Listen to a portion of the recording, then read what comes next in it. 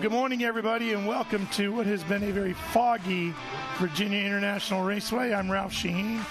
Andrew Heffring has joined me in the booth, and this is International GT getting ready for their Enduro. Yeah, thank you for having me, Ralph.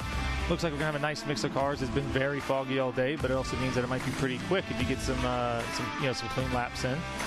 The fog has definitely been lifting, so I think throughout the race it's going to lift up even more, so you're going to have some nice clear, clear sight line ahead. Yeah, it's going to be a sunny day eventually. It's just when. It's a little different than at WeatherTech Raceway, Laguna Seca, where we know by 11 automatically it's going to be sunny. Here, we just got to guess as we go. So we were supposed to have this race on at 8 o'clock. And here we are at 9:30 now, finally getting ready to go. Yeah, it looks like a good mix of cars as well. You know, you have primarily Porsche Cup cars from various generations. You have the Caymans, and then you have a couple of the GT3Rs. Looks like Tom Pank's out there in his Audi, and of course Jason Craver in that incredibly quick Lamborghini Super Trofeo up front.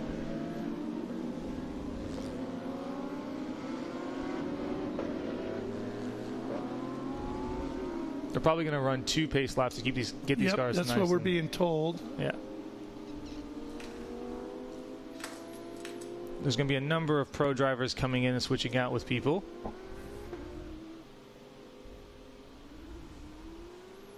We're going to shorten this race from an hour to 45 minutes, trying to stay as close to getting back on schedule as we can here today.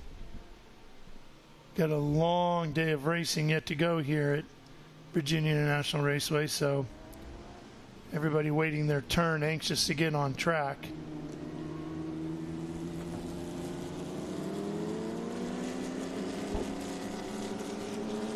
Looks like a nice full grid, 21, 22 cars.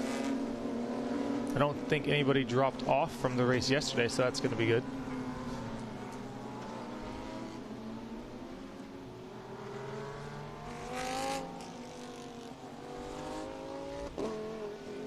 I know Greg Williams has been trying to chase down Jason all weekend, and he's very close there. They're very similar on pace, but sometimes it's just hard to get by that Lamborghini.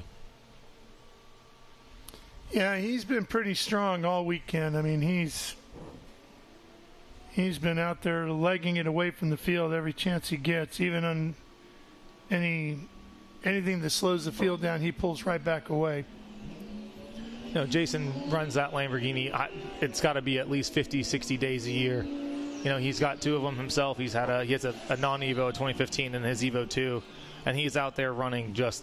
I mean, you see him here almost every single weekend. It feels like, and he's very quick. He always runs, well under a minute 50 here, and is a fantastic driver. Mostly self-taught. Kaizen Oswald has helped him out a little bit with parts and stuff like that. But as a driver and as a mechanic, he really runs that car himself.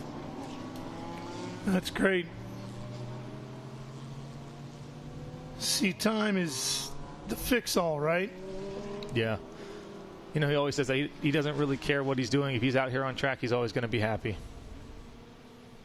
But he said he has absolutely loved having some good, clear track the past few races, that he can really just kind of get in his rhythm and find some of his best laps. He did his second best lap he's ever done in race 2 yesterday morning at a 146.8, which was 146.9, which was incredible.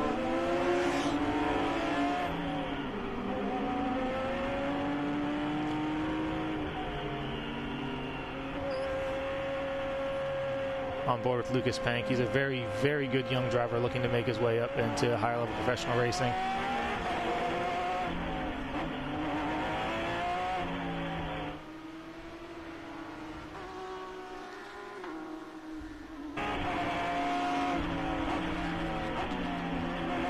Up by the South Bend Villas, and be looking to see if those pace car lights go out this time around. So what's your favorite car in the field then, Ralph? I would go with the Lamborghini. Yeah, it's a great car. For myself, I'm biased towards the Audi. I've always loved that first generation of R8 GT3s. Beautiful cars. Hard to go wrong with that. Hard to go wrong with any car in this field, to be honest. Yeah. They're all absolutely beautiful.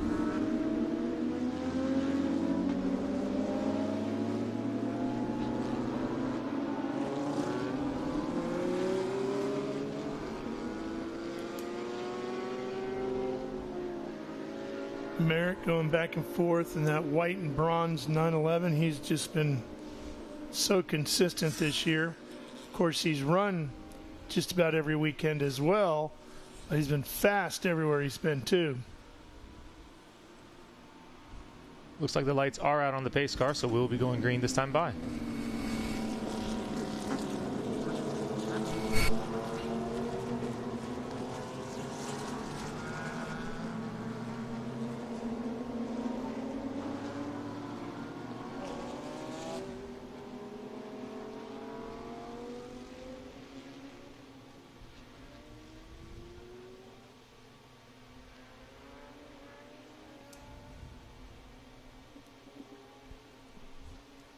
Here we go, out onto the front straightaway. First race of the day, finally ready to go at 9:36 a.m. in the morning.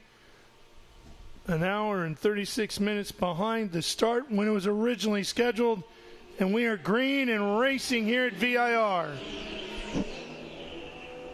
Greg Williams has a great start. He's alongside Jason Craver going Craver's going to get him going down to turn one here. Yep, Craver first one into the corner.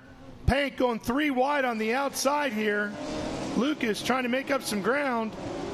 See if he can get up into second. Now he's going to get the door shut as they get to NASCAR Bend. Now diving inside is Pank. Just missed the opportunity, didn't he? Yeah, unfortunately, Greg's car's got a little more legs than Lucas's car does, but they're going to be a tight battle all the way through the Enduro. Into the snake.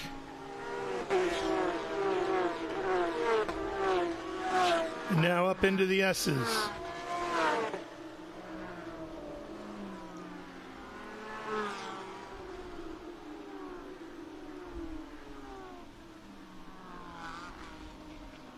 You can see there's still fog all around the venue here at VIR, but it's definitely lifted to a point where we can comfortably go racing. We're going to stretch the legs for the first time in anger down the backstretch. It's fun to see the 3 Matrix Motorsports cars, nose to tail all the way down. They're going to have a great battle with Cliff, and I believe it's Bruno who's in the 058, and then Woody Witchard in that light blue 992 Cup car.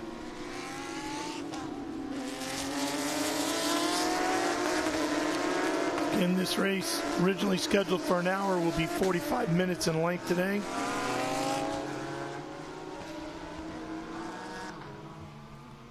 Coming around to complete the first lap and already checking out is Jason Craver in that 2022 Lamborghini Huracan Super Trofeo.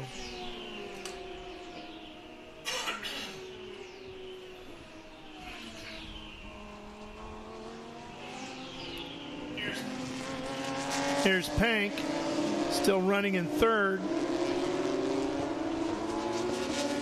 There's Merritt's car. Looks like Evan Slater's currently in Michael Merritt's car right now, making up some good places. Him and Bruno look like to be having a great battle between each other. Yeah, he's got Kayer right behind him, right? Yeah, it looks like it's hard to tell which one's which because Cliff and William Oliver's car are almost identical, except for one has a black nose and one has a red nose.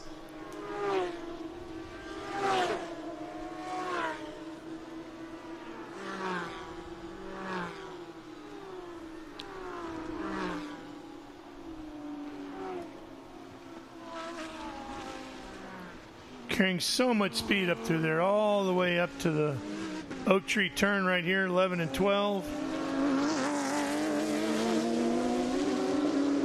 Already a very sizable gap between Jason and Reg.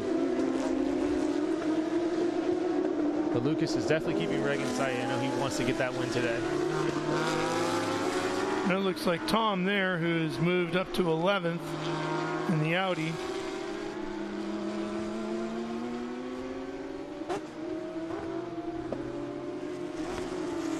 And that's that fight for 5th right there. Looks like Kayer finally did get by the Michael Merritt car. Yep. That is Kayer in front. Yep, in 5th.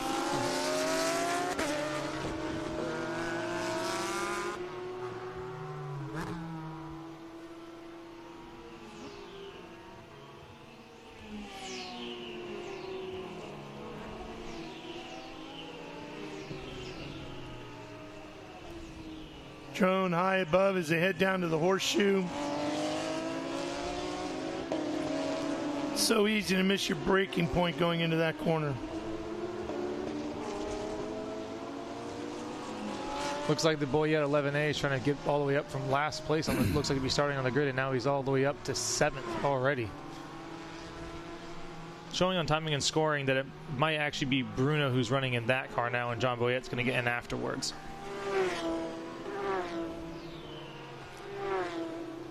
It's a 2019 991.2 GT3R. Very quick car. Won multiple championships in IMSA and across the world. Very quick.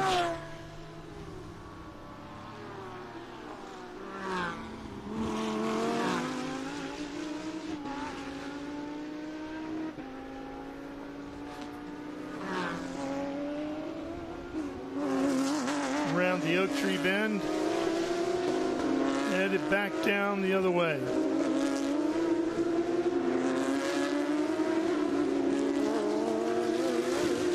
Trinkler chasing Pank here. They battle for 3rd. It's impressive that Lucas is keeping Trinkler at bay right now. That is a very quick car with a very quick driver right behind him.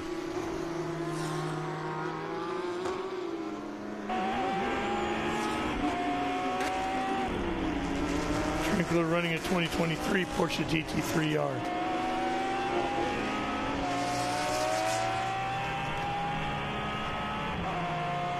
On board down this long front straightaway, watching that speedometer.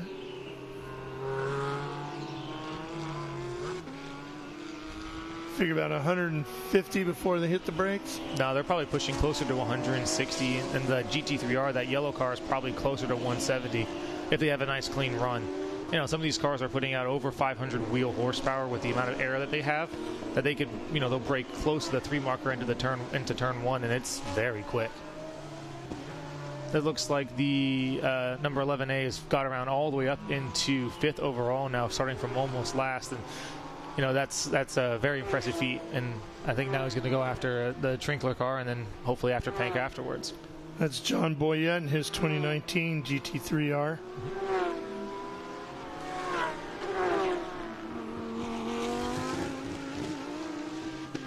There's 2 iterations of the GT3R on track today with the 991.1, the 991.2. That yellow car that you see right now. Well, there's the pass right up the inside. Boyette really charging here. Now he's around Trinkler. Next up will be Pank.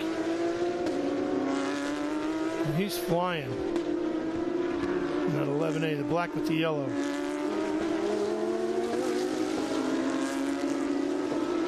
John Boyette's actually a local guy. He's only from about 2 hours away from here. This is his first year in that car and his first year racing. So has made great progress throughout the year getting up to speed in that car, which is honestly not that easy to drive. So it's been very good to see him progress throughout the year. Pank up over the curbing, and Boyette closed up in a hurry.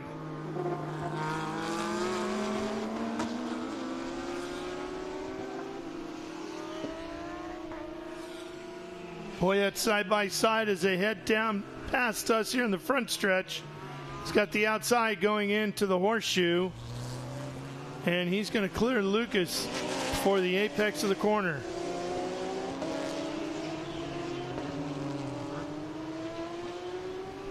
Boy, that didn't take long at all. No, those cars here can run right around a 145 pretty easily every single lap time. So that's a very stout machine.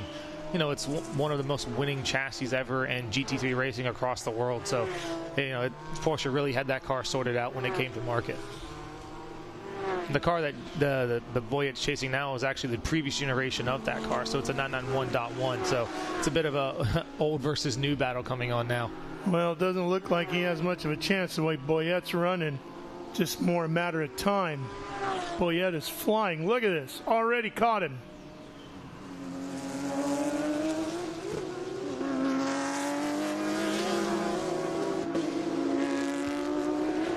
Tucked up underneath that big rear wing and riding his wheel tracks, headed down that long stretch, just looking for the right amount of pull from the air to get around him. Very thinking about it. And he tucked back in. Yeah, but he's going to wait till the front stretch. Yeah, his best bet's either going to be the front stretch if he can get a good run coming out of Hogspin. He's right up under the rear wing of Reg. The biggest thing is these two cars are going to put it down about the same amount of horsepower, so it's going to be a pretty close drag race all the way down the front straight. It's really about who's going to be better on that brake.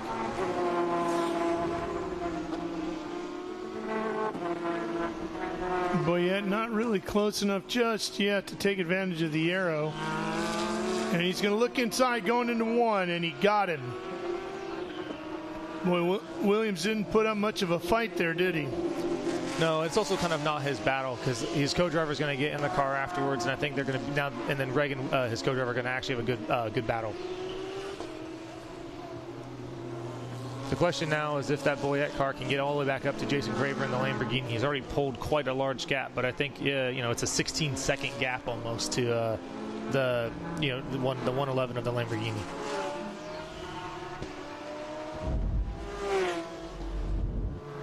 Here's a look at that pass from another angle. Tucking inside. Williams gave him that line wide open, and he just jumped on it. It almost looks like he wasn't expecting it to be open, and so he made the decision right at the last second. I think he was a little surprised it was left that wide open.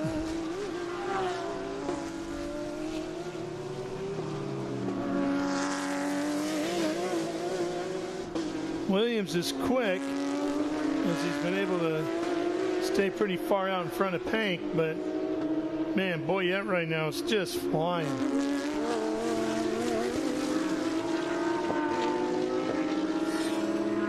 What he needs right now is a full course caution. Reel the Lambo back in. Yeah, but the struggle you're going to have with that is I'm 90% sure that he has a co-driver, which means he's not able to pit under the full course caution because he won't have done the time limit yet for a driver change. So if a caution came out now, Jason Craver would pull a huge gap, probably almost a lap gap on them just because of the fact that he can pit without having to worry about driver swapping.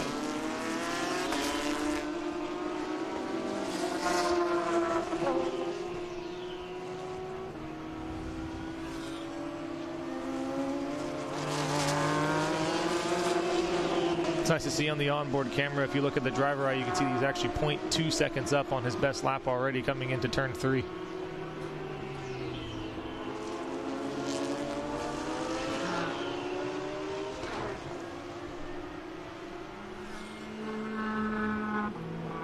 You can see which part of the tracks he's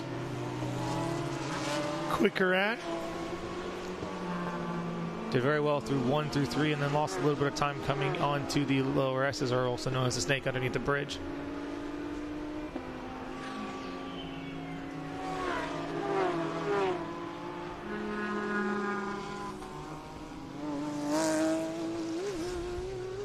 Tom Pink in that Audi R8 has been up quite a few places already, and there comes Woody Witchard. Yeah, Pink is up to 8th now. It's the same thing he did yesterday in the first race of the day. Went from the tail of the field all the way up towards the front. And then the car had mechanical issues. And then later in the day when we watched him, he was chasing the Lambo, and I ran into him late yesterday afternoon, and he said, "You were right on the broadcast. I just was rushing a little too hard and pushed it just past the edge, and off the track I went." But he had that red mist of going after the Lambo. Yeah, and honestly, it's quite impressive. You know, he was in his GT3R earlier the week, and it's had a couple suspension issues that they're trying to sort out. He had to switch this mid-weekend, which is very impressive. It's always hard for a driver to have to swap, completely chassis and manufacturers, in a weekend. Oh, that's Lucas Paint coming around Reg Williams into turn 1. He's gonna have the inside line coming into 2, into 3. Can he hold him off? Side by side through turn 3, incredible. Lucas Paint takes second place in the GT4R category and third place overall. Well done, Lucas.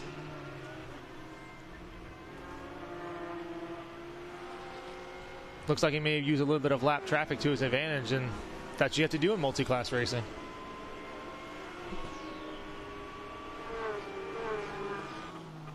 I still love that there's a father-son pair in IGT. It always is a great thing to see. I started racing with my father back when I was young, and it's been the best experience of my life. Is how I got close with my father, was through racing. Yeah, that's awesome. Racing such a family sport. So many ways for family members to be involved, to support. And if you can share the driving duties, that's even better, right? Lucas is defending hard going up the back straight. He's going to make him go the long way around.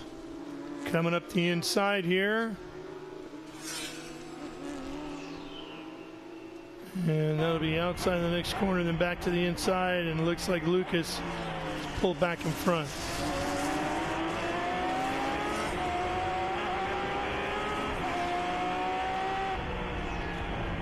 Down through the roller coaster.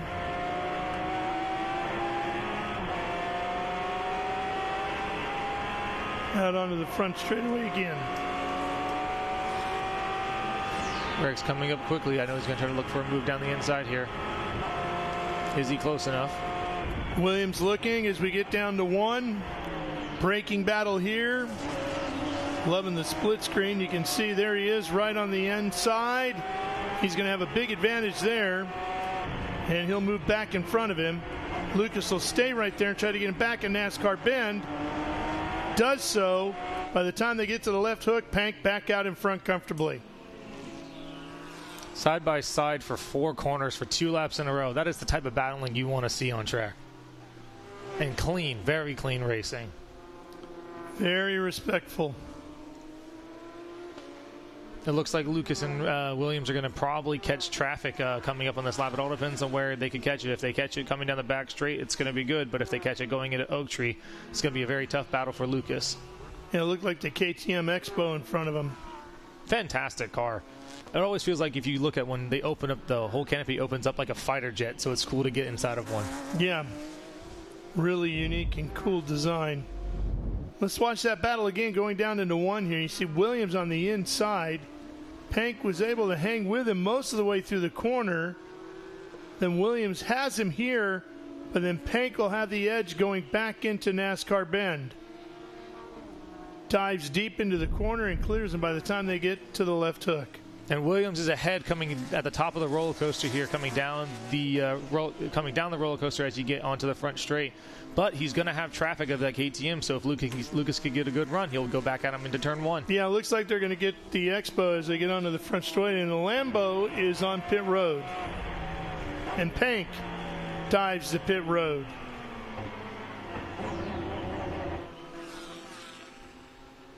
"24.5 minutes to go.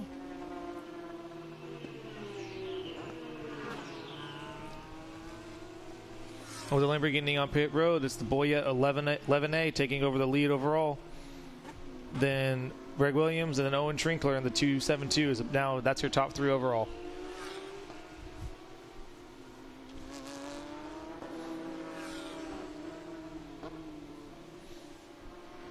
Fun story about Reg. I was up at in the mountains, and I saw his billboard for his business on there, and it had a picture of him. And it was funny. I didn't realize what he did for a job, and I've seen him at the track for 10 years, and then you see him on a billboard, showing off his company, which was quite fun to see. So what does he do? Honestly, he's a doctor of some sort, but I'm not sure what he actually does.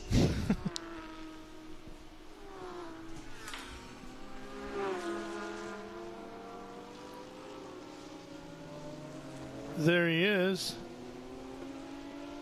Doctor of Speed right now. Doctor of Speed. I know he's going to love that. And doing a fine job with it.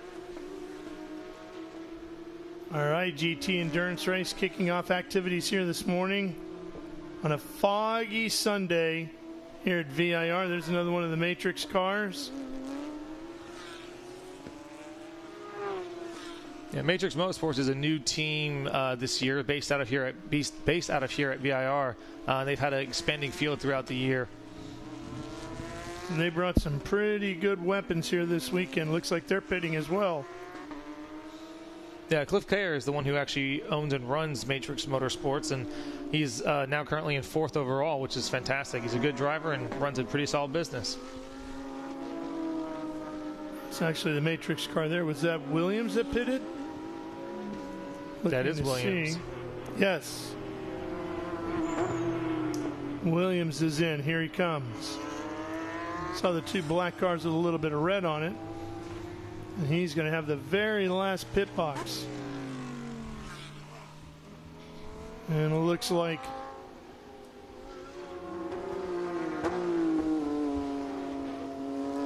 Trinkler is in as well. Owen Trinkler in the 272, who is running up in the top 5.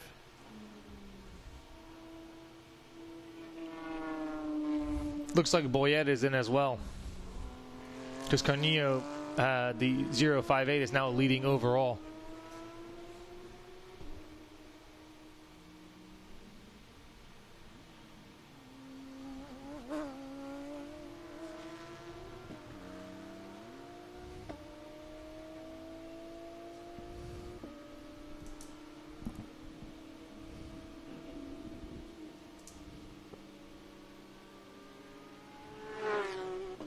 The 189 of Lowe is on pit road now.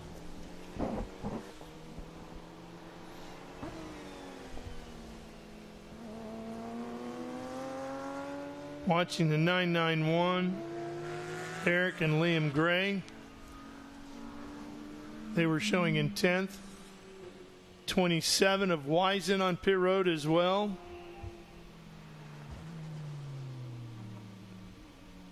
And he comes back out on track. Here he is.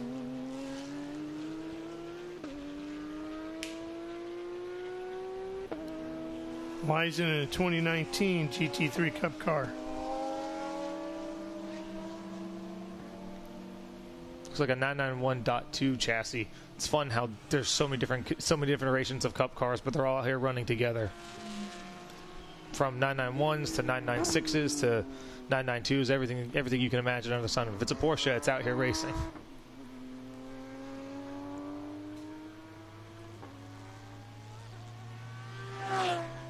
And the Lambo returns to the fray. Jason Craver in the 111.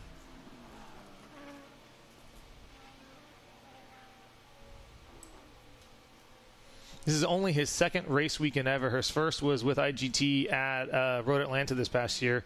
I know he only signed up to race this weekend only like a week and a half ago. It was a bit of a surprise ending. And Lucas Pank's car returns to the track. And you see everybody else lined up to the right. Those last pit boxes as he rolls up underneath the flag stand, back out onto the track.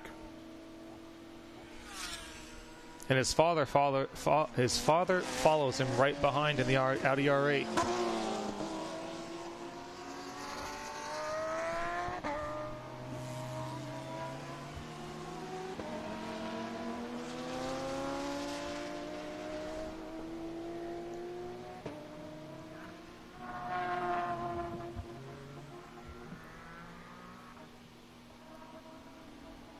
I'm not sure if Tom was going out or just coming in. I think the Audi was just coming in, actually.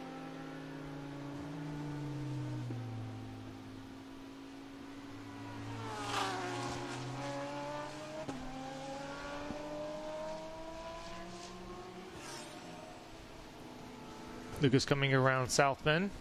A nice line through there, carrying a lot of speed, especially for an outlap. Tires have cooled down a little bit. Pressures probably have dropped a little bit, so got to get back up to pace, but he's not wasting any time doing it. That's a cool shot on board and coming out of Oak Tree. That's a nice fair camera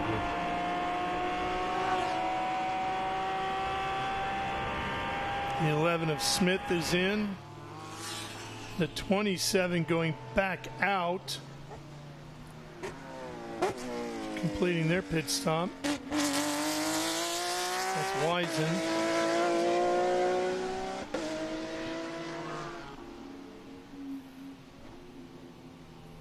The 11 with Smith, that was the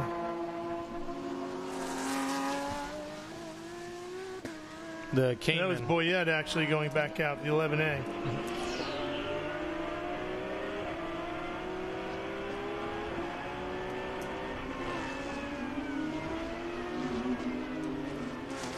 That's Lucas Pank getting ahead of Reg Williams going into turn 1, coming out of the pit lane. Fantastic. He must have had an incredible outlap to get back ahead.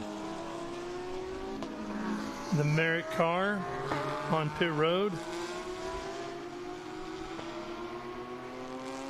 Sounds like he's returning back to the track.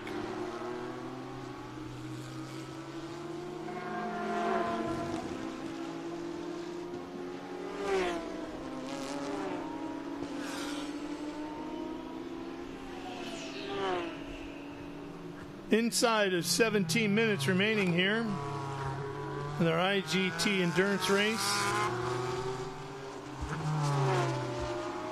45 minutes the distance. See Pank picking up that left front wheel as he bounces up over the curbing. The cars in front of him are directly in class. The two cars you can see up front, that is for first and second in GT4R. Pank is in third right now, and Reg Williams is in fourth, and they're coming back out to battle for the win right now.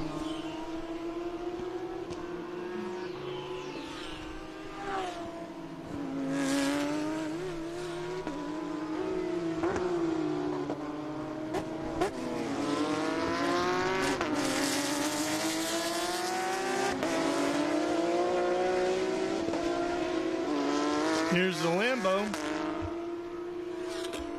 Jason Craver working through traffic, getting inside. You can see that big logo on top of his car is Racing for ALS, a fantastic organization that promotes, research and funding for ALS research. And Jason's a huge proponent of it, and they use motorsports as a catalyst to promote their awareness for helping to cure ALS. He's running second in class, second overall right now.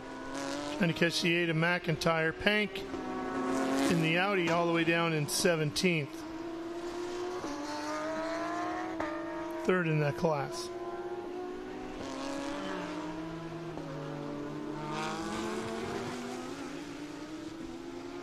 McIntyre's on pit lane right now. I think he's going to go back out in just a second. I believe Jason's going to pass by him relatively shortly.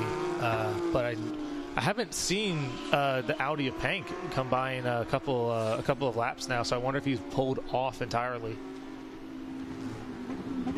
Cameron McIntyre driving that KTM GT4.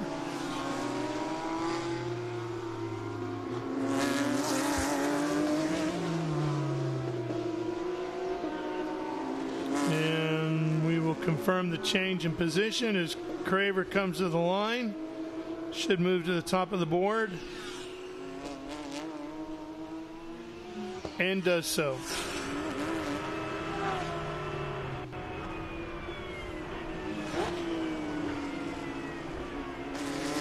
Three-way battle for the podium right now in GT4R.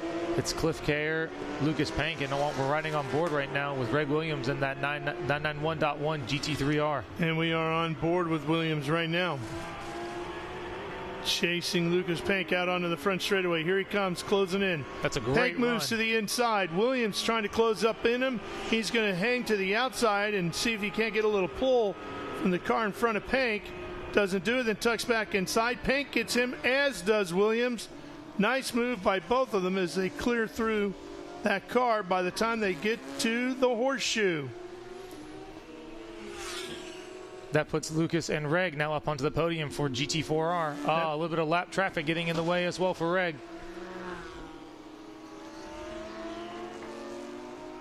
Kayer clears the lap traffic so we can keep in touch with those two.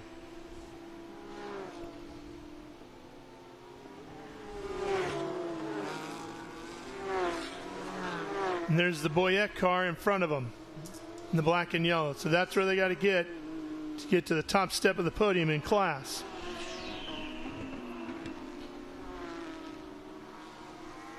It's going to be a hard-fought battle. You got 13 minutes left. I think they could probably catch up to the back of him, but who knows if they're going to be able to get by.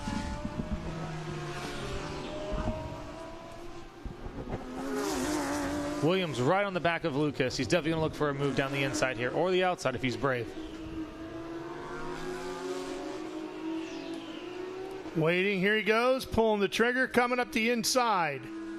The drag race is on through the bend. And it looks like Williams has him. Yep, clears him just as they come into that next part of the bend and now into the roller coaster.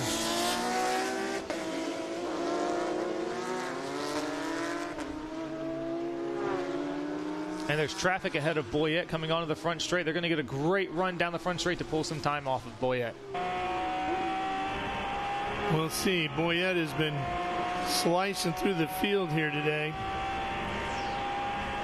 You should be able to see him. Here they come. Boyette gets around the slower car comfortably and does it in the most advantageous place down that front straightaway. It might end up being more of a hindrance for these two, but Williams attacks, gets around quickly.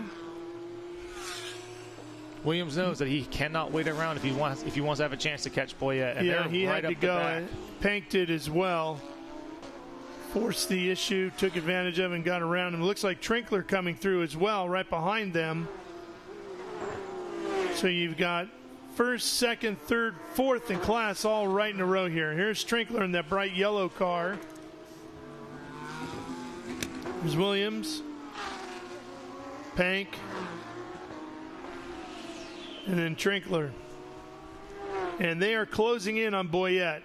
Williams is, at least.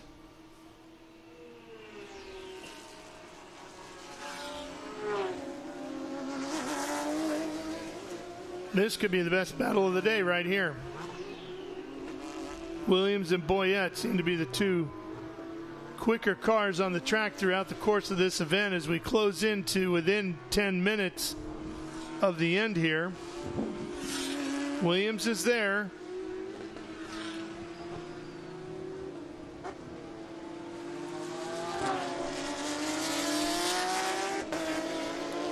I believe it's Carnero now behind the wheel of the Boyette car, correct? I think Boyette is behind the wheel. I think Bruno was in the car at the beginning. I know Bruno is a young driver from Brazil that races, so he's classified as a professional driver. So I know John is he's a gentleman driver, and I can see there's almost a 7-second lap time difference between the two. Yeah, it's a little slower, yeah. Yeah. And here comes Williams, who's doing the whole thing himself. And he gets around him, takes class lead as they go down into the horseshoe. Lucas Pank right behind him, looking to keep in touch with Reg if he can. Wants to get by Boyette as quickly as he can.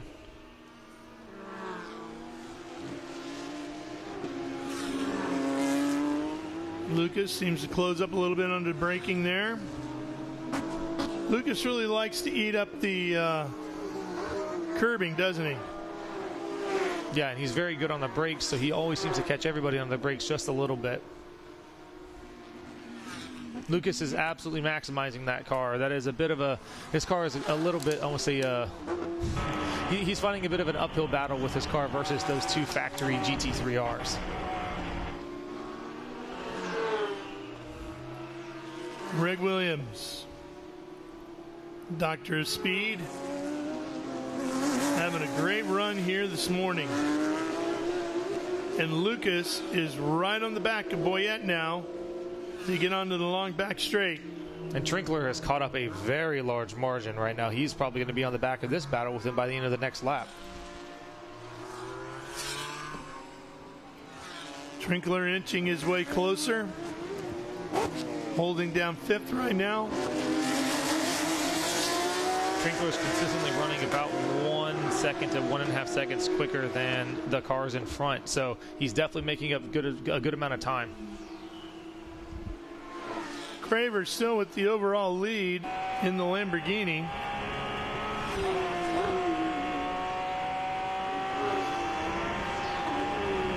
Craver with almost a 45-second lead over second place.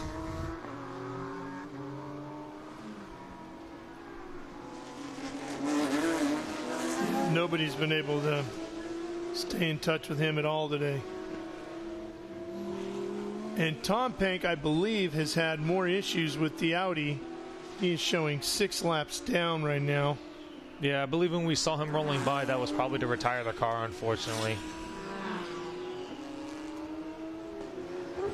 Tom has unfortunately had some pretty rough luck this year with his cars. At Sebring just having a small issue, so he couldn't race there. And then this weekend just having small technical issues pretty much throughout the weekend. Jason coming down onto the front straight, and there's Greg Williams coming through turn 10, keeping his lead.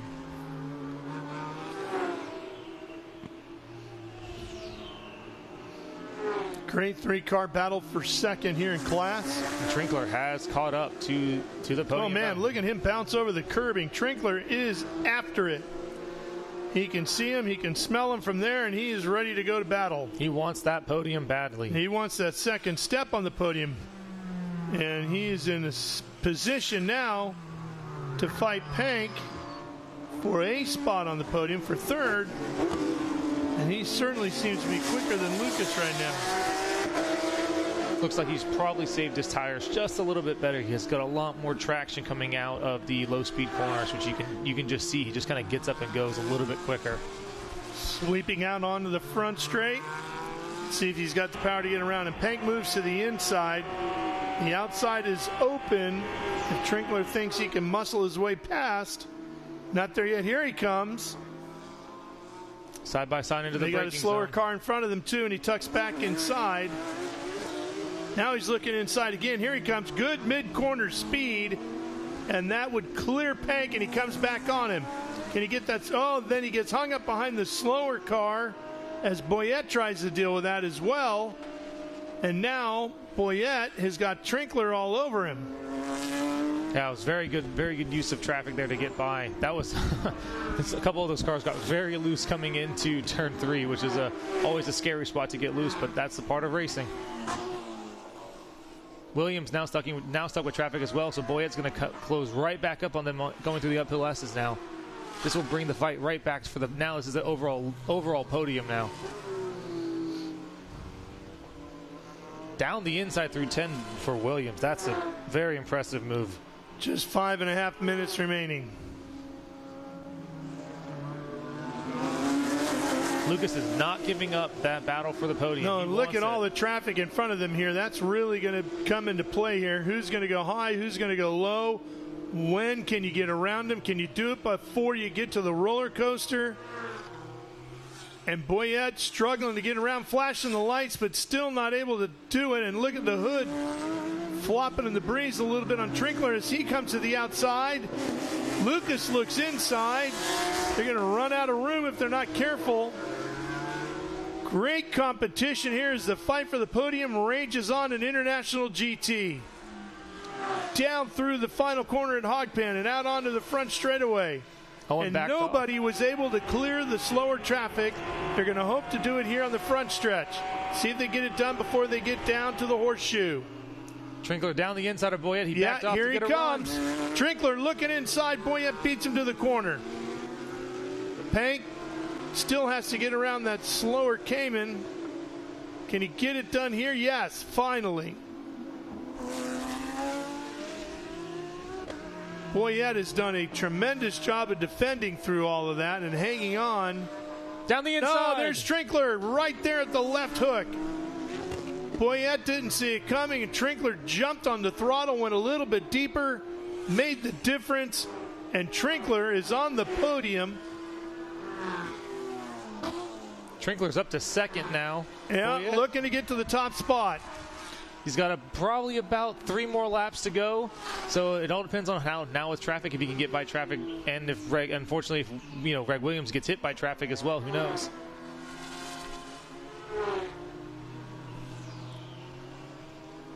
It's now up to Boyette to hold off Pank, who's right up his tailpipes. He's looking to get back on the podium, and there's traffic again ahead of John and Lucas. But see, that's good sportsmanship. He knows he's not in this fight, so he's letting off the throttle and he's giving the turn signal to let them go by. That's great sportsmanship. I believe that's Gray in the 991.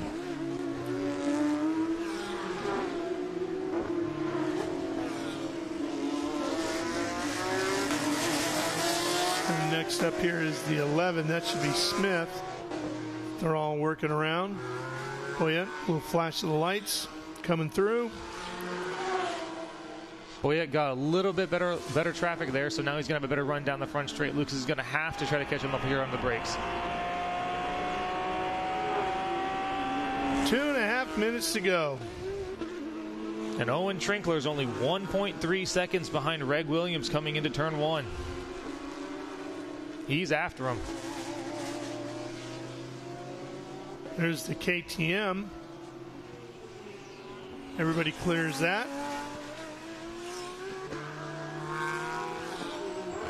That's McIntyre.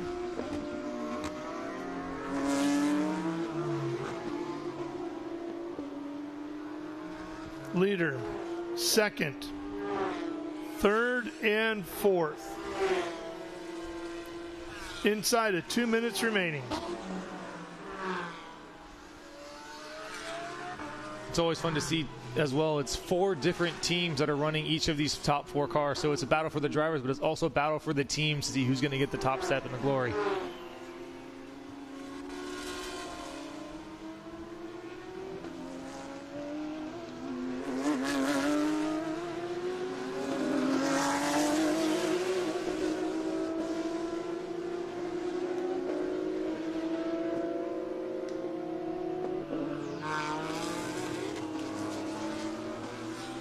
Inside of a minute and a half now. Should be seeing the white flag this time by, I would think.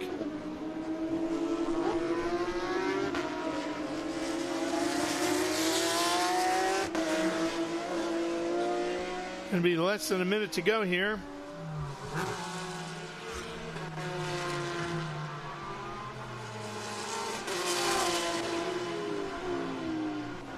And there's the white flag. Williams with 1 more to go. Craver. Jason Craver has flat dominated this one just like he did yesterday in that Lamborghini. He's been untouchable this weekend. Some 58 seconds out front. Is that what you see there as well? 58 seconds. I believe by the end of this race, he's going to be over a minute ahead. That is an absolute stonking race. That's incredible. Yeah, he's just putting it to him today. You know, Jason's greatest ability, I will say, is he's very naturally quick, yes, but his consistency is off the charts. For a gentleman driver who's only been doing this for about 4 years, he can hit numbers like almost every single time. He might need to think about a career change. Here he comes up the front straightaway. Craver to take the win. There it is, the Lamborghini taking the victory here today. The 2022 Lamborghini Huracan Super Trofeo will win the IGT Endurance Race. Now we turn our attention back to this battle amongst the Porsches. Like Williams, Trinkler, Boyette, and Pank. Looked like Lucas got very squirrely coming through turn 10. That was an incredible save by him. Does look like Greg Williams is going to be able to hold it off after a great battle between these 4 drivers. Yeah, he's got a few car lengths on Trinkler right now as they make their way to the roller coaster for the final time at speed.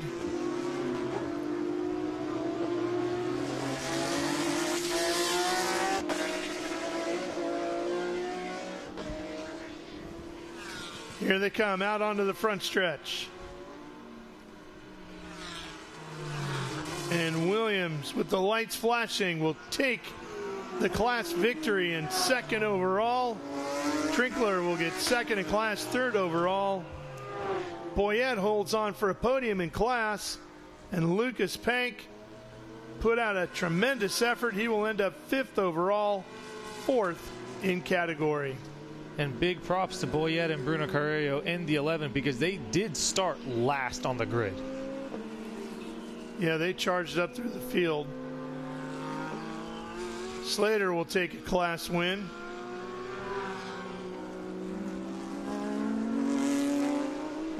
Also, huge congratulations to every single IGT driver. That was a full green to green, green to checkered race. No yellows, no nothing. That's a fantastic way to start the day. Yeah, especially the way the beginning of the start was pretty sketchy, headed down into 1, and everybody did a really nice job there.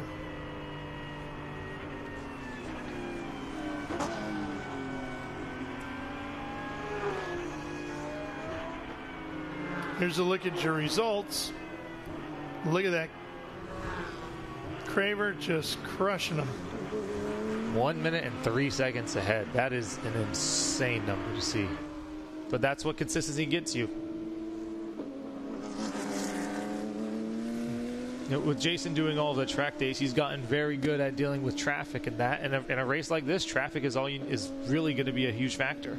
And it was. And everybody at the top of the field there really did a nice job of getting through it. Hitting it at the right places at the right times and making sure you complete those passes when those opportunities arise.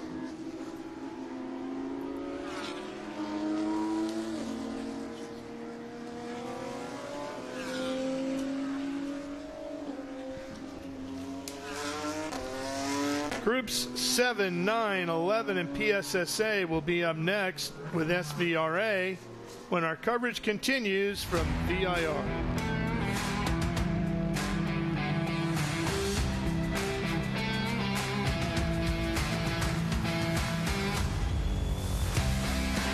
This is the first time.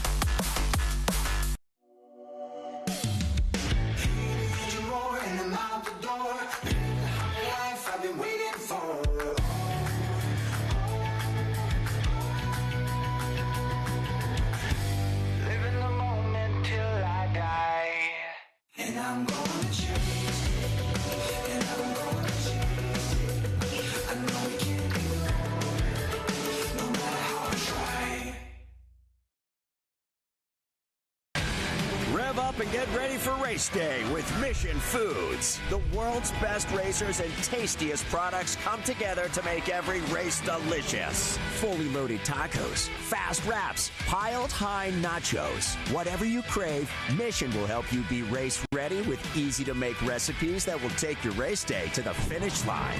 Keep your racing delicious and enjoy all the mouth-watering action. Brought to you by Mission Foods. Too fast, too tasty.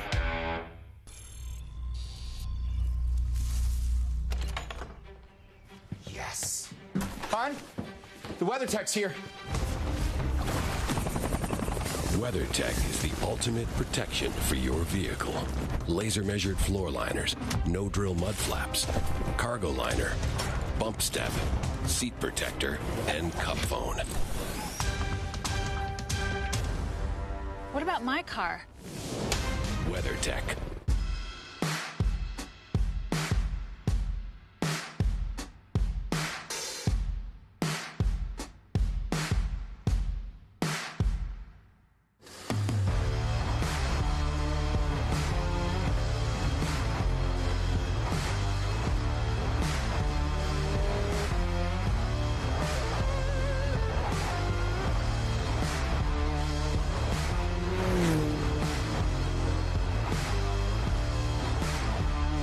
Performance packs 100 years of friction dynamics into every product. Backed by Carlisle Brake and Friction, the world's premier innovator of industrial brake and friction components, Hawk leverages R&D tools and motorsports experience to deliver uncompromising performance on the street. There's no reason to settle for less. Choose pads that are race-proven and street-legal. Find the Hawk Performance Brake dealer near you at hawkperformance.com.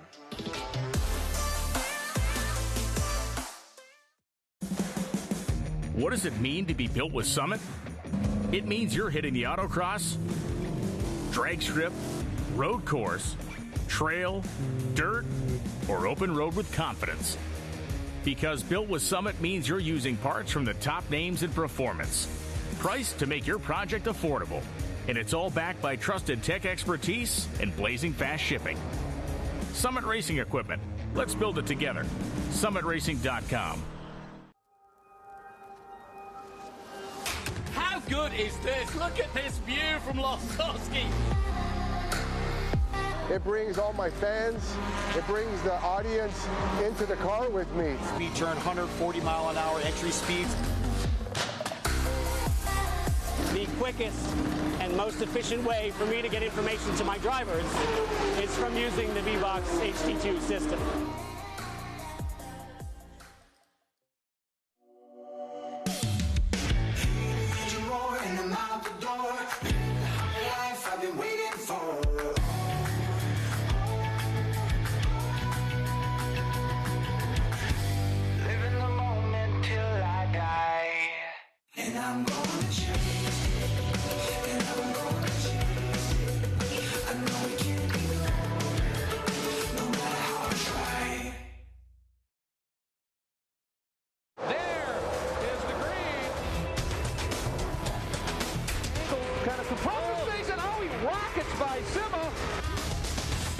Said.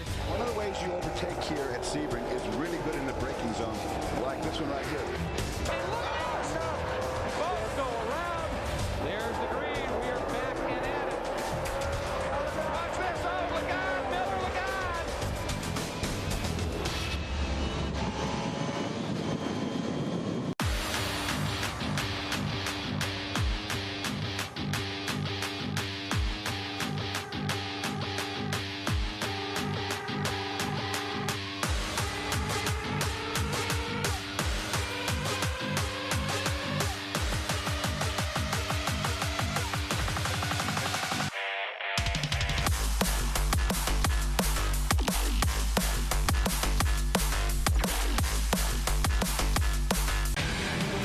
And get ready for race day with Mission Foods. The world's best racers and tastiest products come together to make every race delicious. Fully loaded tacos, fast wraps, piled high nachos. Whatever you crave, Mission will help you be race ready with easy to make recipes that will take your race day to the finish line. Keep your racing delicious and enjoy all the mouth-watering action. Brought to you by Mission Foods. Too fast, too tasty.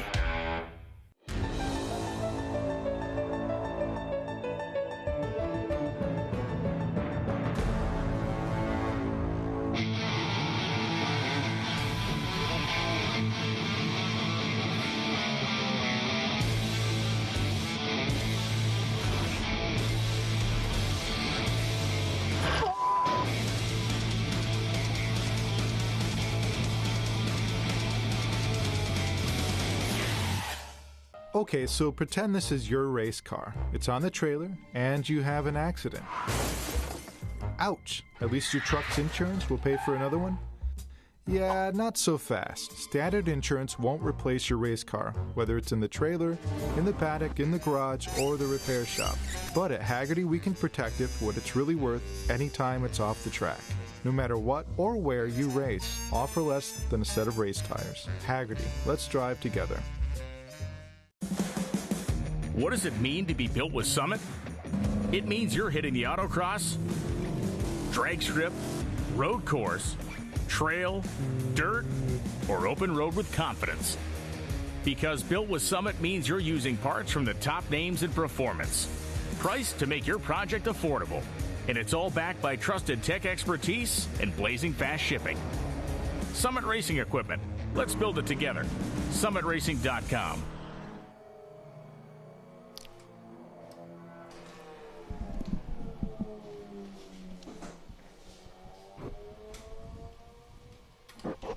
Well, we are here at Virginia International Raceway getting ready for the first SVRA race of the day. This will be groups 7, 9, 11, and PSSA. Ralph Shaheen alongside Andrew Heffering, and now joined by our buddy Ben Sissel as well.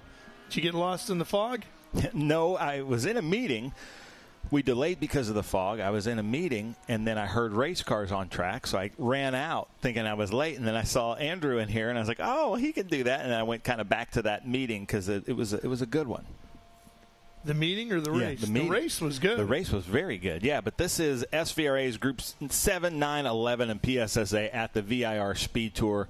They're coming around on a pace lap. I'm not sure if we're still at full course yellow. All the signs indicate we are, so not sure if they're going to be able to restart. We'll watch the Ginetta pace car and the lights flashing.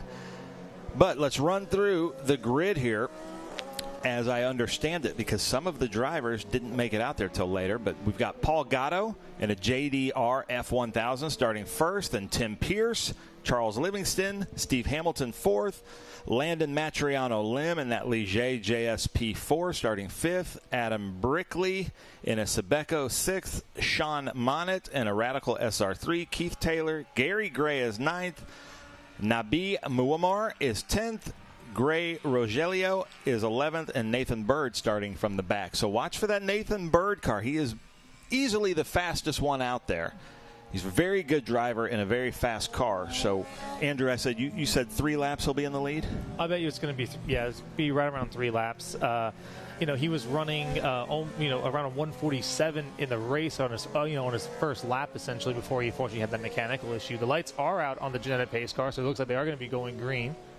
They are not lining up 2x2 right now, so I'm not sure as to why. It does also look like possibly 2 of the F1000s are not out there, because it looks like the Ligier and the Sebeco of Adam Brickley are going to be starting on the second row side by side. Well, here we go, out onto the front stretch. Looking for the green. Well, it's a very interesting lineup, isn't it? Here we go, green flag, and we are underway. Ligier coming down on the inside of the Sebeco MPO1 of Adam Brickley. 2 F1000. And it's going to be the 99 of Gatto jumping out into the lead as the rest of the field fights for position back behind him. Unfortunately, I think I'm going to lose that bet because I just saw Nathan Bird pull into the pit lane. Oh, no. Could have been 2 ice cream cones, Ben. Yeah. Now, Adam Brickley, who was on my sheet to start 6th, he saw the spot ahead of him and just lined up P2, basically. That's pretty smart. Yeah, he just went for it, didn't he? Yeah, Adam is a very experienced racer, running in GR Cup, running in Legends. He's a multi-time, kart champion in different facets. He's an incredible driver. Came through a couple racing school here called the Kaiser Sport Racing School, and has been driving since he was 13, 14 on track in a full-size car. Looking to get into a competitive series for next year.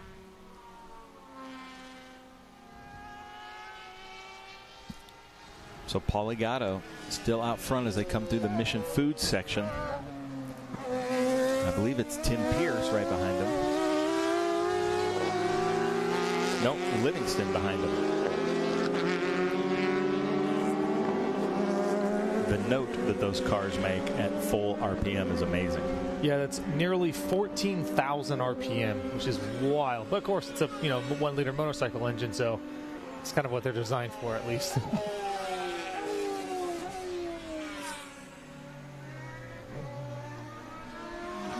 Gary Gray in the SR8 making a move past the Muammar and the MPO1. I truly don't know if there's a more SVRA gentleman than Gary Gray. He comes to almost every race, loves the series, always happy, always smiling. No, he's one of my favorite people in the paddock. Just super nice guy. If you closed your eyes as those thousands come by, it'd sound like a superbike race. Yeah, they sound amazing. And amazingly quick. Yeah, Nathan Bird is right ahead of us, and gloves are off, so he's done. That stinks. So it's Gatto and Livingston out front. I don't see Hamilton or Pierce either. I saw another one of the cars pull off on the after the first pace lap, so I'm not sure where they went, but unfortunately that's part of racing. Sometimes you get technical issues. Well, knowing Nathan, he's probably got another race scheduled somewhere tonight in a completely different car and a completely different type of circuit. Probably a dirt track. I know he has another race later today, I believe, in a Cup car in Group 10, correct? Did he run? I'm not sure. Yeah. There is his Porsche that he's run the last couple seasons was out there, but he wasn't driving it. Oh, okay.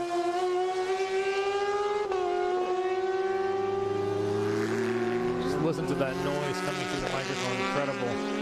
Ray Rohelia and that Radical SR1 holding off Sean Monet in the Radical SR3. It's crazy. That Radical SR1 is on a treaded tire. But it's light. It's only 1,100 pounds. And Gray's a young driver, based out of North Carolina. He wants to move up to, again, another competitive series. But unfortunately, yesterday for him, on the second to last lap, the sprocket broke and shot the chain off, so he had to pull off. Gailey in the white machine coming at you right here. Monet right behind him. Multicolored entry. As Gatto swings past us here with Livingston in tow, completing another lap.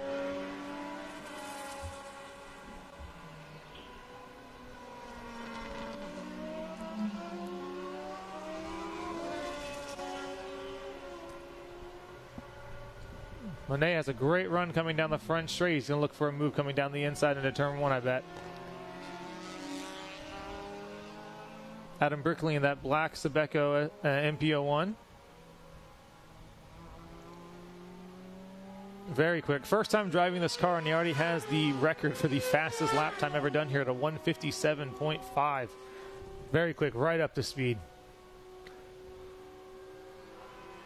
Only real difference from the last time we saw him is he's grown almost 6 inches now.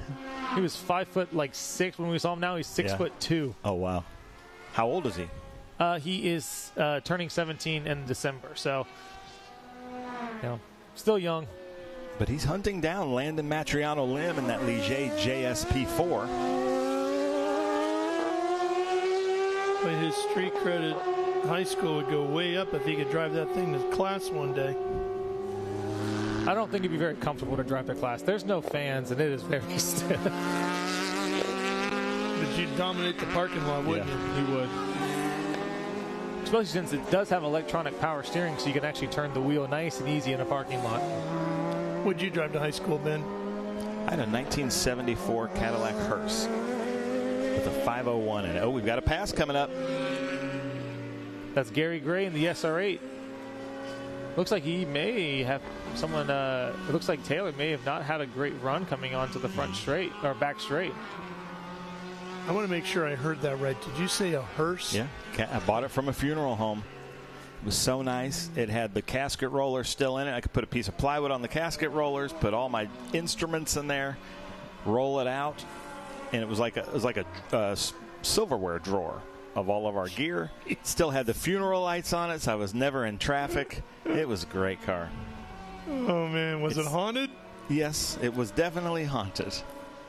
My sister-in-law would not get near the thing. She swore she heard voices in it and all this stuff. But yeah, I think I'm with your sister-in-law on that one. That's wow. All right. It did get 8 miles to the gallon though. But back then, gas was 99 cents a gallon. Yeah, that's not no that big offense here, my friend, and this has nothing to do with you as an individual. But I'm going to bet your dating life in high school was not exactly what it could have been. Probably not. But that's all right. That would have just been a distraction. You know? Oh, there's that. Stay in school, kids. That's the moral of the story. Yeah, stay in school. Stay in school. Gary Gray holding them off now. It's actually built a pretty sizable gap over Keith Taylor already. Yeah, he has stretched it out, and we got a fight here. And Gatto moves over. Looks like he may have an issue because he's falling off the pace quite. Yeah, that's the leader. Yeah, he's very slow coming out of the corner. Or that might actually be Hamilton that coming out of the pits. Yeah, let's see if we can find a number on that. But Hamilton, still, it's going slower than normal. So maybe he came out of the pits, thought he fixed something and didn't. The SR8 coming up very quickly down the back straight on the Sebeco. Oh, yeah. Gatto just goes by us here on the front stretch. So that is Hamilton then coming out that's of the definitely pits. Hamilton.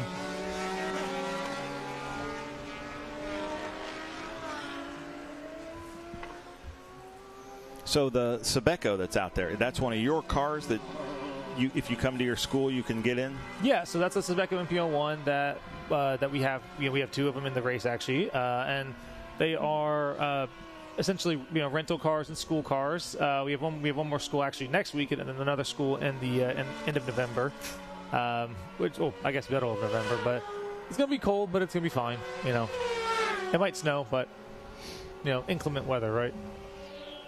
There's a great battle coming down the front straight in front of us as well. Looks like Gary Gray is really trying to catch up to Adam and that Sebeco. There's about a 30-mile-an-hour straight line speed difference between the two cars, so if they do get close, you know Gary's just going to motor right past Adam. Almost 400 horsepower compared to a, you know, about 200 horsepower car.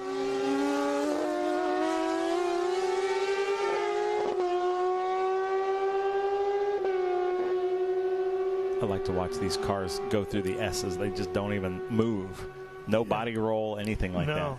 I like the minor light on the top, on the basically the forehead of the windshield, if you will. Yeah, so that's a requirement to run these cars in WRL, and the people like during track days because they are so low. Yeah, and these cars are mostly focused in WRL. That's where Sebeco has put their, you know, their focus, and they're fantastic over there.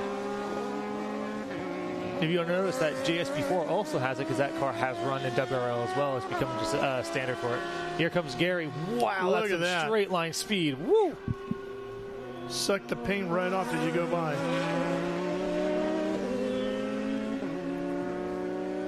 Gary Gray going to move up to 4th place. Yes. He's got 8.5 minutes to see if he can get another one. Do you know if this race was shortened as well? Yeah, all the races will have to be shortened to 20 minutes, and the reason for that, if you're just tuning in, is we had an hour and 15 minutes of fog this morning. We couldn't go out. I'll say I'm genuinely surprised that it was actually not longer. That fog lifted very quickly, kind of out of nowhere. I drove in from about an hour away, and it was 10-foot visibility for 35 minutes before coming into the track. Yeah, it was pretty dense. So Gatto and Livingston still out front. Then Landon Matriano Lim, then Gary Gray, and then Brickley. That's your top 5.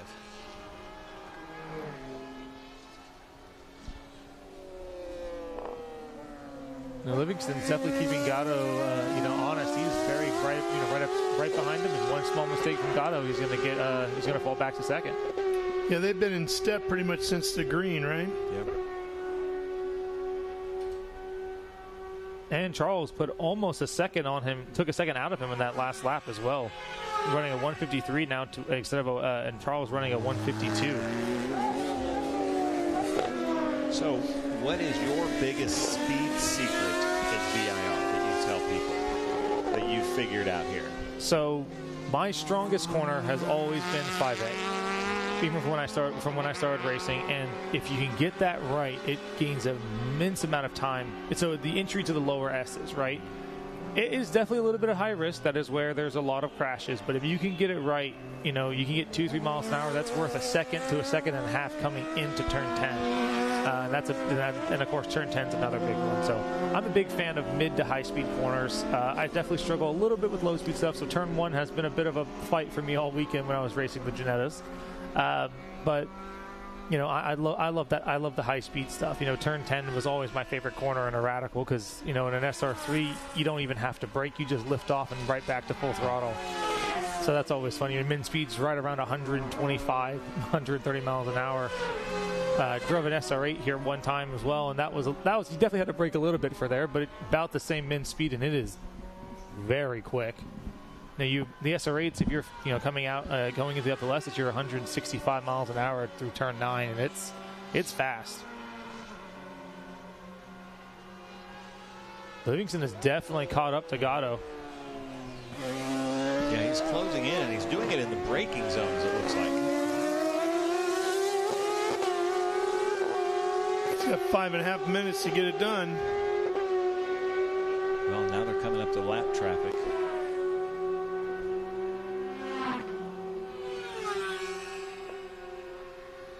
And they might hit that lap traffic at turn 1. It's going to make it interesting for sure. As long as they can get through cleanly and everybody knows where they are, then that's going to make it very spicy there for a minute. That's the thing about this track. You got the long front straightaway and the long back stretch. You would think that those are the truly, truly high-speed areas, and they are. But the S's are almost every bit as quick and a lot more sketchy. So that's Nathan Bird ahead of him, and they might not ever make it to him because he's back out there. And if it's running right, they probably won't catch him. Yeah, you're probably right about that.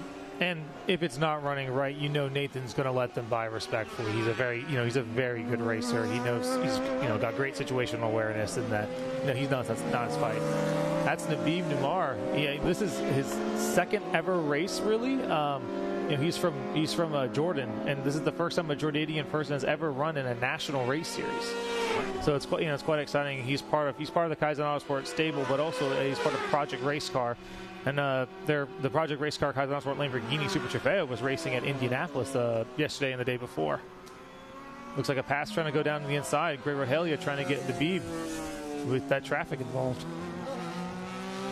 There's Gary Gray, currently in 4th. Nice job, Gary.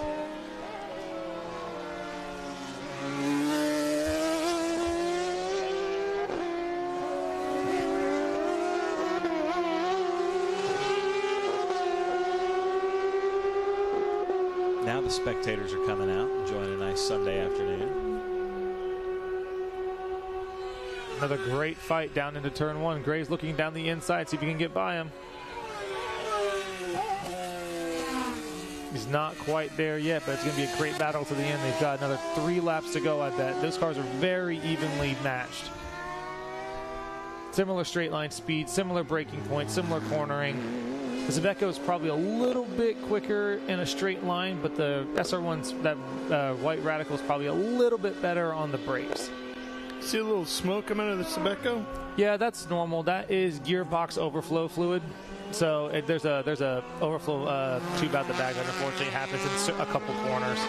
Eventually it burns off enough and then it doesn't happen again. But when you do a gearbox fluid change on it, yeah, it pretty much is 100% happening all the time.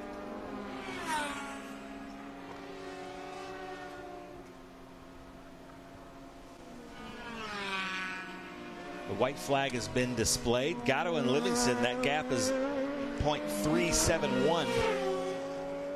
So, and Livingston seems to be closing the gap every lap, and this is it. This is the last. They are coming up into the S's. Final time. And Livingston is there. 0.3 of a second or less behind him. See who gets through here quicker. Gatto pulls away a little bit through there. I'll be looking down the inside here. Up here at the Oak Tree Bend. Can't get it done there. Livingston has been very good coming onto the back straight, so he's going to have a good shot coming down, coming up into the top of the roller coaster in turn 13, 14. Looks like he lost some ground on exit. But he's got the draft. These cars do draft very well, so. He's going to need it. Nope, I don't think he's got it. No, not close enough. Now it's going to be a run to the checker. A low probability move. Yep. Or just a straight up drag race down the front straight. If you can get a good draft in these, you could definitely get a good run. He's a little closer here now. Let's see. Out onto that front straightaway. Final run to the line. He is pulling. He's inching in, but is he going to have time? He swings out, not going to get there. Gatto will take the win over Livingston by 0.06 of a second. One more lap, and that would have been it, I think, for him. Just went one lap too late. That was a great finish, though. Great finish. Fantastic. Sunday's been a good day for racing already. The IGT race had a fantastic finish. Now it's the PSSA and the SVRA Group 11 race has been great. I mean, you really can't ask for a better Sunday. Started off kind of slow, and now it's fantastic. So Landon Matriano Lim across the line. There he is. And the Batmobile-looking JSP4. We'll see him in the Formula Regional Americas race here coming up. Just a great-looking car.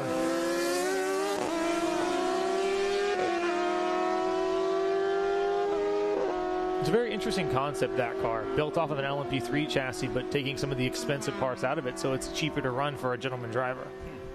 So you have all the safety of what the modern-day LMP3, but with, half the running cost. Yeah. Oh, that's nice. I didn't know that. I talked to Mo a little bit about it yesterday, and the things that he said to me I didn't understand. He can talk in technical terms, but I'm not sure he can dumb it down for me. It's a very popular car over in Europe. They run with they basically run their spec class in Europe, and it's a fantastic platform to get people into the Michelin Le Mans Cup and the VP Racing Challenge here in the States. Nathan Bird did not give up. Here's your results page. Gatto, Livingston, Lim, Gray, and Brickley, the top 5. Taylor, Monet, Rogelia, Muammar, and Hamilton close up the top 10 with Bird and Pierce 11th and 12th. That's it for Group 7, 9, 11, and PSSA.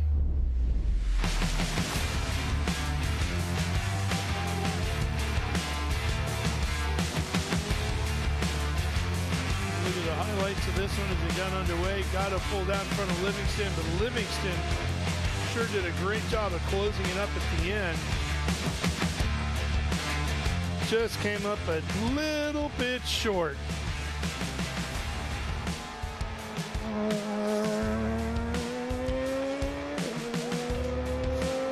Ben, is our big combination race the next one up?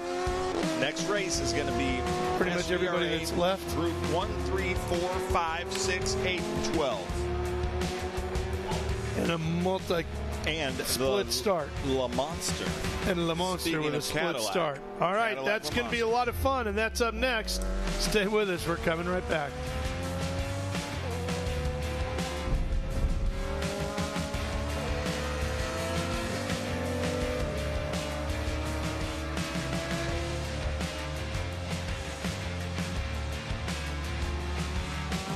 In racing, every second counts. Communication isn't just important, it's everything. Established in 1996 in Daytona Beach, Florida, Speedcom Communications was born from a passion for racing and a vision to revolutionize motorsports communication. Trusted by competitors across the world.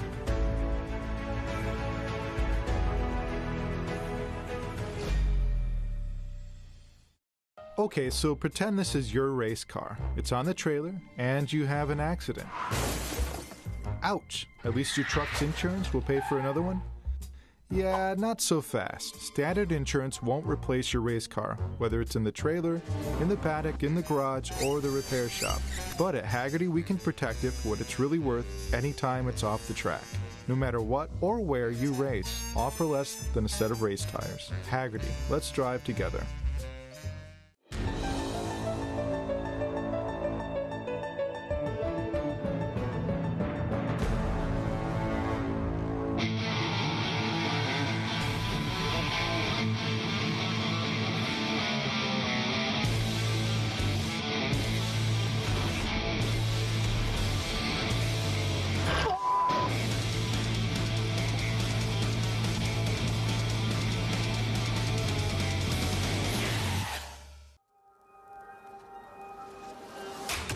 Good is this? Look at this view from Losowski.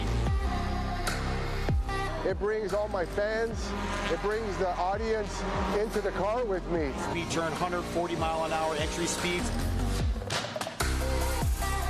The quickest and most efficient way for me to get information to my drivers is from using the V-Box HT2 system.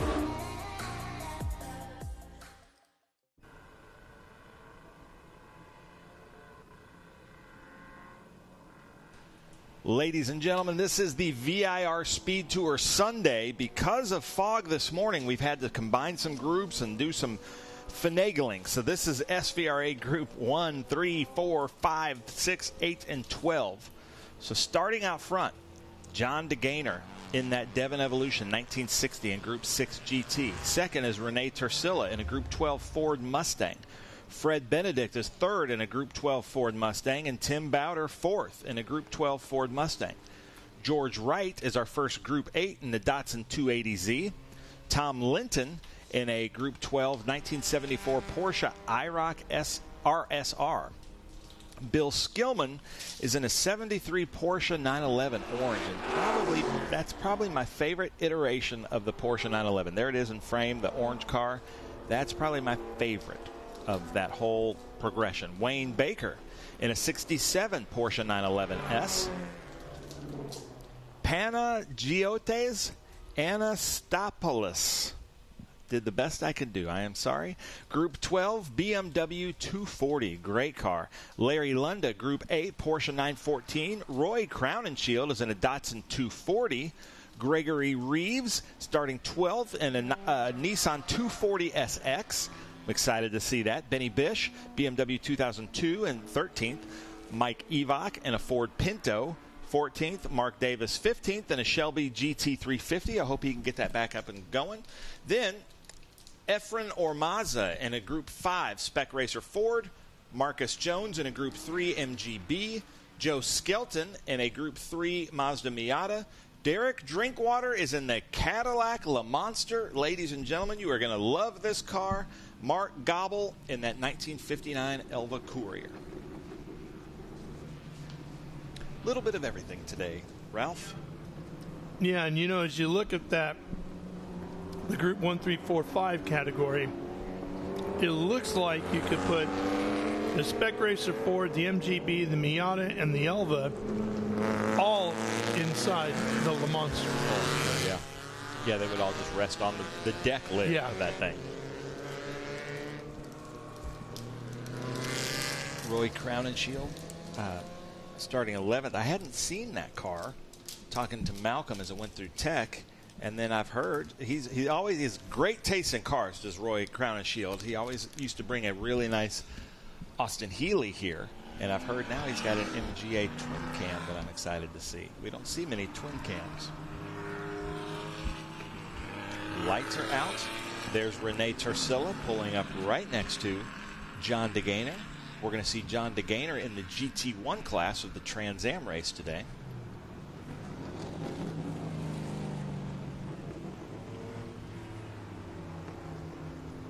There's that BMW 240 with 99, Larry Lunda.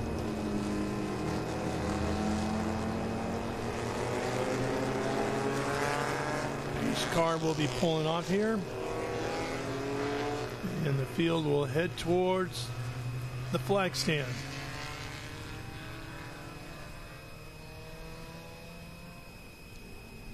So this is going to be a split start, self-imposed with the other small bore group.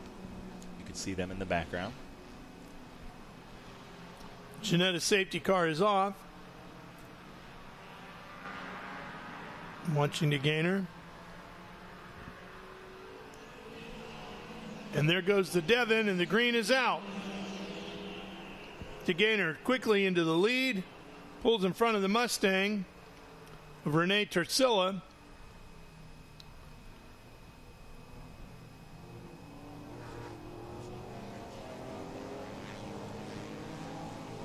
Everybody through smoothly, and there is Efren Ormaza and Marcus Jones there in the back in their MGB and the Spec Racer Ford. Bill Skillman in that orange Porsche 911. And you see the Le Monster at the back end there.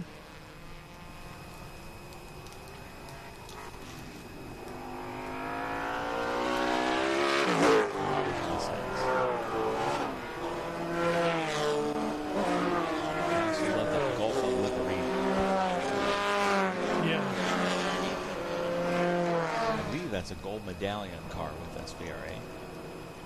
You were talking about not liking to see the body. You like not seeing the body roll on some cars as they go through. Yeah, but now, on production cars, I love seeing the body roll. Now, I was going to say on Le Monster, it's going to be a little bit of body roll there.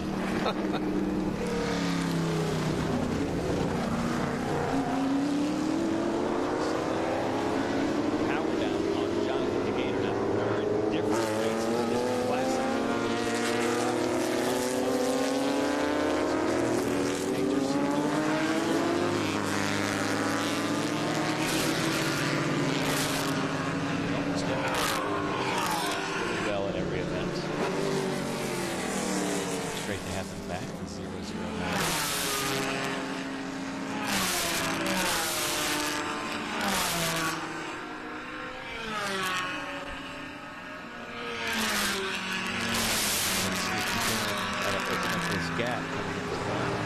Yeah, DeGainer would be in Class 6, Torcilla in 12. That Devin is quick, isn't it?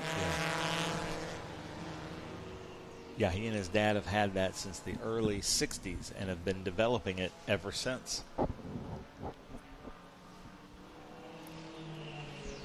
And they've kind of rounded up a whole bunch of the pieces and parts for Devins as well. They were telling me when I was visiting with them at Watkins Glen, they could have 3 of them put together. Probably, yeah. There goes the Pinto and Le Monster right behind it. Now here's a good fight right here. Wayne Baker in a 67 911 with Bill Skillman in a 73 911. Then you've got Efren coming through over Larry Lunda in that Porsche 914. Efren Ormaza's, that's a very fast Spec Racer Ford. He's a very good driver, so he's going to have to work his way through some traffic. And he's probably not super used to having to do that.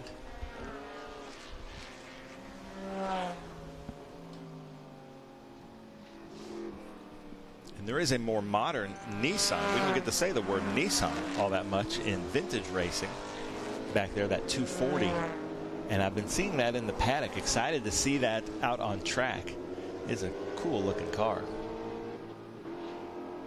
Here's Tom Linton in that Mark Donahue IROC RSR tribute.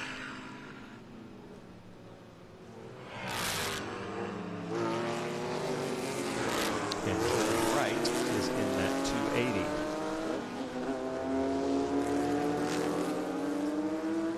I would have thought that was a 240.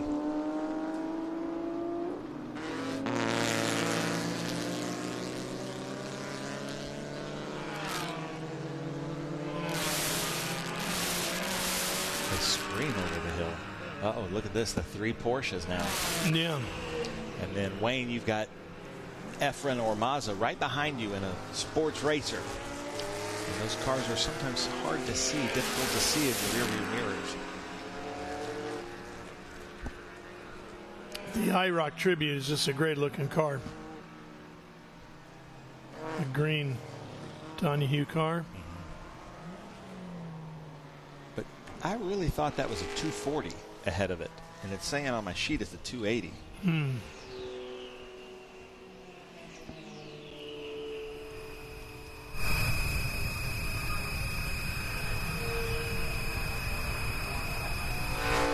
Ormaza coming inside and thinks a little bit better of it. Gets hard on the binders behind Wayne Baker.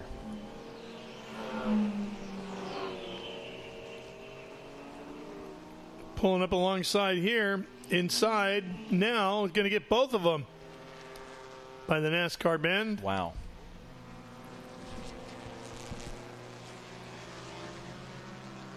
That was an impressive move. Sure was.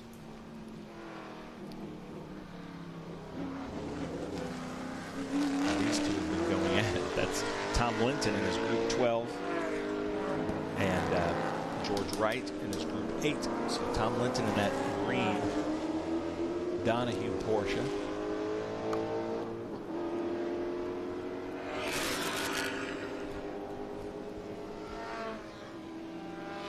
Larry Lunda, Porsche 914. And that BMW 240IR is Panagiotis Anastasopoulos.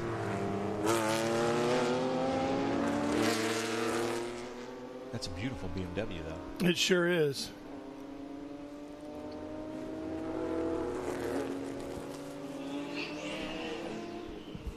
DeGainer goes by, putting in another lap.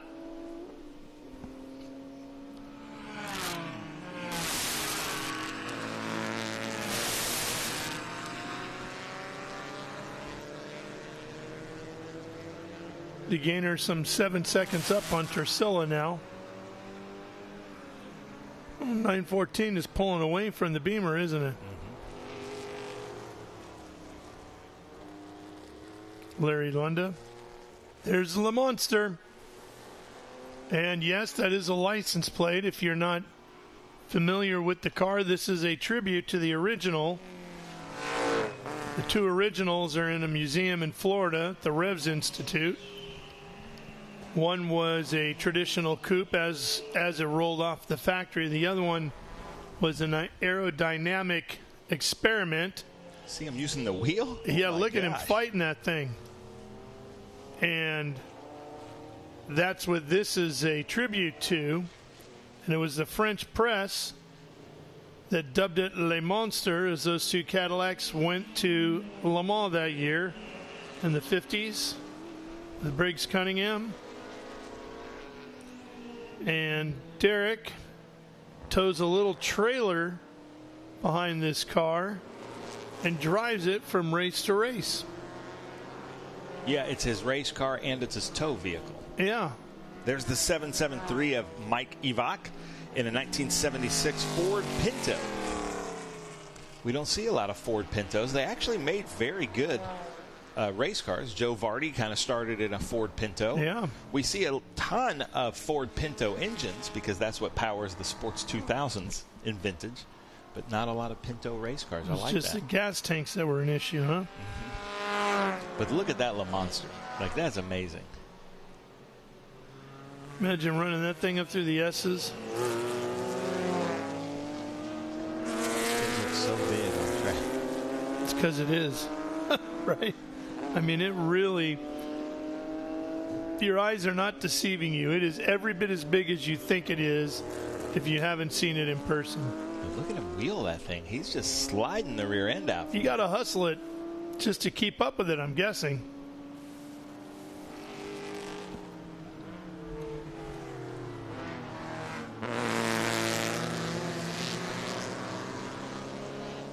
How cool is that? He was with us about 2 weeks ago at Watkins Glen.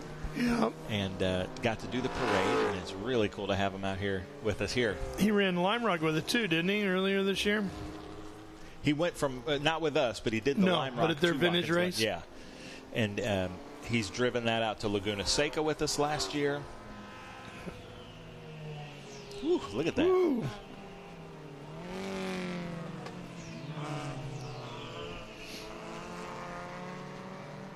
And he's got to get some looks going down the highway, right? Let's see if we can see his shot of his hands when he gets back on the brakes again, because it was all over the place. Here it was. Right when he gets on the brakes, watch his hands and steering wheel. Oh, this one's much better.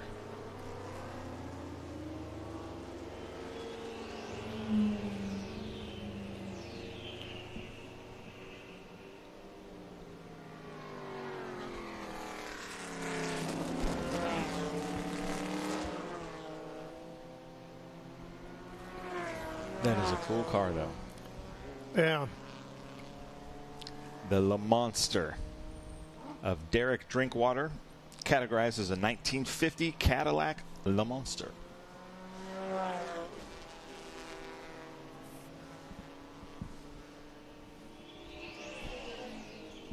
John DeGainer is going to come flying up on it here in a minute. He's got the leader right behind him.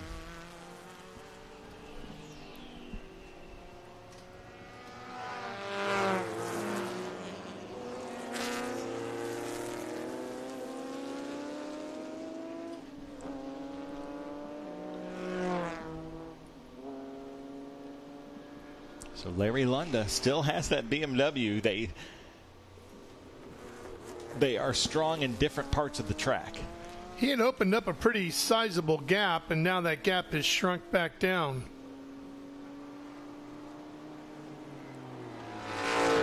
I wasn't expecting a 914 to outrun the BMW on the long straight. No, look at that. He pulls him pretty heavily there.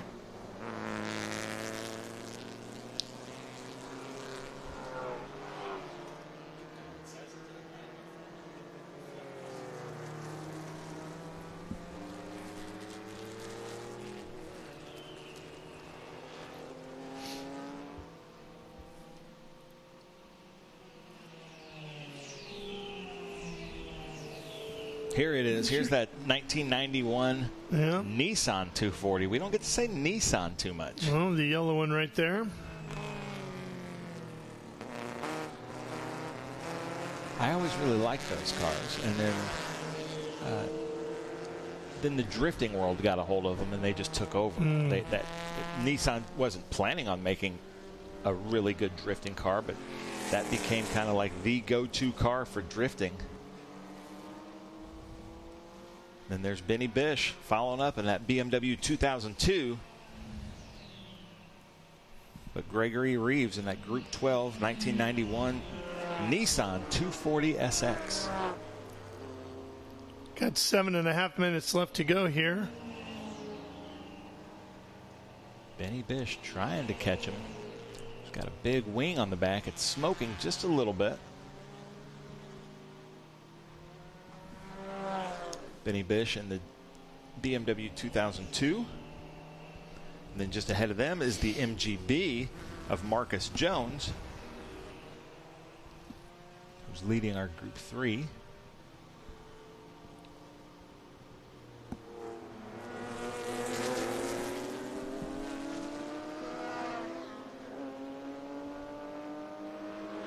I really like the Japanese sports cars. Are you a Japanese sports car person? I used to have a first-generation RX-7, which I absolutely loved. And I had a 300ZX. Yeah, I had a 300ZX. Which was really nice, too. It was a 1990, that generation. So Wayne Baker still trying to get Bill Skillman. This group of four has been the race to watch this whole time. It's George Wright out front in a 72 Datsun 280. Then Tom Linton in that Mark Donahue Tribute IROC. It's going to be a huge celebration of Japanese performance next year at the Rolex Monterey Motorsports reunion. Look, here's the three tails of a Porsche right here, isn't it? Well, so that's the whale. That's you got the duck, right? Pretty close to the full whale tail. They also had to call that a bit of a tray tail on the IROC cars, and then the duck tail, yeah.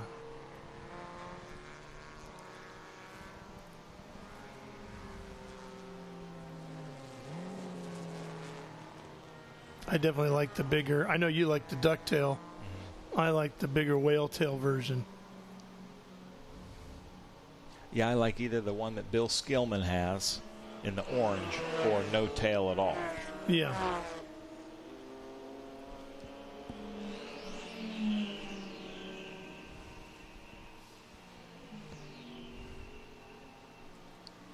As they come up these S's.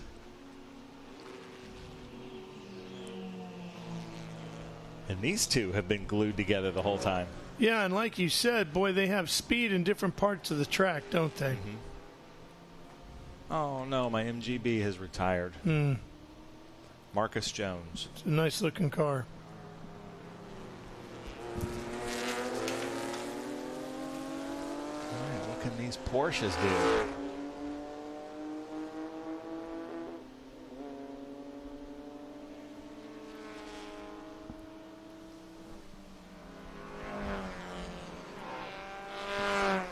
Inside of 4.5 minutes to go here.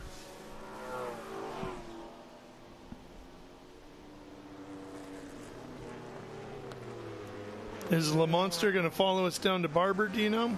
I don't know, but man, that'd be a challenging track in that Le Monster. Sure would.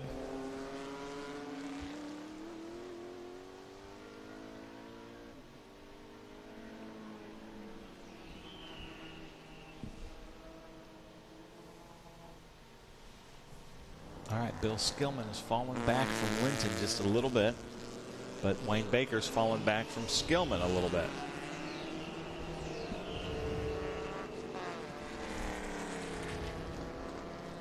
Looking at the starter's body language, I would say he might be looking for John DeGaynor to throw the white flag.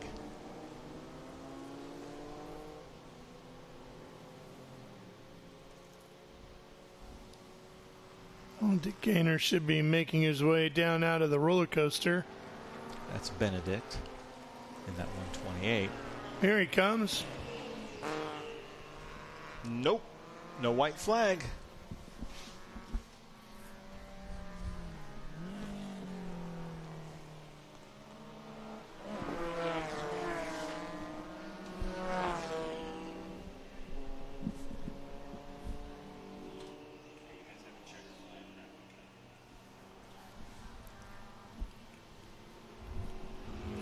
So the Mustang battle up front has been happening this whole time. That's the number 5-2, Tim Bowder, 2017 Ford Mustang. All of the Mustangs are 2017.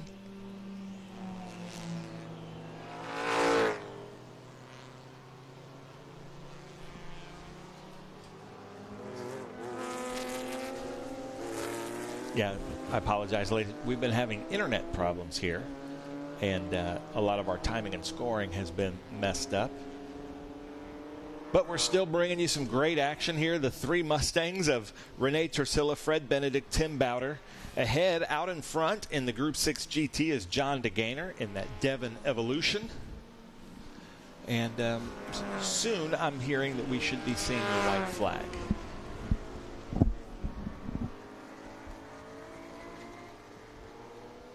When we were loading in, Ralph, a Goodyear blimp flew over VIR a few times, and it looked like a very old Goodyear blimp. Really? Like a vintage Goodyear blimp.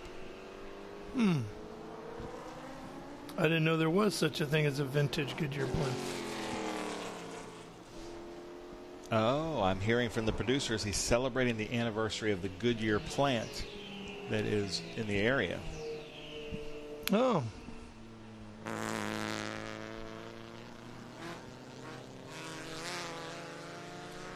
Fred Benedict, Tim Bowder. Come on, Tim. Can you get ahead of Fred here?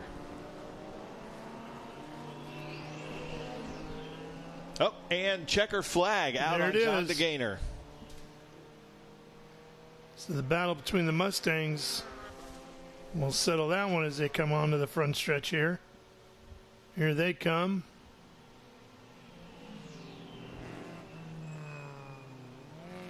Tursilla.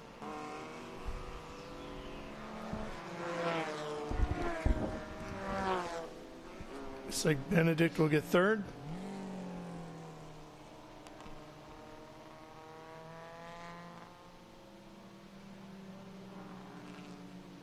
So Tim Bowder and Benedict slowing down.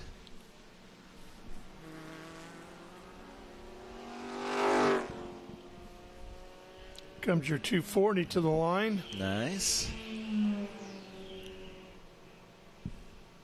Yeah, I like that. Thanks for bringing that out. I like that car. Gregory Reeves. That was my high school. You know, so everybody loves the kind of cars their era of high school. So I was in high school in 1991. Then the Ford Pinto. Very famous car. Yes, it is. Maybe not for the right reasons. And here they come up on the Le Monster. He's just waving them all by. That is amazing. Mr. Drinkwater, thank you for bringing that out, showing it off. It is so much fun to see. Yeah.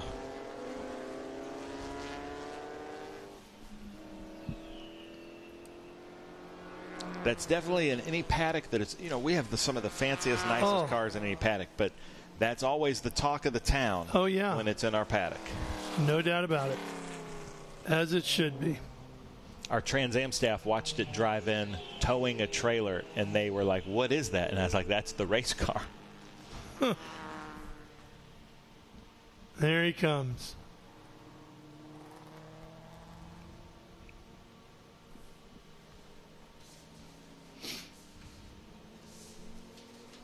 Nice job. Well, Derek, you're going to be able to hook up the trailer and drive home. Yeah, and be headed out. DeGainer, Tursilla, Benedict, and Bowder, Ormaza, Wright, Linton, Skillman, Baker, and the 38.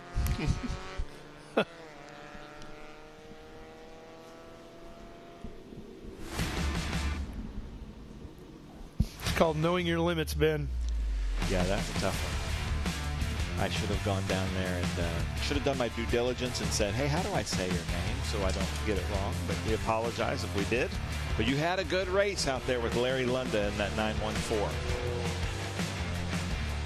Okay, we're going to come back. A lot more racing coming your way here this weekend on this Sunday. Stay with us. More Speed Tour from VIR coming up.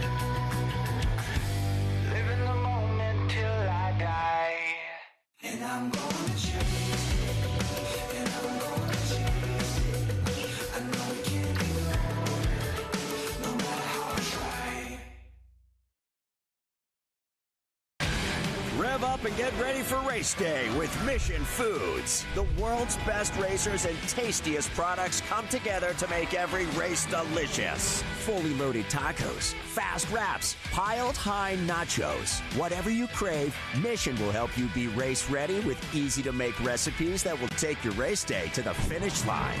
Keep your racing delicious and enjoy all the mouth-watering action. Brought to you by Mission Foods. Too fast, too tasty.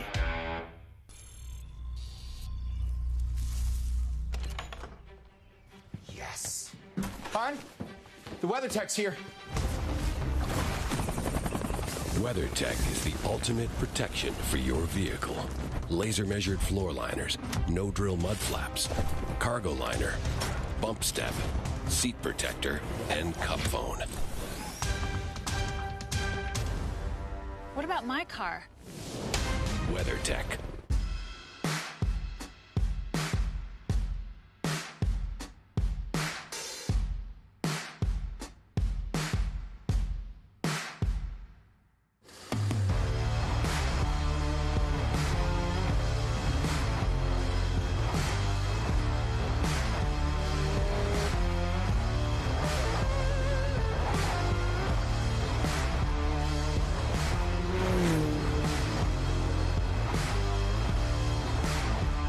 Hawk Performance packs 100 years of friction dynamics into every product. Backed by Carlisle Brake and Friction, the world's premier innovator of industrial brake and friction components, Hawk leverages R&D tools and motorsports experience to deliver uncompromising performance on the street. There's no reason to settle for less. Choose pads that are race-proven and street-legal. Find the Hawk Performance brake dealer near you at hawkperformance.com.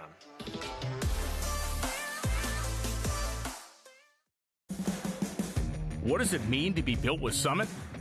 It means you're hitting the autocross, drag strip, road course, trail, dirt, or open road with confidence.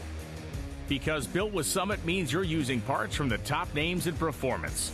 Priced to make your project affordable. And it's all backed by trusted tech expertise and blazing fast shipping.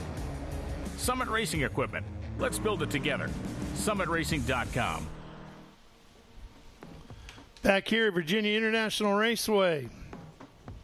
Group 10 out on the course right now, getting ready for their event. Frank Masseri is not out in his Ferrari 488. No, he's not.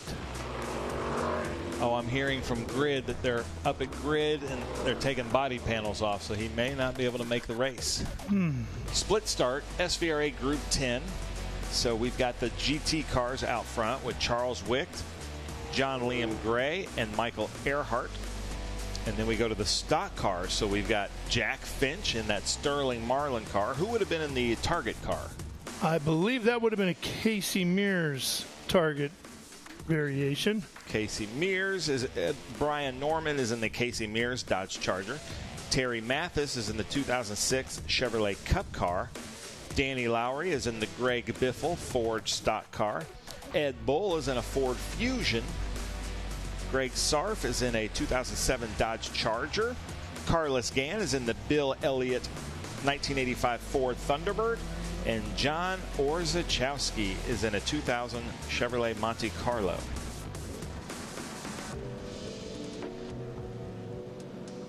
So the number 3, you said it looks like a Dale Earnhardt tribute, but somebody else was the owner of that car, right? Yeah, it was a Rick Ware racing machine. It was a painted red, and when the current owner of the car bought it, Terry Mathis, Terry loves red and red race cars, and he was a huge fan of Dale Earnhardt. So he took the livery that Dale drove when NASCAR did the special all-star race at Suzuka in Japan, and there you go. We got to combine his two favorite things, Dale Earnhardt and red. That's the 77 of Ed Bull. Yeah, that was a Busch Grand National car.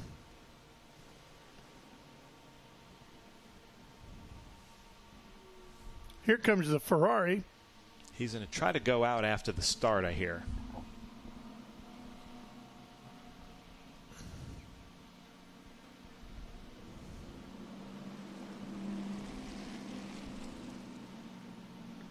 Here we go. The field coming to the green. The Callaway was super strong yesterday, and he's off to a good start here on this late Sunday morning. Stock cars rumbling up behind them. There they go. And there goes the Ferrari. Yeah. Well, that's good. Side by side, Jack Finch and Brian Norman through one, and then here comes that 488 Ferrari Evo Challenge. Let's see if he's able to work his way through the stock car group.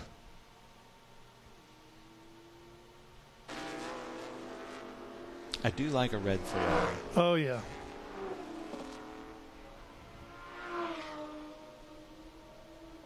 Here's that Callaway 2016 Corvette Callaway of Charles Witt. Then John Liam Gray in the Porsche GT3 Cup. Michael Earhart in the next Porsche. And then that's Frank Masseri in the Ferrari 488. And here come the stock cars. Finch was awful quick yesterday in that number 40. Coors Light, that was the silver bullet, right? Yeah. Back in that time? Yeah, I like that. Brian Norman in that Casey Mears car. And then in the Rick Ware car is Terry Mathis.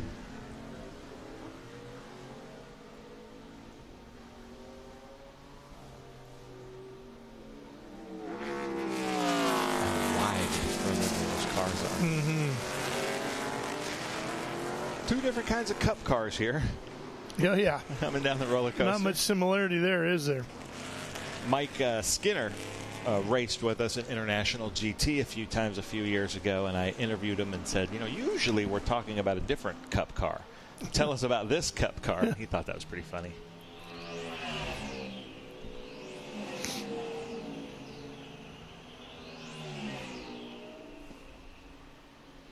...2005, 2006, 2006. So these are three very equally yoked stock cars here at the front. Yeah, I wasn't a huge fan of this front end of the Dodge Charger.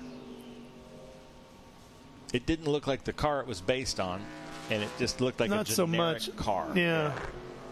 Kind of squished in there with the grill.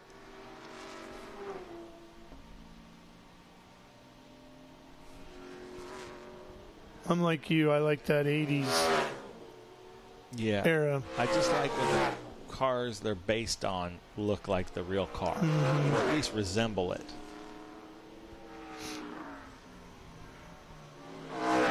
Here comes Danny Lowry in the Greg Biffle car. We're going to see him later on in a Mercedes-Benz in the TA race, the Trans Am Series presented by Pirelli.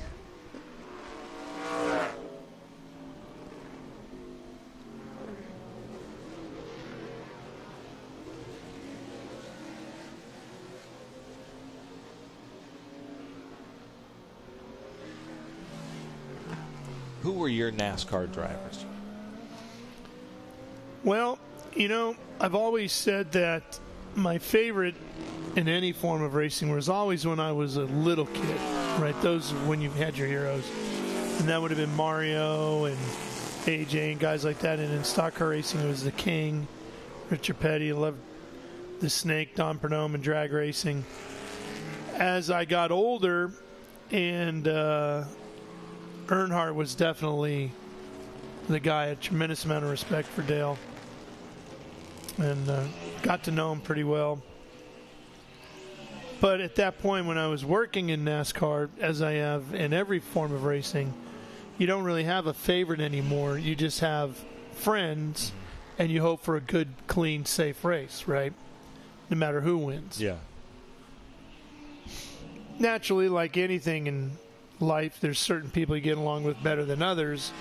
But for the most part, I would say I got along with everybody pretty well and didn't really have anybody I truly didn't dislike.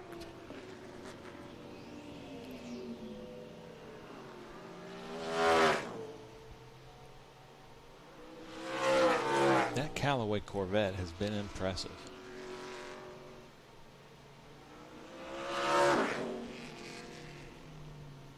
It is fast, especially with Wick behind the wheel.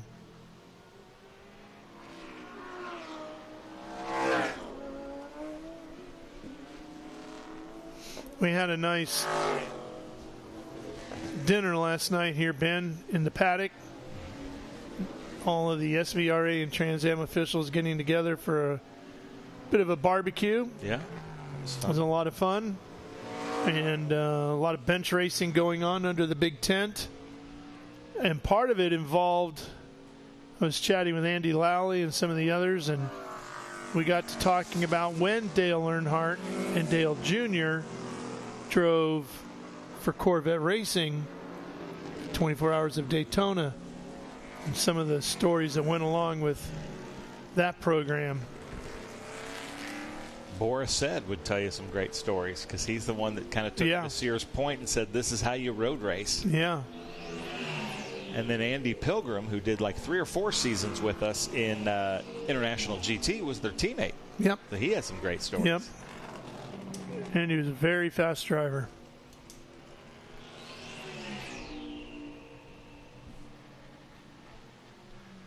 Yeah, when he was with us with Ski Motorsports and International GT, he dominated. Yeah. Got out of the car, winning the race, like he just drove to 7-Eleven and back. Yeah. Look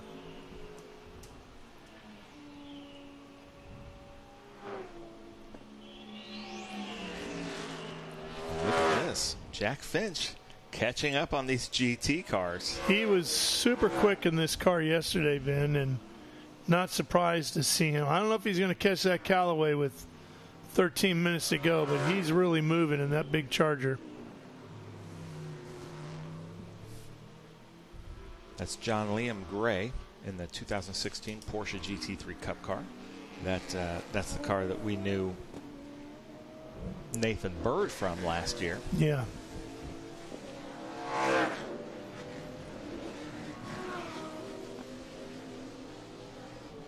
So I'm from St. Louis. Mm-hmm. So I am not allowed to like Coors Light, Miller Lite cars. Anything. You know, everything has to be Busch, Bud Light. I don't even drink beer.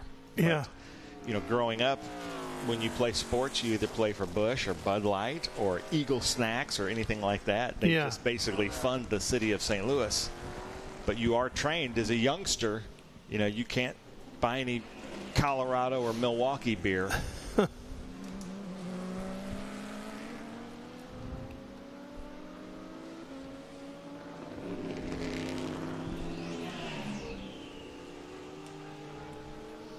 And now I live in Tennessee, and you know, whenever we would go over to like Europe, Australia, I'd never realize this till you go globally that the state of Tennessee is known for one thing, and that's Jack Daniels. Yep.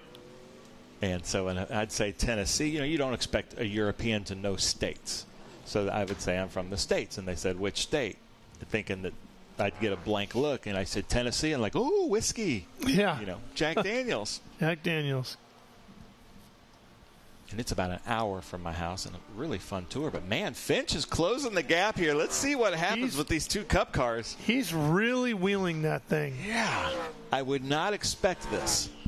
You know, this is a high horsepower track with 2 long straightaways. But it's also some twisty bits that these, you know, big muscle cars are a little clumsy around that kind of stuff. But he has that thing hooked up. Well, in the brakes, I mean the Porsche Cup car should be so much better under the brakes, right? Yeah, let's see if what the gap looks like going down this straightaway. There's a great shot. So it looks like the Coors Light has a little bit more top speed on him. Yeah, he's closing. And then this Porsche should be able to outbrake, but no, not really. No, I would say didn't. I'd say the Coors cars got him.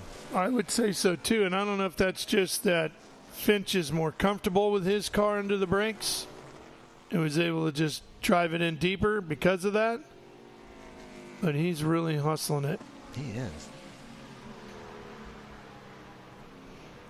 He's going to get him by 1.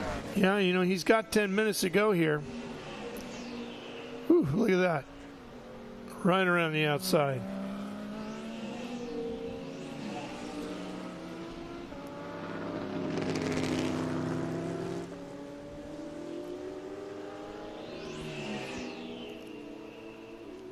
See if we can get him by NASCAR bend. Man, I wouldn't. Yeah, he's there. He should have him by the left hook. Yep. Cleared him. My goodness. I would not expect a stock car to make a pass on a Porsche in the twisty bits. You would have lost another ice cream bet, wouldn't you? Yeah. And you say that's the Sterling Marlin car. Yeah. That's cool. Also from Tennessee. Yeah.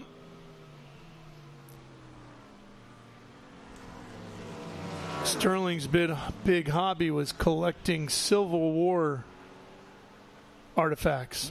He would love to go out and hunt for Civil War relics laying around.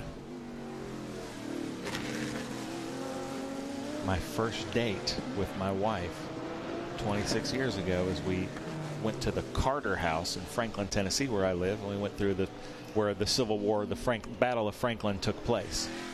So I also like Civil War stuff. Yeah. Look at that thing just bouncing around. He is driving that thing 10/10. He's like, well, it's Sunday. I've got some time to fix it. We're going to take this thing out. Yeah, he's giving it a run.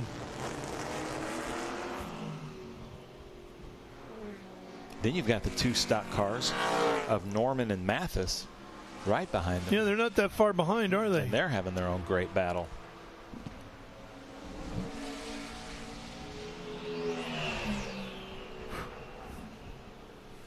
He just sailed by us here. This is the car that Paul Menard was telling me was his favorite era of stock car. This era, right before the car of tomorrow. And that's when he started getting uninterested in NASCAR and why he's kind of gravitated. Ooh, got a pass. Yeah, we do. Norman getting around Gray. And he said the TA car feels much like these stock cars with a little bit better maneuverability, but just that full stock car engine. I should say that was Mathis getting around Norman.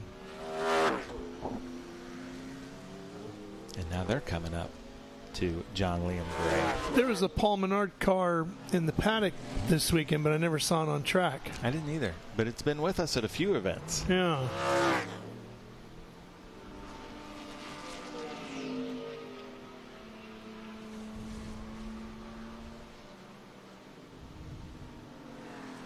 Here we go. Let's see if the target car can get around. So you said that's Casey Mears' car, right? Casey Mears, yeah. Son of Roger Mears, nephew of Rick. Rick Mears was always my favorite IndyCar driver. He was an incredible racer.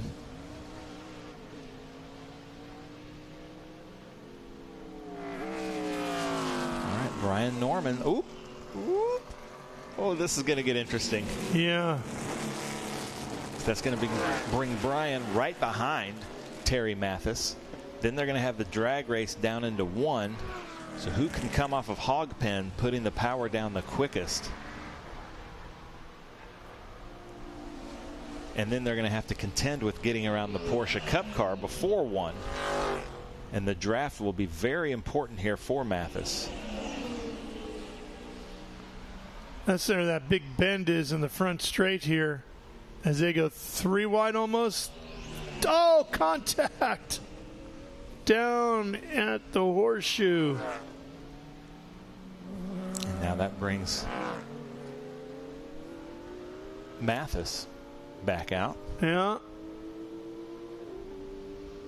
A little bit of side to side. Didn't look like it was too much, but it did scare John Liam Gray, which makes sense. Scare me as well. Hopefully he was able to fire back up.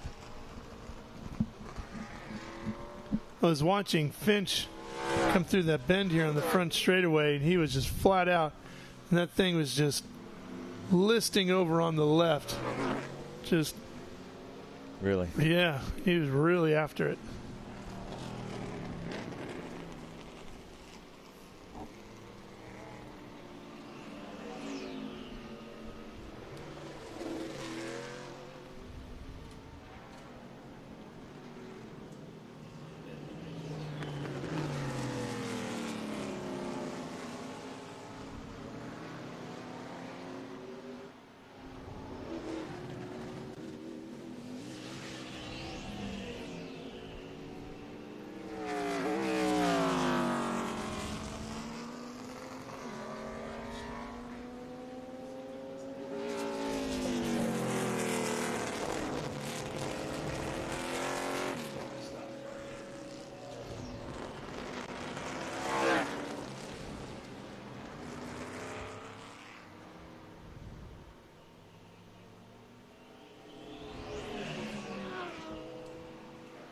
Showing less than 4.5 minutes to go here as we see Finch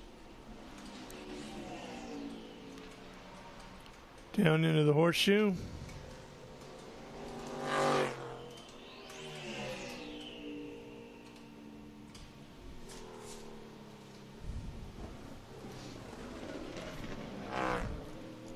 I took a little bit of a break. Sorry, Ralph. I didn't hear anything come through. Ooh!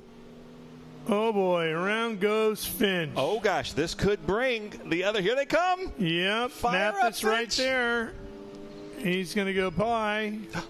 He's trying to restart. Now, that fire you're seeing is fuel burning out of the exhaust. That car is not on fire. Yeah. Norman came to the pit lane. Okay, that's going to move Greg Biffle of Danny Lowry. Yeah, the Biff is up, and here comes Finch. He got it going. Okay, Finch. I was not expecting that. The plot thickens, though, Ralph. Oh, boy. He's putting down some pretty good lap times.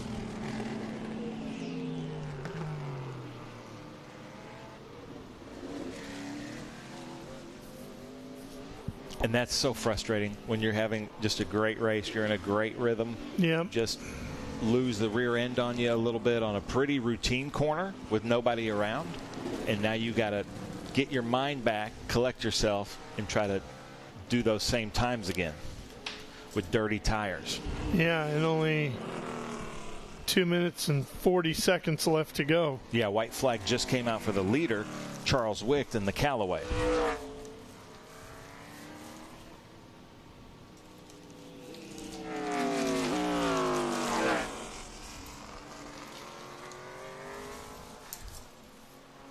Wait, do we have two red Target cars out there? No, just the one. You've seen the 11? I just saw a Target car come by there, but it shouldn't be by there yet. Huh. I remember seeing one. There's that one. Yeah, that one. And that's the... Oh, he was in pits. That's why. Okay, yeah, he came into the pits and then went back out. So that is the car that had the contact. You can see it on the side. Okay.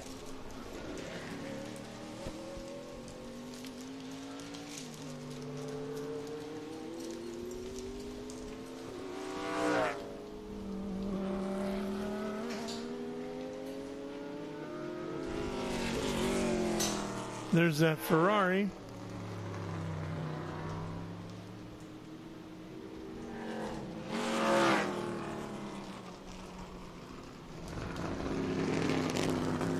So it looks like Finch is still going to be able to stay on the podium, but he may be able to take one step from Danny Lowry in that Greg Biffle Ford car.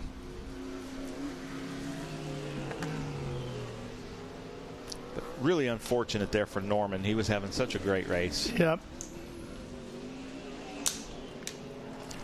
Then there's Ed Bull taking that white flag. Then the 488 of that Ferrari. Look at that thing.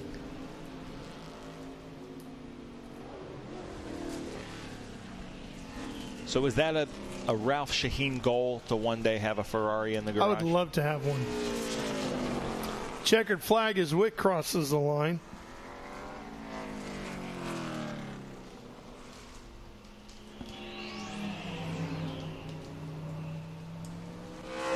There's Carlos Gann across the line in that beautiful Bill Elliott car. Another Coors car.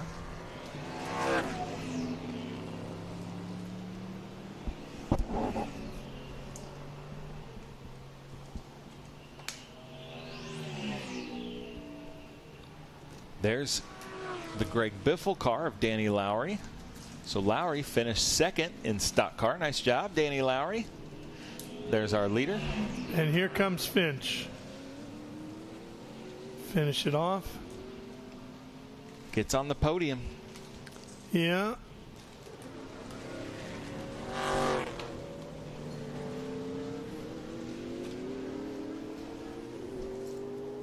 Well, it is going to be tough to beat that Callaway anywhere it shows up, isn't it? That thing is a rocket. It is, and Charles Wick is a very talented, good driver as well.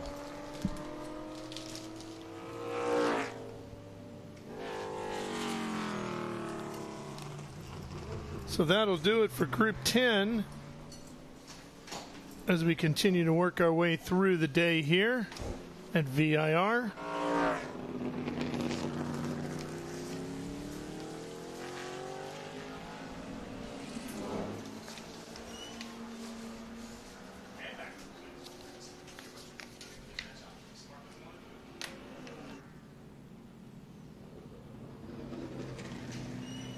Wick, Mathis, Lowry, Finch, Norman, and Bull, Mockery, Earhart, Gann, and Orzechowski. And up next for us will be the Ginetta Challenge and their second sprint race coming up after these words.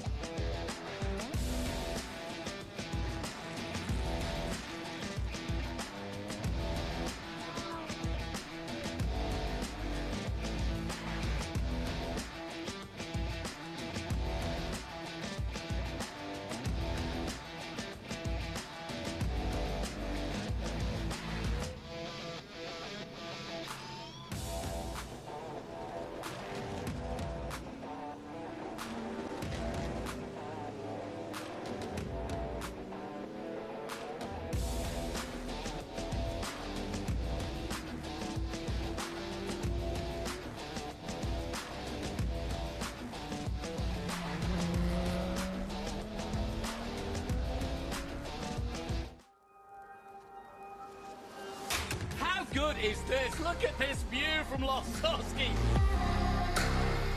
It brings all my fans, it brings the audience into the car with me. Speed turn, 140 mile an hour entry speeds. The quickest and most efficient way for me to get information to my drivers is from using the VBox HT2 system.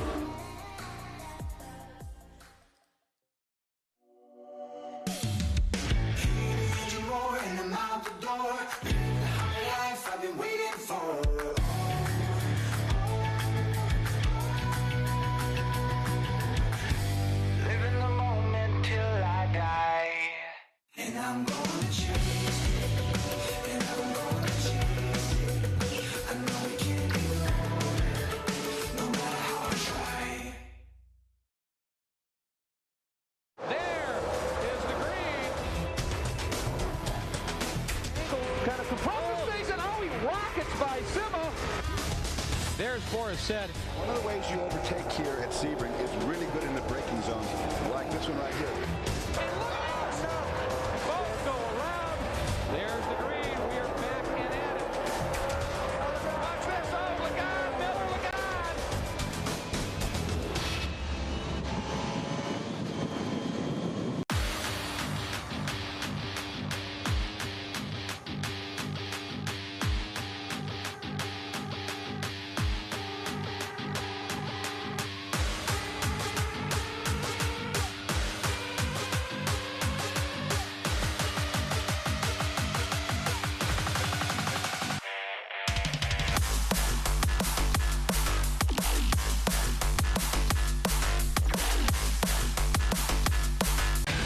Rev up and get ready for race day with Mission Foods. The world's best racers and tastiest products come together to make every race delicious. Fully loaded tacos, fast wraps, piled high nachos. Whatever you crave, Mission will help you be race ready with easy to make recipes that will take your race day to the finish line.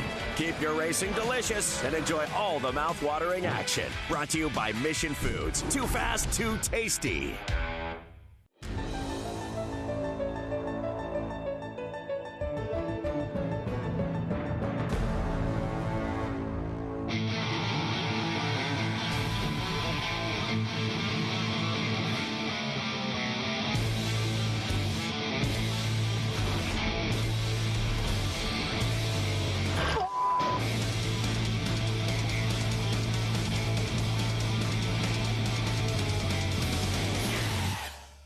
Okay, so pretend this is your race car. It's on the trailer, and you have an accident. Ouch! At least your truck's insurance will pay for another one? Yeah, not so fast. Standard insurance won't replace your race car, whether it's in the trailer, in the paddock, in the garage, or the repair shop. But at Hagerty, we can protect it for what it's really worth anytime it's off the track. No matter what or where you race, all for less than a set of race tires. Hagerty, let's drive together. What does it mean to be built with Summit? It means you're hitting the autocross, drag strip, road course, trail, dirt, or open road with confidence. Because built with Summit means you're using parts from the top names in performance, priced to make your project affordable. And it's all backed by trusted tech expertise and blazing fast shipping. Summit Racing Equipment. Let's build it together. SummitRacing.com. Well, the Ginetta Challenge race is ready to go. Ralph Sheen and Andrew Heffring call this one for you. Here's a look at the lineup. Drury, Zumwalt, Ewald, Waithman, Thomas, that's the top five. Then it's Eric Hagenson, Jones, Arms, Smith, and Deeds. Pretty big field here. I believe we have 20 cars or close to it. Lindackers, Rudolph, Allen, Hackham, and Fuchs, top 15. Hodgson, Clark, Armstrong, and David Lecco.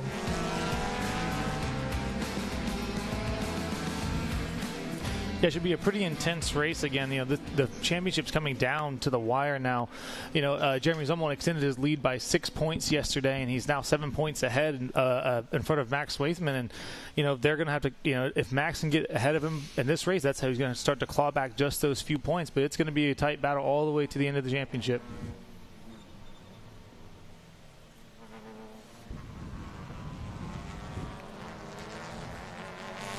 So the Ginetta safety car out front. Looks like the lights are off, and hopefully we'll be racing here momentarily.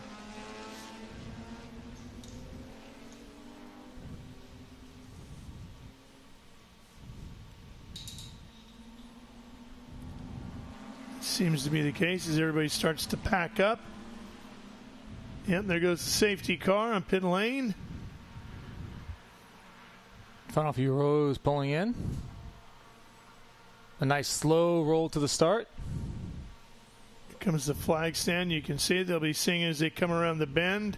Green flag waves, and we are underway. Good start by Henry Drury again. Jeremy Zumwalt on the outside. One car round. Back end of the pack. Squaring it up as we go down into one Drury out front. Ewald still in third, looking for second on the inside of Jeremy Zumwalt. Max Waithman following Ewald through. Ewald's giving him just enough space. It's a good run all the way to the outside. Great. Waithman on the inside here as we, oh boy, smoking it up deep as we go into the left hook. One car off and over to the tires. That's Jeremy Zumwalt in the tires of, wow, Jeremy Zumwalt. Will Ewald in second. Max Waithman in third. Richard Thomas in fifth.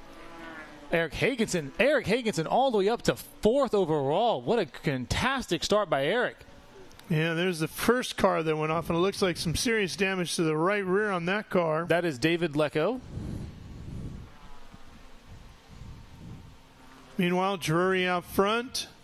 Ewald in second, Max Waithman in third, Eric Hagenson in fourth, Richard Thomas in fifth, Eric Arms up to sixth.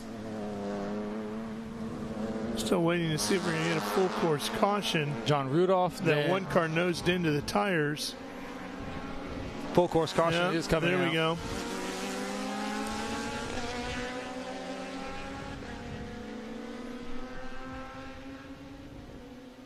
It looks like Lecco didn't make it around, did he? No, it looks like the right rear is broken. Possibly a toe link or something like that. You saw a big puff of smoke in the car going around and wasn't sure who it was.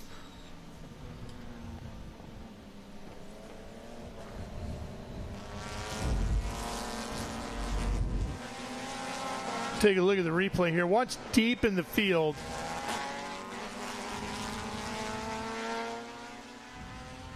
As they get going from our drone here. Right there, you see Lecco come up the outside and just ran out of room. And around it went and back in front of everybody. but I don't know if another car hit him or not.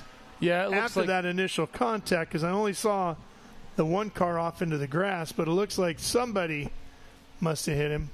Yeah, it looks like he got into with car number 47, Philip Akeem. It's unfortunate. It looks like he just kind of a little bit of car-to-car space and just kind of ran out of room.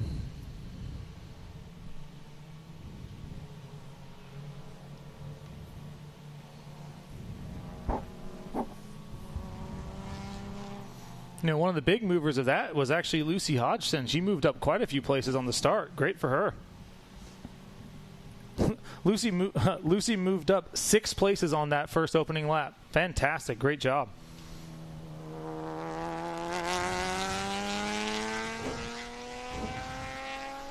Yeah, it looks like it's Jeremy Zumwalt, David Lecco, and Philip Akeem who are out of the lineup right now.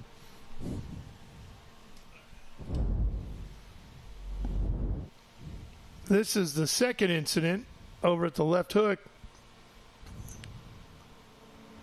Can't tell if there's any contact, but certainly a lot of brake smoke. And off they went. Actually, doesn't look like he made it to the wall. So he may be able to just reverse and get back on track, or maybe he may have had some sort of failure or something like that happen. It's hard to tell from that angle. You know, they had to rebuild that car before the first race yesterday. So, all right, well, we're going to step away while they clean up the racetrack, and we'll be back for more racing after this. In racing, every second counts.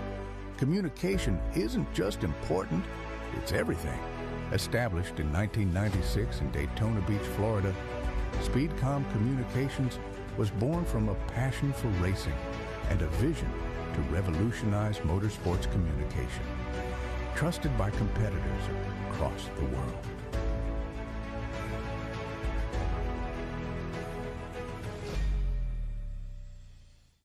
Okay, so pretend this is your race car. It's on the trailer, and you have an accident. Ouch! At least your truck's insurance will pay for another one? Yeah, not so fast. Standard insurance won't replace your race car, whether it's in the trailer, in the paddock, in the garage, or the repair shop. But at Hagerty, we can protect it for what it's really worth anytime it's off the track. No matter what or where you race, offer less than a set of race tires. Hagerty, let's drive together.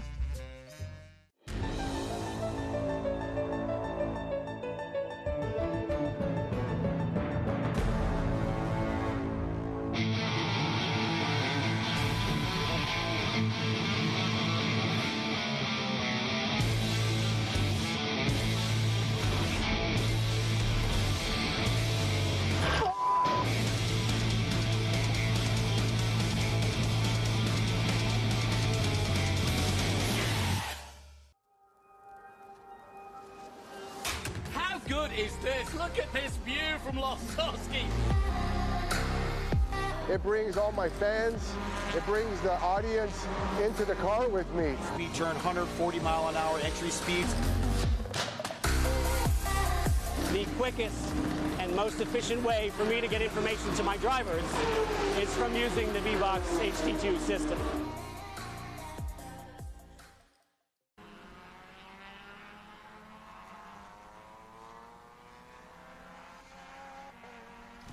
Back at VIR, here comes the green. Pace car is off, and we're back underway. Three wide into turn one. Good start. First one to the corner. Then Waitman moving up on the outside here, trying to take second away. Ewald going to lose the spot. Waitman now to second.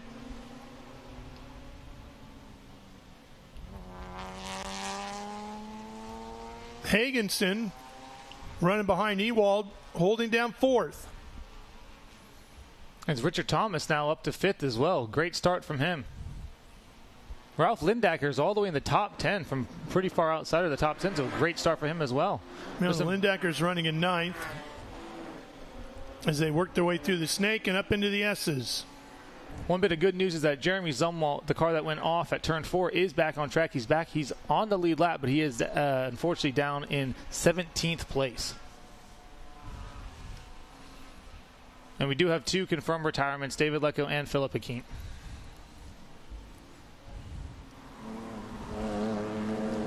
Great run coming out of Oak Tree.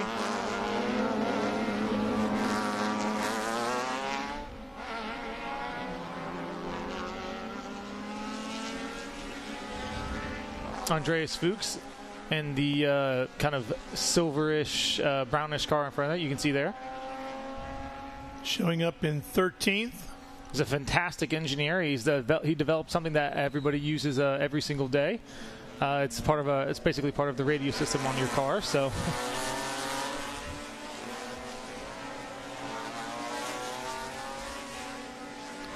Hurry and Waithman leading the field down out of Hog Pen and out onto the front stretch.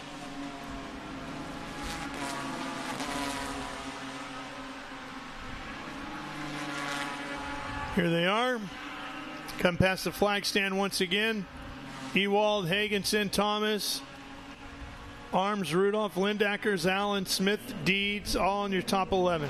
Waithman made up a lot of space on the brakes up to Henry and to turn one. And the top three look like they're starting to pull away a little bit. Richard Thomas giving some pressure to Eric Hagenson. He's going to be looking to get by as quickly as he can to catch back up to those top three. Ooh, a big twitch coming in through turn three right there.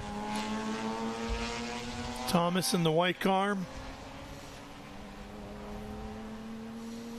Richard Thomas, a very accomplished racer, multinational time radical champion. He's raced everything. Oh, yellow flag coming into the uphill S's. So something has happened coming into the uphill S's. We're not sure what, though. Yeah, not sure what that is for.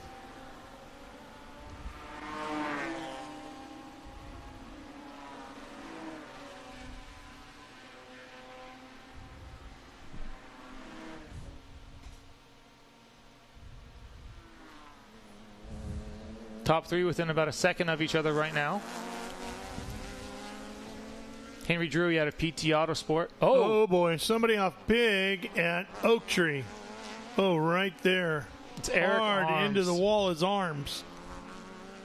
Looks like he's trying to reverse it out, but he definitely hit pretty hard. He did. But if he can get it out of there and get it into the south paddock, we can stay green.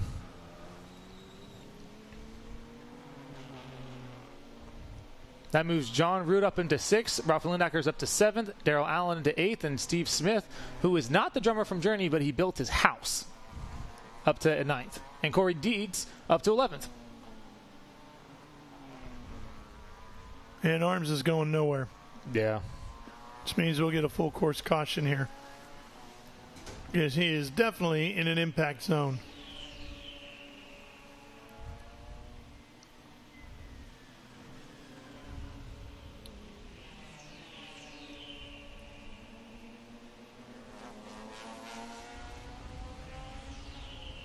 Will Ewald in that green car is a young driver. It's first season ever of racing, so he's trying to kind of get his feet wet and be ready to go for the championship for next year. He's 4th in the championship currently, and is trying to make some big moves up to maybe even get to 3rd. Having a pretty good run here today. Mm-hmm.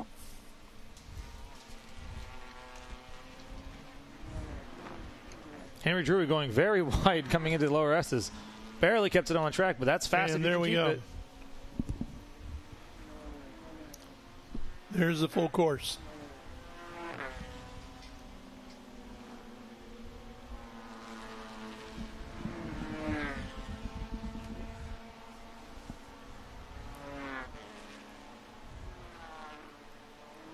Hopefully it can be a quick pickup because all you got to do is take that car to the south paddock and it'll be a quick pickup and we'll go back to green, hopefully in maybe a lap or two under caution.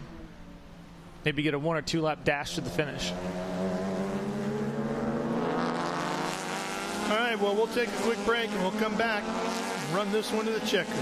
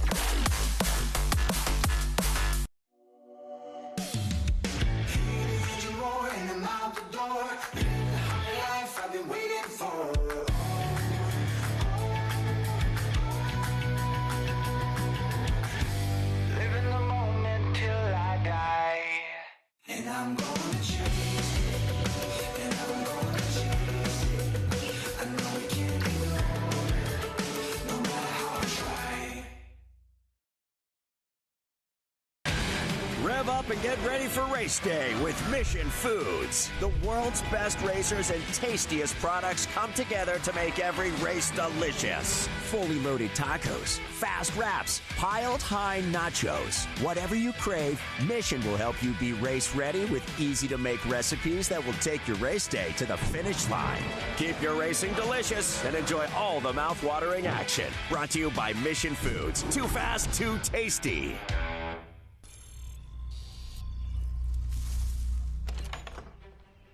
Yes. Hon, the weather tech's here. WeatherTech is the ultimate protection for your vehicle. Laser measured floor liners, no drill mud flaps, cargo liner, bump step, seat protector, and cup phone. What about my car? WeatherTech.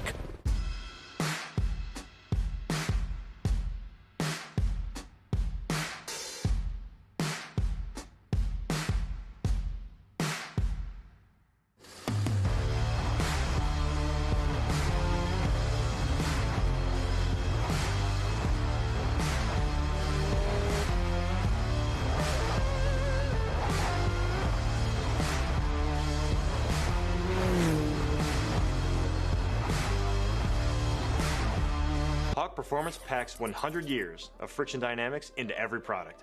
Backed by Carlisle Brake and Friction, the world's premier innovator of industrial brake and friction components, Hawk leverages R&D tools and motorsports experience to deliver uncompromising performance on the street. There's no reason to settle for less. Choose pads that are race-proven and street-legal. Find the Hawk Performance brake dealer near you at hawkperformance.com.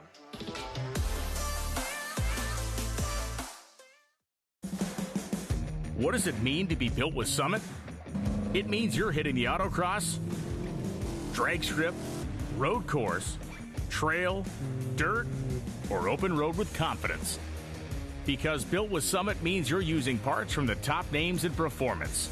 Priced to make your project affordable. And it's all backed by trusted tech expertise and blazing fast shipping. Summit Racing Equipment. Let's build it together. SummitRacing.com. How good is this? Look at this view from Losowski.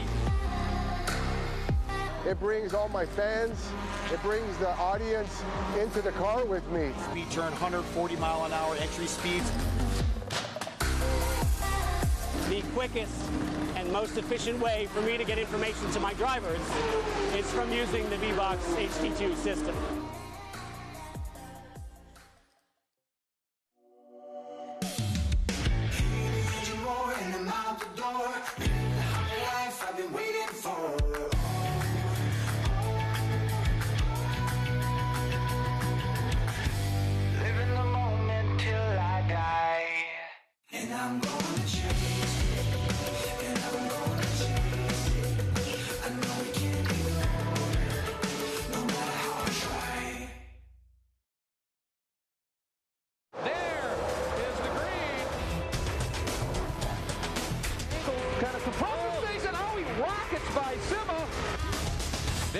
Said. One of the ways you overtake here at Sebring is really good in the braking zones, like this one right here.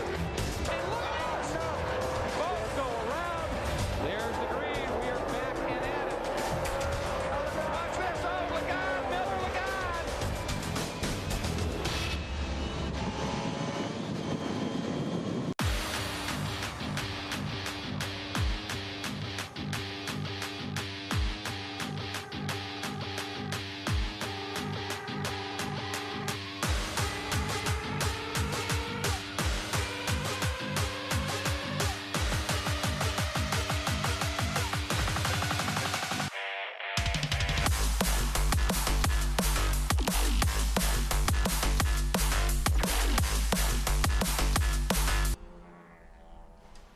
Well, unfortunately, this one is going to finish under yellow.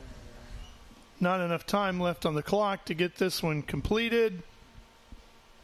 So here's your results. Drury, Waithman, Ewald, Hagenson, and Thomas will be the top 5. Rudolph, Lindackers, Allen, Smith, and Deeds rounding out the top 10. And there's a look at the rest of the field. Well, that was a shame, Andrew. Yeah, it's a bit too bad, but unfortunately, that's part of racing. Sometimes it happens, and of course, with the the fog delay this morning, all these races have been a little bit shortened, and so without the fog, we may have gone back to green, but I think it would have been pretty tight. But it was a good race for what we had for a little while. You can't hate on what we had. It was good. We have a lot of new people in the top 10. Looking at John Rudolph right now is one of his best finishes of the year. He did really well. Ralph Lindacker's that is his best finish of the year. Daryl Allen, past Ginetta Challenge champion when it was at a smaller scale. He's up in the points, and Steven Smith, he's up there, and Corey Deeds rounds out the top 10. And Lucy Hodge, coming from the UK, got all the way up to 11th. I'm starting from 17th, so a fantastic run for her. We'd love to have her back maybe at Barber our next race. That's our the final round of the Ginetta Challenge for North America. Now there is a big point swing here for the championship, as Max Waithman's now finishing up in second, and Jeremy Zumwalt's out of the point, so it'll be a big points championship swing. Yep, and we are now going to have you all switch over to Speed Sport 1 as we get ready for live coverage of the Trans Am Series presented by Pirelli, and some great open wheel racing coming up after that as we work our way through the day here at Virginia International Raceway. So go ahead, switch on over to Speed Sport 1 where you can watch Trans Am live and free through the afternoon. All right, I'm Ralph Shaheen. Thank you, Andrew, for coming by. We'll be back with Trans Am here in a few minutes.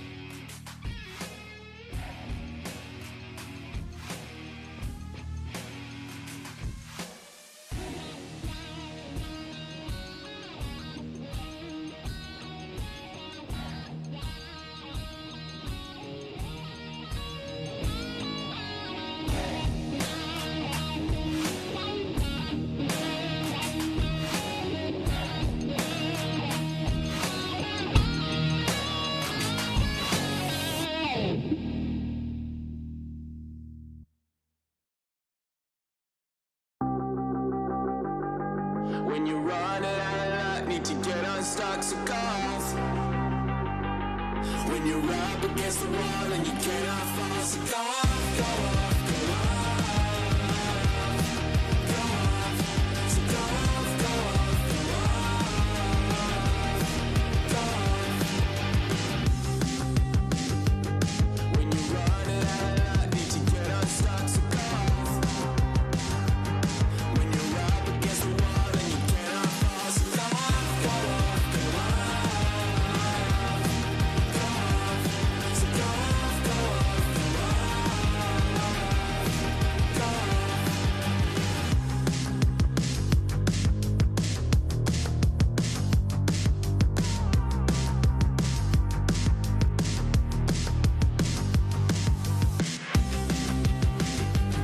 When you're running out of luck, need to get unstuck, so go off. When you're up against the wall and you cannot fall, so go off, go off, go off. Go off, so go off, go off, go off. Go off, go off, go off, go off. Go off, so go off, go off, go off.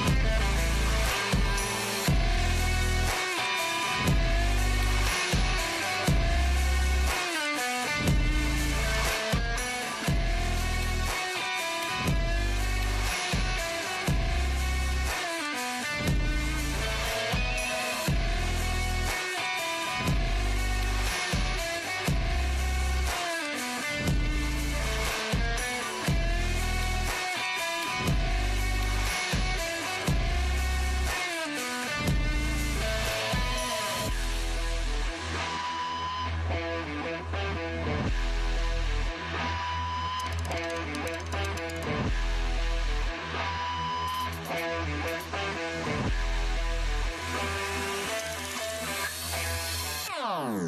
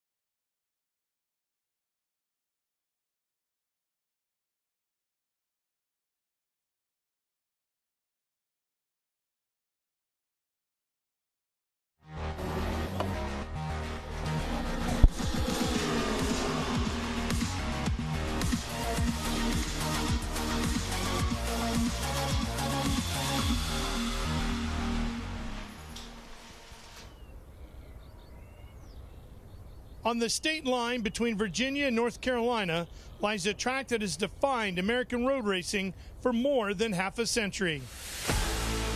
This is Virginia International Raceway, a circuit steeped in history where the Trans Am Series has tested speed and skill for decades. VIR is a course of balance, slight twists and turns that demand precision, followed by long straights that unleash raw power. It's a rhythm of control and chaos, where speed is a reward and mistakes are costly. Paul Menard and Tristan McKee arrive as points leaders in their respective classes. But every lap is a reminder. Racing may be built by a team, yet once the green flag waves, there's only one person behind the wheel. This is the Trans Am Racing Series presented by Pirelli.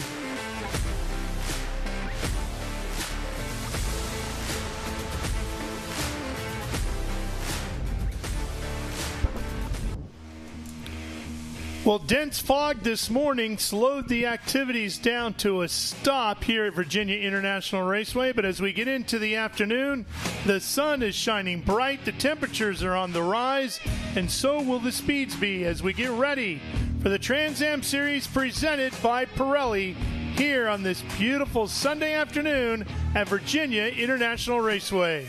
Hi, everybody. I'm Ralph Shaheen alongside Andy Lally, the president of the Trans Am Series. And, Andy, this should be a real war here today as this championship is getting close to the end. 2 more rounds to go after today and a tight championship fight.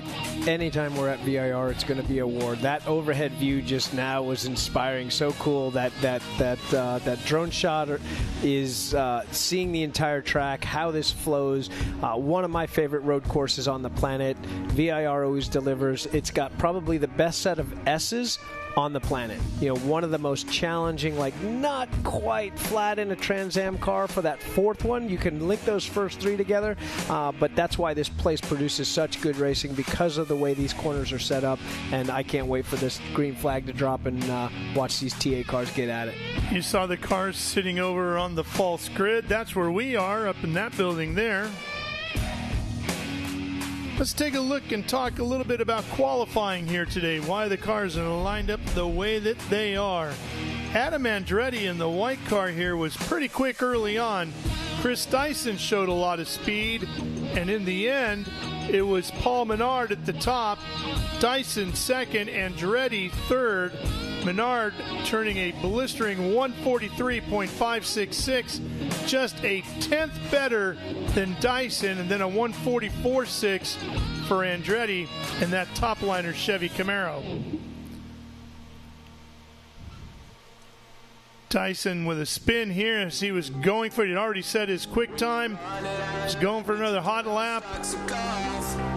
And Andretti doing the same right at the end of the session, pushing hard, trying to catch Menard, his title rival. But Paul was just too tough in the Pittsburgh Paints and Stains number 3 GT Mustang. It's been fast everywhere it goes this year. Fast, and this weekend clean. Like we saw the 17 with our top liner driver there, Adam Andretti, pushing really hard at the top of roller coaster, spinning off. Fortunately, he spent only a little time on the asphalt sliding, so it didn't do too much damage to those Pirellis. Chris Dyson, though, here's the story, and this is going to be pretty amazing to watch. Qualified only 800ths off the pole, but we're starting from the back. When he had that slide, he started losing it, kind of exited 2, on his way into 3, spent about 50 yards really sideways, and unfortunately didn't like the way the tires felt after that, and came right back in, put 4 new sets on that, 4 new tires on. That means he starts at the very back of this Trans Am Pirelli, presented by Pirelli grid. Sandwiched right there in between Andretti's 17 and Tommy Dreese's black trench shoring machine is Brandon Jones in the 31. And we had a chance to catch up with Brandon earlier in the weekend.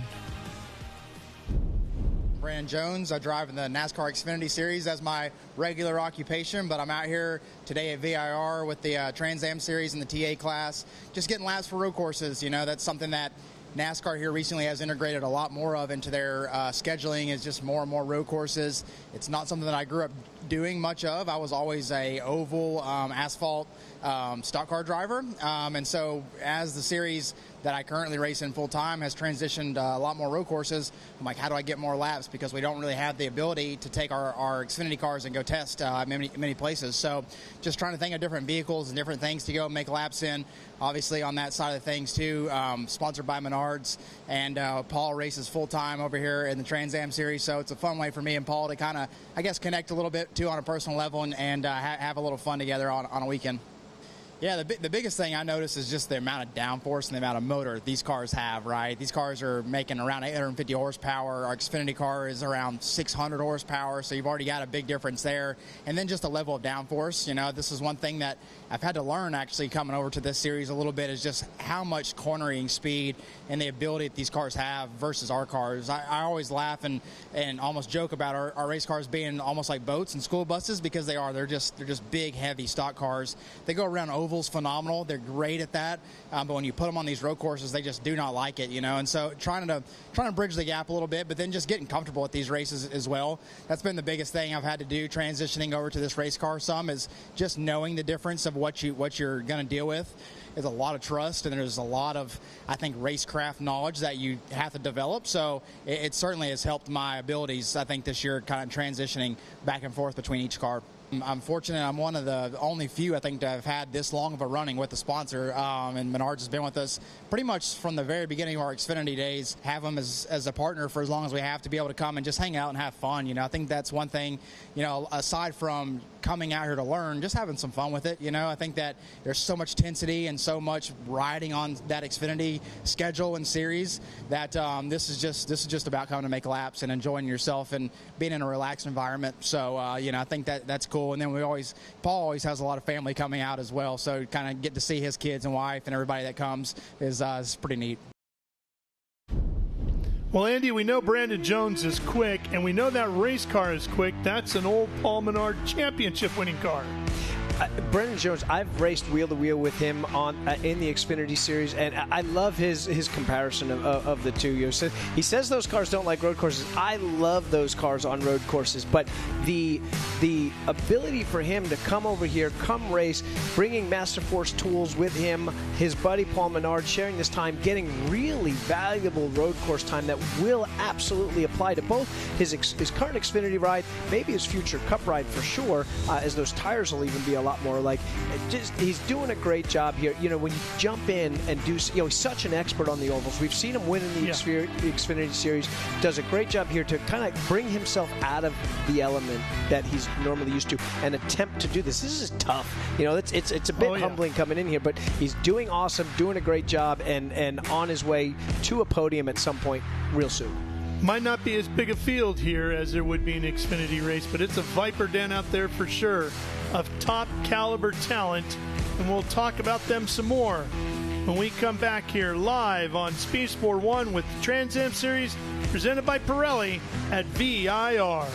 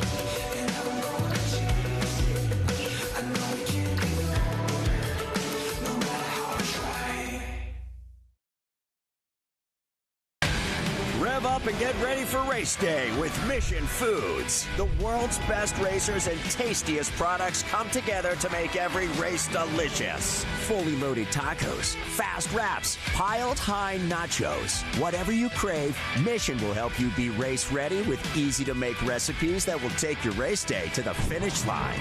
Keep your racing delicious and enjoy all the mouth-watering action. Brought to you by Mission Foods. Too fast, too tasty.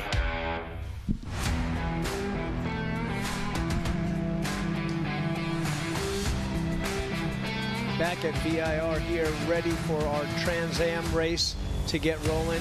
We're waiting to hear from Ben Sissel down on the grid to start the fan walk with some of our favorite drivers. All right, here we are at the fan walk, the grid. We are going to get a little bit technical here with this broadcast, show you some behind-the-scenes stuff. And first, behind the scenes, I was talking to the crew here with Dyson. Dyson is going to start from the back because he put 4 new tires on. He does have an excused absence from being here at the fan walk, but what they're doing right now, they're heating the oil into the engine. But Chris Dyson just pulled up. So Dyson, welcome. You're starting from the back, but really a caution, you probably are still right back in there. No, and I think even without a caution, Ben, we got a great race car. I made a mistake in qualifying, just cooked it a little bit too hard into turn 3 there. We got the right rear on the curb, and we spun around and got enough asphalt where we actually flat spotted and damaged the tires. So unfortunately, when we have to change all 4, you got to start from the back. So I think we've won from here before. The car's been great all weekend, and I'm looking forward to getting up in the fight as soon as we can. And not to mention that, Chris, but you qualified second even after the spin, so you know you've got a good car under you. So good luck out there. You know, have fun. Oh, sorry, weaving through traffic and be careful. But the Jim Weed Athletic Focus Drink car we know is very fast, so watch out. He has clinched a championship here at VIR, so we know Chris Dyson likes Virginia International Raceway. Colin Cohen, all the way from the Dallas, Texas area with this Traffic Graphics Maserati, is starting in our GT class. Then we have Cary Grant with SGT. Unfortunately, his dad was also going to run with us, but had some engine troubles in practice, so it's just the lone Cary Grant from the Memphis, Tennessee area running with us. Then we've got Chris Coffey, teammates with Colin Cohen, running GT with the Chill Out Motorsports and Traffic Graphics in this Maserati. He is last year's GT champion. Then walking over here, Patrick Paul, coming up to the 34 car. Patrick Paul is running SGT in his TA2 car. How you feeling? Good. We're pretty quick. Wish there were more TA2 cars in here, but that's the way it goes, and it'll be a good race. It'll be really fun. I love it. So Patrick Paul, newly running Next Gen on the side of his car, the beautiful number 34. Then we come down here. John DeGainer is our lone GT1, running for the GT1 championship. We've seen him at a lot of races. This is the Ron Fellows AER car. So excited to have him here. We just saw him win in his Group 6 car in the Devon Evolution and win by about a half a lap, too. So it was a great performance. Then Danny Lowry is back. Danny Lowry was a long-time racer with us with Bridge Hall and Bennett. We really appreciate seeing him back with Billy Griffin in these beautiful Mercedes. So watch out for these cars to move through the field. It's awesome to have them here with us. Then in SGT, Josh Carlson, and we've been talking about this with Enceva. He's got some hats to give away. He's got some things to give away, but a beautiful car running SGT. It's going to be a lot of fun to watch him. And something he told me that was interesting, he is now working at Menards. At a Menard store. So how cool is that? He's racing with Paul Menard, working at a Menard store. Kaylee Bryson, last year's SGT champion, back with us in XGT, and she mentioned that she caught a really nice catfish while she was here. So when she's not on track, she's out there fishing. Billy Griffin here in XGT, 2-time GT champion with the Trans Am Series, 2-time TA champion with the McNichols Valley Chevy network of dealers. Amy Ruman right here in her little red Corvette. Absolutely love that. Tommy Dreesy, TA, the number 8, running with the Trent Shoring Company, celebrating 50 years. So look out for him. Then We've got Brandon Jones with Master Force Tools, a part of the Menards family. Brandon Jones, honored to have Brandon Jones here with us. He ran Road America with us a few weeks ago, had a great time. So it's great to have Brandon Jones in this Master Force Tools car. Then we go to Adam Andretti with the Top Liner car. Unbelievable. This is a very fast car and starting P2 because of that. But they're with the service partners and the Top Liner, and I'm sure Andy Lally can tell you all about the new contest that's coming up at the Andretti Karting Center. So that's going to be a ton of fun to watch. Let's see what happens there. Then we come here to Pole with the Pittsburgh Paints and Stains. Is Paul Menard talking over here to the 3GT crew. His family is actually going to give the start command here. He doesn't live too far away. He's getting some good last-minute information from the 3GT crew. You've got your family behind you. Green flag drops. What's the strategy, Paul? Turn one's going to be tricky. It's out of all these 17 corners or however many they are, turn one's the hardest to get right. It changes a lot with weather. Now that the sun's out, it's going to be really greasy, and just try to hit my brake zone. It's always hard too because you're not up to speed. So where's your brake zone at? So looking back at last year, I got a good idea of what I'm going to do. I just try to keep it tidy to the inside and set sail. Is it extra pressure getting this deep into the year? You know, you've had a target on your back all year long, being the last year's champion. Is there extra pressure to win the championship, just to prove to everybody? I mean, not really. We put pressure on ourselves each week to perform, and I got the best group in the garage to do that with. So yeah, it's no different than if we were, coming off on a one-off race. Our goal is still the same: is to maximize the potential of what we can do, and so far so good. Nice. Hey, Jenna Losey. Does this guy, you got to stay in the shot. Does this guy's blood pressure or heart rate ever go up? Never, ever. Never, ever. Always calm all the time. That's how you win races. And isn't that what you want from a race car driver? Of course, each time, every time. Nice. All right, Paul, good luck out there, man. So we're going to come down here to my friend, Marvin Gray. Let's get a great shot here of the Dan River High School Junior ROTC. Thank you guys so much for coming out. The Dan River High School drum line was out here with us. How about that, ladies and gentlemen? And Marvin Gray to deliver the invocation. Let us pray. Great Father, we thank you for the opportunity to be here today and race in the beauty of your creation here at VIR. And now we ask your blessing and protection on each and every one that's a part of our race today, our drivers, our crews, the officials, the workers. And thank you for our fans. Put a blessing on our fans. Thank you for coming out to support us. And now we ask that you would bless and protect our troops, our safety forces, our police, all those that do all they do to protect us. And now we ask your comfort on those who have recently lost loved ones, both here in the Trans Am family and around the world. And Lord, we pray for an end to the senseless violence that seems to keep creeping up. In your name we pray, Lord Jesus. Amen. Amen. Marvin Gray, thank you so much. Love having you out here. Carrie Dallas. Yes, sir. Unbelievable performance yesterday. Ladies and gentlemen, you are in for a real treat. Carrie Dallas to give us the American National Anthem. Carrie, take it away.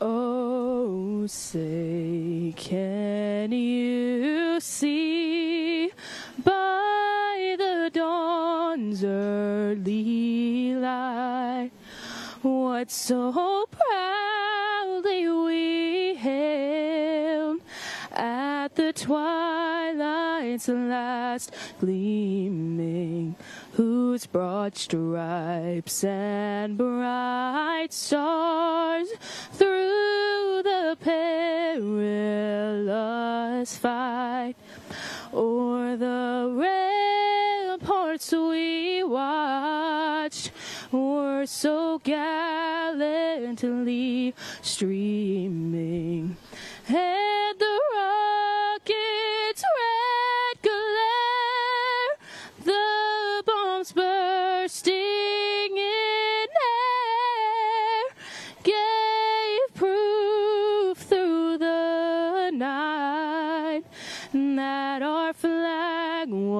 was still there. Oh, say does that star-spangled banner yet wave o'er the land of the free and the home of the brave. You like that echo? Nicely done, Carrie. Appreciate that. 2 days in a row, she did an outstanding job with that. And Andy, I don't know one driver or fan for that matter that does not love coming to this venue. This is a fan favorite and a driver favorite. Great views here, great places to be able to get different vantage points. And as a driver, I've been racing here since 2000, since they reopened in 98, started doing pro races again in 2000. I've been here nonstop just about every year, and it is one of the most exhilarating racetracks on the planet. Yeah, our current points leader in the Q3 Architecture TA2 series presented by Pirelli took us for a lap around the IR to show you the quickest line. Here he is, Tristan McKee. Hi, I'm Tristan McKee. We're taking a lap around Virginia International Raceway. Pretty narrow and high-paced track, so here's a lap around here. The S's are, super iconic as far as probably one of the fastest corners in all of the tracks that we go to. So I have a lot of fun running this track, and I have quite a lot of laps around here. Some of it gets pretty narrow and high risk, high reward as far as, turn 10 and 9. So it's super, super fast through that part of the racetrack. And Oak Tree is probably one of my favorite corners out of any track on the whole entire schedule. Just the way you can run it a couple different ways, and you have to get really good exits for the long straightaway where you're trying to get, every mile an hour you can. So it's definitely one of my favorite tracks. This is one of the first road courses I ever ran at a couple years ago. So I definitely have the most laps here out of any of them, so it's a super fun racetrack. Up here to turn 3, a little bit of a kink here on the left. Want to be as close to this curb as possible. Sometimes it gets a little slick here during the day. Coming up here to turn 4, it's a really sharp left-hander here. You're kind of hard on the brakes on entry, turning in late, trying to get a good angle over this curb for the next corner here. Have a hard right, big on the curb as well. Using the momentum same way, just to carry you all the way outside this curb right here. Now you kind of have a little bit of a mini S's. You're trying to get to the throttle here for this long straightaway and using up every bit of the racetrack with these curbs here. Get to around fourth gear before you get to the S's. Here are some of the fastest corners on any of the schedule we have here, so it's definitely pretty sketchy. You have to get your angle right, miss this first curb here, get late here, big over this turn here. You're wide open through all this. On the left curb, trying to get set up for this really fast right-hander. Little lift here, back to the throttle. Trying to get straight for this really high commitment, fast left-hander, kind of big risk reward. There's a big drop-off if you go off, so it's really important to stay on the racetrack here and use all the racetrack on exit. Now we're here into Oak Tree. There's kind of a big compression and brake zone into this. So you're trying to wait as long as possible to turn in. Miss the curb on the right here a little bit. Use the momentum to carry you super late here. That way you can get a super good angle, clip that curb, and use all the racetrack to make this straightaway as long as possible and carry all the momentum down it. It's one of the longest straightaways on the schedule. Pulling all your shifts here, first all the way to fourth, getting around 165 miles an hour by the time you get to the end of the straightaway. So you're kind of on the limiter there as far as getting down in the brake zone, and it's a super big brake zone just like turn 1 or any of those where your hardest brake zone and hardest on the brake pedal here. Braking around the 2 or 3, big brake zone on entry. You want to get set up for this last corner really well, get your angle right through here, get on this big curb right here, and then get as good as exit, just like turn 1, all the way on the inside is where all the grip is, and using all the racetrack on the exit. We'll be coming to the timing line here in a second, and then once again, big brake zone into turn 1, just like at the end of the long straightaway, into roller coaster, hardest brake points on the track, turn 1 and over there. So you're braking around the 5 to the 4 here, and that's a lap around VIR. Such a great layout here in the hills of Virginia. And before we can attack it, we got to fire up the engines. So let's get back down to Ben. Stand a little bit in front of me. All right, ladies and gentlemen, this is super exciting. We have the Menard family and friends all here to deliver the most famous words in motorsports. Paula, I know you love your music. How are you doing? Welcome back. Thank you. It's proud to be here with my son. Nice. Well, we are about to have some fantastic music as the TA, XGT, SGT, GT classes come out there along with GT1. But to deliver the most famous words in motorsports, Menard family, take us away. Driver, start your engine! Right on time. Right on time. It was double zero. Nice. That was a first. All right, the engines have come to life, and we are getting closer to rolling those 900 horsepower machines out on to the 3.27-mile Virginia International Raceway. We will do that when we come back to VIR.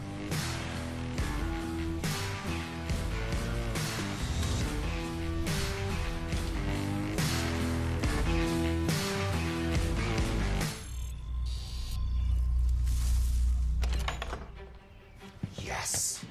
Hon, the weather tech's here.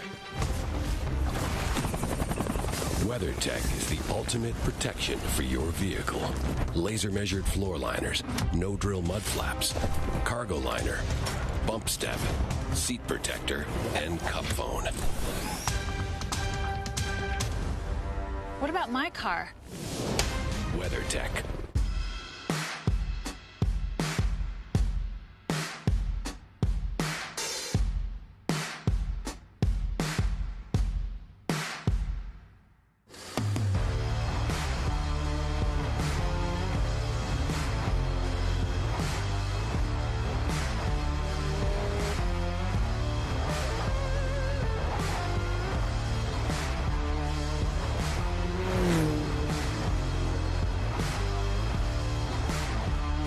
Performance packs 100 years of friction dynamics into every product.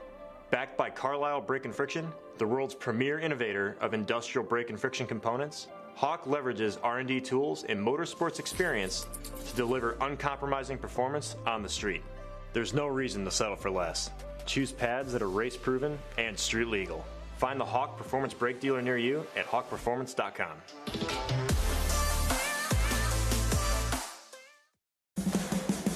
What does it mean to be built with Summit? It means you're hitting the autocross, drag strip, road course, trail, dirt, or open road with confidence. Because built with Summit means you're using parts from the top names in performance. Priced to make your project affordable. And it's all backed by trusted tech expertise and blazing fast shipping. Summit Racing Equipment. Let's build it together. SummitRacing.com.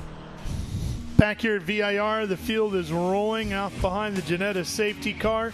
Andy, this racetrack was built in 1957, reopened in, 2000. 3.27 miles and 17 turns. Some people will tell you 18 if you count the bend on the front straightaway. According to Paul Newman, it's heaven on earth. We've got a great view of our track map here with our topography coming down into Cube 3, Turn 1. Really fast approach, second fastest approach on the track. Downhill braking zone with a tight first part of the corner here. The radius opens up as you come out of 2. A really fast kink into 3 and 4 here. We slow it down, 4, 5, 6, super tight into then the best S's on the planet, 7, 8, 9, 10 as we head up to 11 and 12, the famous Mission Foods Oak Tree corner here as we have a downhill exit, then with an uphill middle, you crest, and then an extremely downhill braking zone with a little kink down through what they call roller coaster, 14, 15, 16, hog pen, turn 17 as we're back on the front straightaway at Virginia International Raceway, and one lap around this super exciting place to go race. What's your favorite part of this place? Obviously you love the S's. The S's, hands down. When in a GT3 car or a prototype, they're flat. In the Trans Am cars, because we've got like 600 extra horsepower than those things, you can easily get the first 2 flat, The third is a gut check, and the fourth you've definitely got to lift out and get that car pointed right, get it on that inside apex curbing, and so that you're not wildly missing turn 10 on approach through there. Title combatants making up row 1. The points leader, the reigning champ, Paul Menard. The hungry guy, Adam Andretti, wants that title bad, sits second. Then into row 2, it's Brandon Jones and Tommy Dreese, with Amy Ruman and Billy Griffin next up.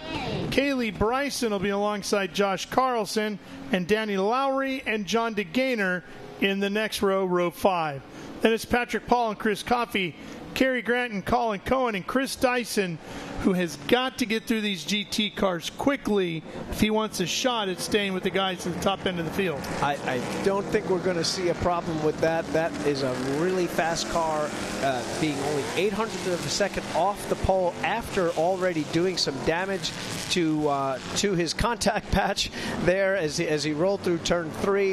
I think we're going to see him be a force. He's got some extra motivation this morning after some craziness going on, and I think we're going to see him come flying through this field. We get one little yellow to check this up and reset it, and the race is on. And he's right there. It is scheduled for 100 miles, as Trans Am races are.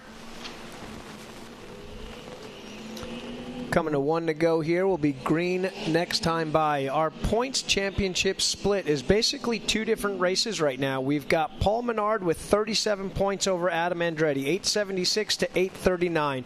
That's close. That could change today. So we've got 3 races left on the schedule: VIR, Birmingham, and COTA. Austin, Texas is where we're going to close out the season. But then our second race in this points, Tommy Dreese, Amy Ruman, Chris Dyson, all really close. The 3 of them even tighter than that, but 19 points between them, and that can flip-flop today. Chris Dyson had a horrible start to the season, some really bad luck at Sebring, another DNF, and missed a race here, but he's still battling back. Big wins this year, and he definitely wants to solidify the championship podium and get himself at least up to P3 here. And there is the Chris Dyson Racing Jim Wheat back Ford Mustang. Chris at the tail end of the field after qualifying second. As you pointed out, Andy, he has had some of the craziest luck I have seen in a long time. All racers have bad luck at stages, and Chris has certainly had his share over the years. But to see 2 big incidents this year, one at Sebring and another one just after he came back and looked like he was right back in the stride, he crashes crazy again at Lime Rock, took another big hit. I tell you what, though, like the enthusiasm, I talked to him before the race. I check in this morning, see where he's at. His head, there's points in a driver's season, life, career, where sometimes it's actually okay to remove the championship pressure and all you think about is crushing everybody and winning every race you can. You put a little more on the line and all you think about is the fun part. For the drivers, all we want to do is win races. The championship stuff is almost like a necessary evil to keep the sponsors happy and get your name, keep the team happy. Everybody's thrilled about that, but you want to stand on the podium, you want to spray the champagne just like that, point the fingers in the air, have the crowd cheering for you, and rack up that W. As today, he's tied with Tommy Kendall right now for 3rd on the all-time win list for most TA National Championship wins. A win today would tie him with the legendary Mark Donohue at 29 wins. That would put him tied for 2nd overall ever. And knowing Chris the way you and I both do, he's a real historian of the game. He loves the history of motorsports.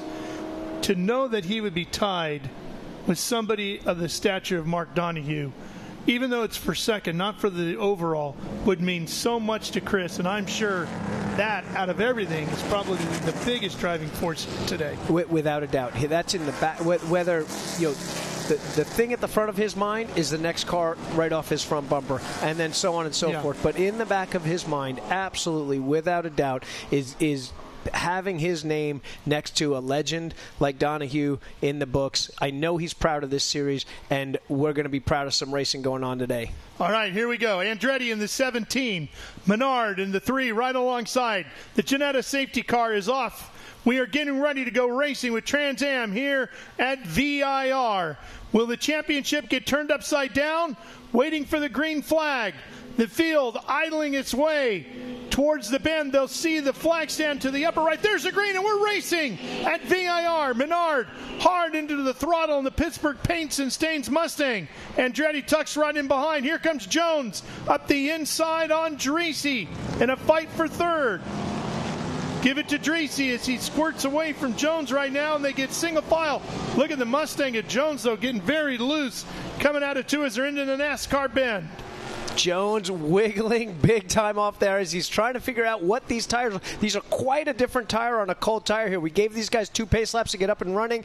They're in it. They're on it. They're going. Jones a little slow off of 1, but now right there with Tommy Dreesy battling for that final podium spot. And look at Dyson already closing up through the field. He's gotten 1, 2, 3, 4, 5 cars already and getting close to Kaylee.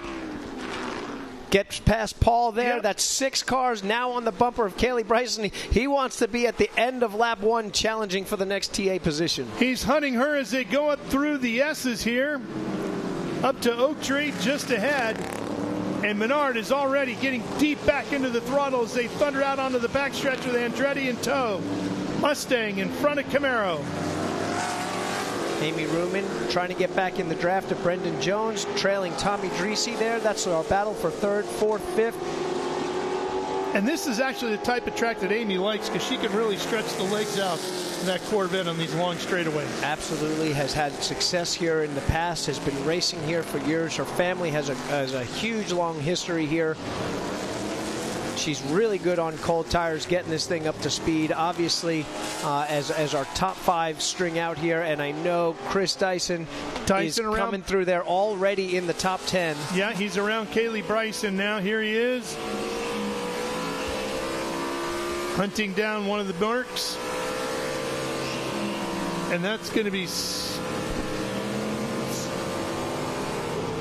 We don't have our timing and scoring, folks, so we're trying to get up to speed with all that. He's behind Carlson now. Here we go. He is up to 7th behind Carlson. That was Griffin that he had gotten around. So, and there's Amy in 5th. Already plowed through half the field. He's got Josh Carlson in between him and his next spot of Amy Ruman. Again, that's still a points-paying position there as they're battling for 3rd in that championship. Early on here still, but I think we're going to see Dyson clear Carlson probably, honestly, at this point, if he can't get by him going here into the S's. And Josh is wise, knows he's just about to lock up the championship, or actually I think he did just lock up the championship by taking the green flag here. He will be our 2025 SGT championship. Congrats to him. He's got 7 straight wins in the SGT class, looking to make it 8 today. So Andy, no disrespect to any of our GT category drivers because they're all incredibly quick in their individual categories. But obviously Dyson's car is way more powerful than the GT. So now that he's cleared through that GT field and he knows he's got Amy in front of him, he can see the rear end of that red Corvette. He needs to kind of catch his breath and reset because working through the next set of cars is going to be much different than what he just got through because he can't just power pass. He's got to earn it. And of course, as you're cutting through those cars, you're not really getting a good read on both your potential lap time to the leader. You're getting a good read on the balance. You've got a little too much understeer, a little too much oversteer. But these next few laps that he can run clear, his crew will be telling him his delta to Paul at the front, how much he's closing. He's going to keep an eye on Amy, on Brendan, on Tommy. That'll be in his sights. But his crew will be telling him down to the 10th, if anybody knows me, what that interval is and how much he's gaining and or losing. And Chris will be able to kind of set his pace. If he's gaining a second a lap, he can actually chill out a little bit, save those rear tires for when he gets to that front, because inevitably in 100 miles he will get there. Or if he's got to step it up, if he's got to turn it up, it's time to go already this early in the race. He's got to go close that gap. And that's an interesting point because Menard really hasn't been able to relax at the front of the field because Adam has been stuck to his tail, putting on pressure. ever since we went green. I think Adam's got 4 second-place finishes this year, second in the points right now. He is desperate to get that W, as we all would be. I've been in his shoes before. Load up on a bunch of second-place finishes. Your team owner, your sponsor, they want to stand on that top step, spray that champagne, win that race. He will obviously be a little disappointed if he can't get into victory lane, and I think that's driving the pressure for top liner, for Adam, for Claudio Burton and the gang out of Georgia to bring that Trans Am Camaro to the front and go get Paul Menard and challenge for that win. Adam led the points at the beginning of the year for a couple of rounds. He's been incredibly consistent, and that's been the key to his success this year in this points fight. Probably has a really good car here. You know, if he's got Paul in sights, knows it's 100 miles, knows that with this amount of cars on track, we have probably a really good chance of going long green flag runs here.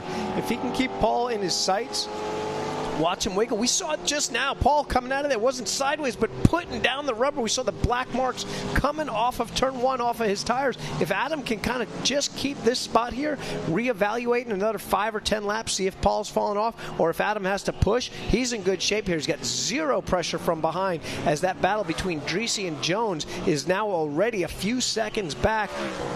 Chris pulling in. We see our fast time. Chris Dyson, 146.4. to Paul Menard's 146.4, dead equal, and that's with one last remaining bit of traffic. So obviously Chris Dyson, our fastest car on track, P6 right now, coming forward. Unfortunately, things not going as well for John DeGainer in that beautiful Ron Fellows AER back Ford Mustang. His day is over due to a mechanical issue, so the 04 is out of it. Really unfortunate. John has been so passionate bringing an older car out here with us to support the GT1 category here. As we see Brendan Jones, really good run through 11 and 12 coming off that Mission Foods Oak Tree corner, but just might not have the juice that Tommy's got. Either that or Brendan spun the tires a little bit off of Mission Foods Oak Tree corner. Tommy gives him, he's clear by 3 or 4 car lengths into the brake zone to the top of what we call the roller coaster here at VIR. Up, down, and around, a huge elevation change. Hard to even see. I mean, it looks pretty good from TV, but from the cockpit, when you're holding on to that steering wheel, you're driving off a cliff. The thing accelerates down the hill real fast, and they get going. It looks like Tommy and Brendan are sort of rubber banding back and forth between different corners here, where Tommy's got real good drive off, but Brendan's rolling through the fast stuff and is right back on his tail on our brake zone into turn 1 here. Tommy getting a little defensive, sees he's coming, moves to that inside. Brendan taking advantage of the proper line here to try to get a nose under. Inside. If he can get the drive out of there, Dreesy still with the better drive in the Camaro off the corner. That black and gold trench shoring Motul back number 8. And Jones sniffing all around the outside of Dreesy's car right there. In case you are joining the TA races for the first time and wondering how are we getting those shots, we have championship caliber drone pilots that are pushing, and I'm telling these guys every week, get closer and closer till we crash one of these drones. I want to read the contingency sponsors on the side of that card, and they're coming through this weekend. Amy Ruman now gaining back a little bit. Obviously, Chris Dyson, we're going to have a good 4-car battle here. If Dreesy and Jones, we got a wheel off by Dreesy. Big time. It's got to be Jones. Right there, I think Dreesy dropped the wheel. That brought Jones right back up to his rear bumper. Sure, we've seen the gap close again. We're going to have a great 4-car battle going here any second now, as we're going to see Tommy get a little defensive into the end of the back straightaway and down through roller coaster. By the time they get to the breaking point of roller coaster, they're going to be all over each other. Flames belching out of the side of the Master Force Tools Mustang of Jones. There's a great look at Amy Ruman's Corvette. She thunders down through the roller coaster. We were talking about this earlier in the weekend, Andy. Everybody talks about the elevation change at the Corkscrew at Laguna Seca. Lime Rock coming down off the hill. But this one here, the roller coaster at VIR, is deceptively steep and doesn't get the credit for being as steep as it really is. It is. It's a huge drop from top to bottom, and it's top speed. You park it at the top of the corkscrew at Laguna Seca. Right. This is fast. We saw Chris Dyson just now taking a look inside Amy Ruman. Menard and Andretti checked out and gone. Actually, Andretti just posted a really slow lap time here. We're going to look to see if there's any problems here. But again, back to our 4-car battle here. What a fight it is. Look at Jones working the backside of Dreesy, filling up the mirrors as they come out of the snake and up into the S's. And we saw Dreesy dip a wheel last time through. Will it be a little bit smoother this time? He really gets off the corner good, Andy. Two things to take into consideration with Tommy Dreesy and Brendan Jones.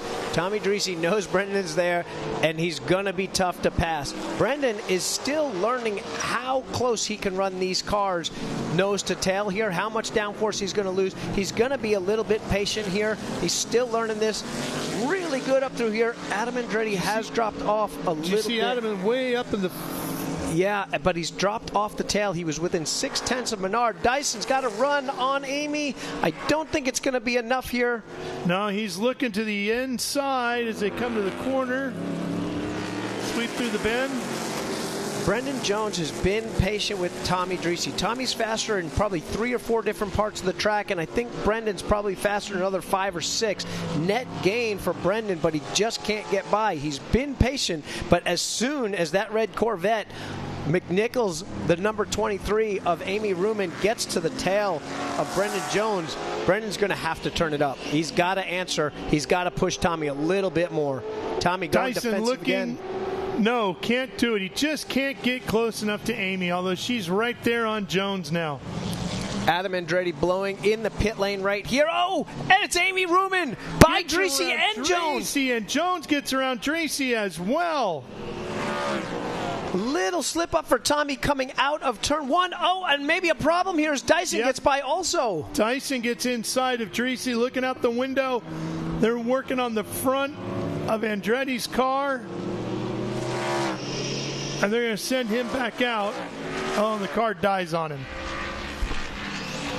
What a shame for Adam. Adam will be back going. He's going to stay on the lead lap here. But it died again, Andy. Our third place car is now Brendan Jones. So our second in the points, Adam Andretti in the pit lane with an issue.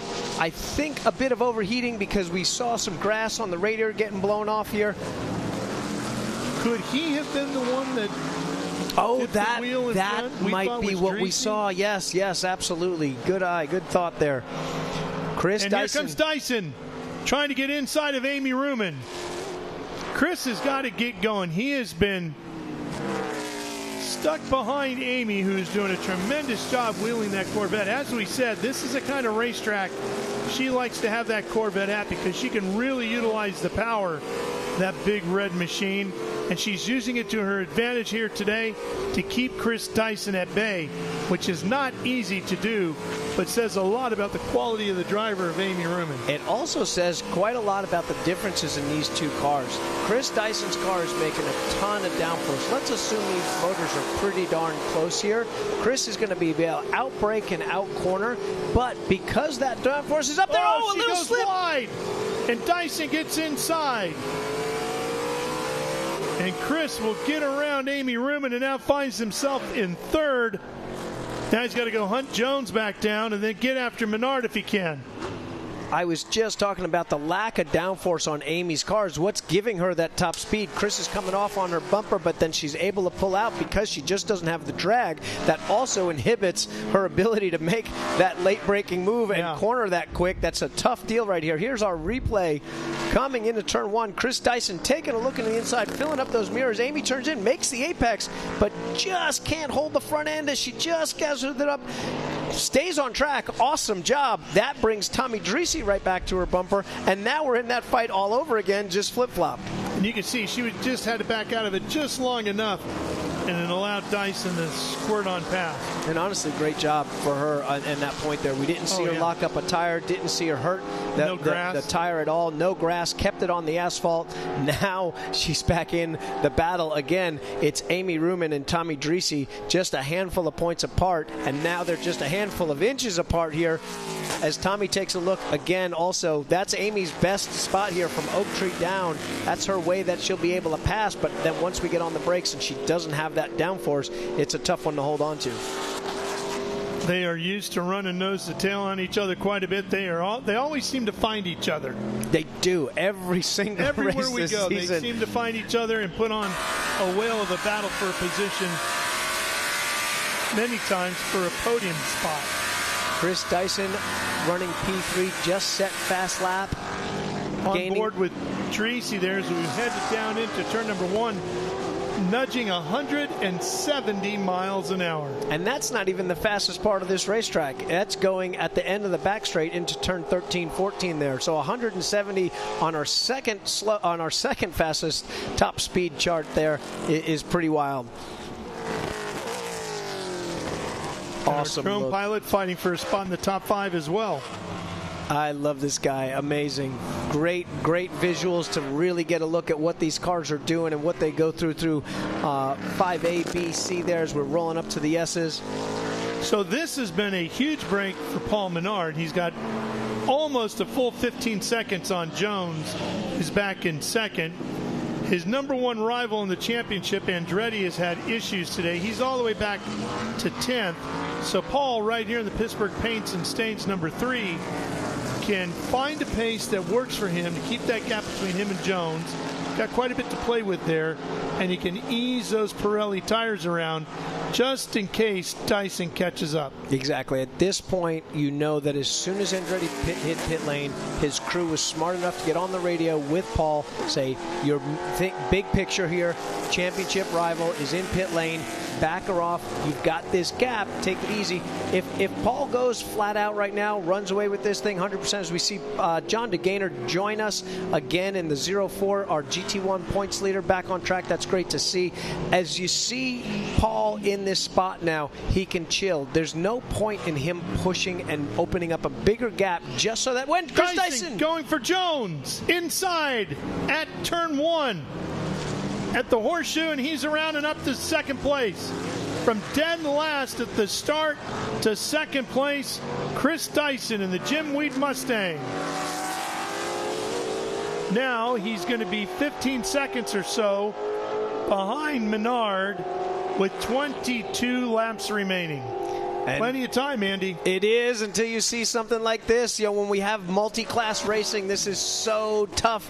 Chris has got to be patient, not have any contact, but he wants to optimize every lap. When you're trying to make up 15 seconds in just 22 laps, you're going to have to push hard, and you need everything to go your way. Without a yellow, this is going to be tough, but this is now qualifying laps again, because Chris, yeah, cool, third place in the championship would be nice, but he wants that W at VIR, one of his favorite places to race as we come through the Mission Foods Oak Tree corner here. He's going to be on the gas and going. This is a great time also now for Brendan Jones to take a look, you know, at a Hall of Famer, a legend, you know, the guy tied for the third most amount of wins in this type of car ever, to go to school on it, see what he's doing, see what his line is. Yeah. Here's the pass Chris made. As we go down into turn 1, you see the flames belching out of that Master Force Tools number 31 of Jones. Dyson, nice and patient, easy on the inside there. Such a delicate balance between brake and throttle when you do that, isn't it? And that, boy, and that was a little bit of a reach right there. He stuck out, I think, wondering if Brendan was going to give him that lane, and then as soon as he did, he rolled off. You know, again, big thanks to V-Box and our footage there. That's a great look. That's such, you know, seeing the gas, the brake, the steering angle, the lap time, the best lap, everything through there. V-Box provides that for our viewers here, and it's been an incredible partnership. Great to have them on board here. Well, with 21 laps remaining, Paul Menard continues to lead here with a 148.132. Dyson has gone from the tail of the field to second. We're going to take a quick break. We'll be back for more Trans Am presented by Pirelli.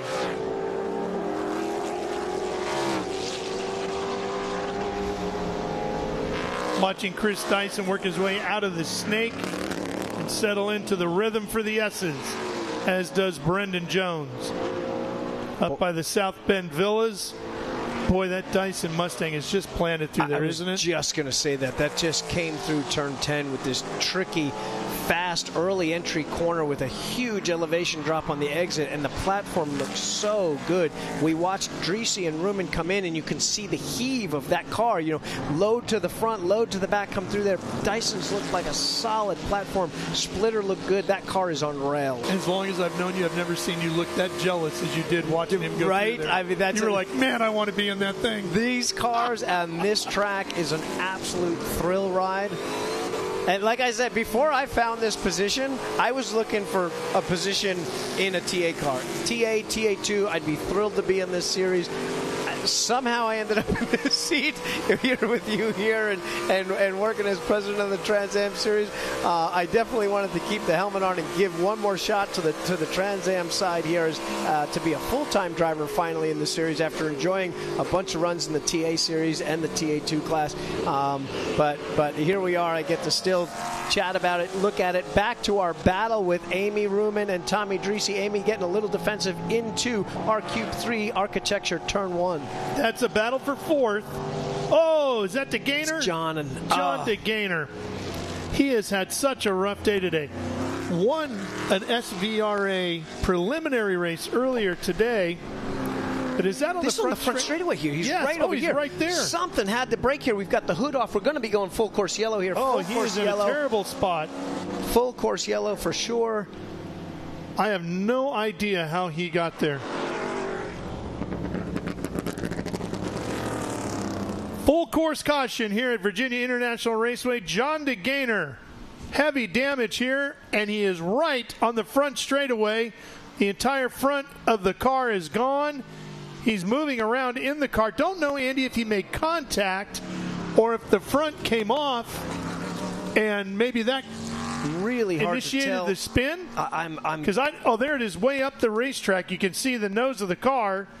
Unless there was lap traffic. There it is. We can see from the skid marks where that grass is. Oh, yeah. He had wheels to the outside, so I don't know if something broke and he went left and then it snap hooked to the inside, or maybe there was lap traffic. His GT1 car is a lot faster than the GT cars in this class. Well, don't forget, he had pitted with mechanical issue earlier. I'm wondering, maybe in a rush to get it repaired and back out on the track, something wasn't 100% the way he needed it and caused it to turn like it did in a very, very unusual location to have a problem. Definitely an immediate full course yellow here, obviously with debris on the track, with a car in the way. We've got to throw that. We get these cars too, and I'll take a minute to talk about this process. This is what lets us get medical and race services on the track right away. We go to something called Code 60, which is a light that we have inside the race car that allows us to tell the drivers and over the radio to immediately slow down to 60 miles an hour, highway speeds instead of 170, 185 miles an hour like we see around here. That lets the ambulances and the pace car leave right away to slow the field down and lets us launch our ambulance and our safety crew to make sure we're okay. You know what else it just did? It just pulled Chris Dyson right up underneath the rear wing of Paul Menard. This is exactly what Chris Dyson was hoping for in that area here. It's exactly what Paul Menard did not want to see. Obviously, and more so, exactly what John DeGainer didn't want to see. All right, well, they're going to take care of getting John DeGainer's car off the racetrack, and we are going to step away to take a quick break. By then, we should have everybody lined back up and ready to get back at the battle here at Virginia International Raceway. Stay with us.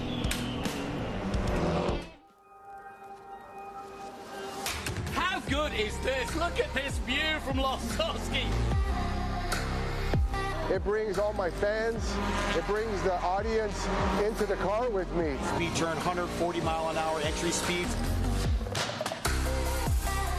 The quickest and most efficient way for me to get information to my drivers is from using the V-Box HD2 system.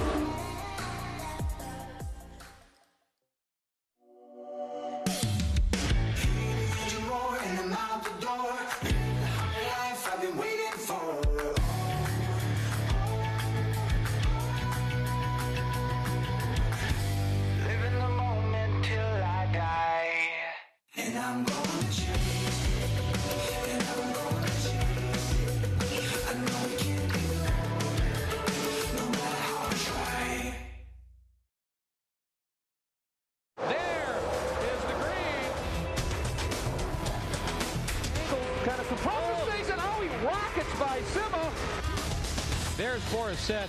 One of the ways you overtake here at Sebring is really good in the braking zone, like this one right here. Both go around. There's the green. We are back and at it. Watch this. Oh, look out, Miller, look out.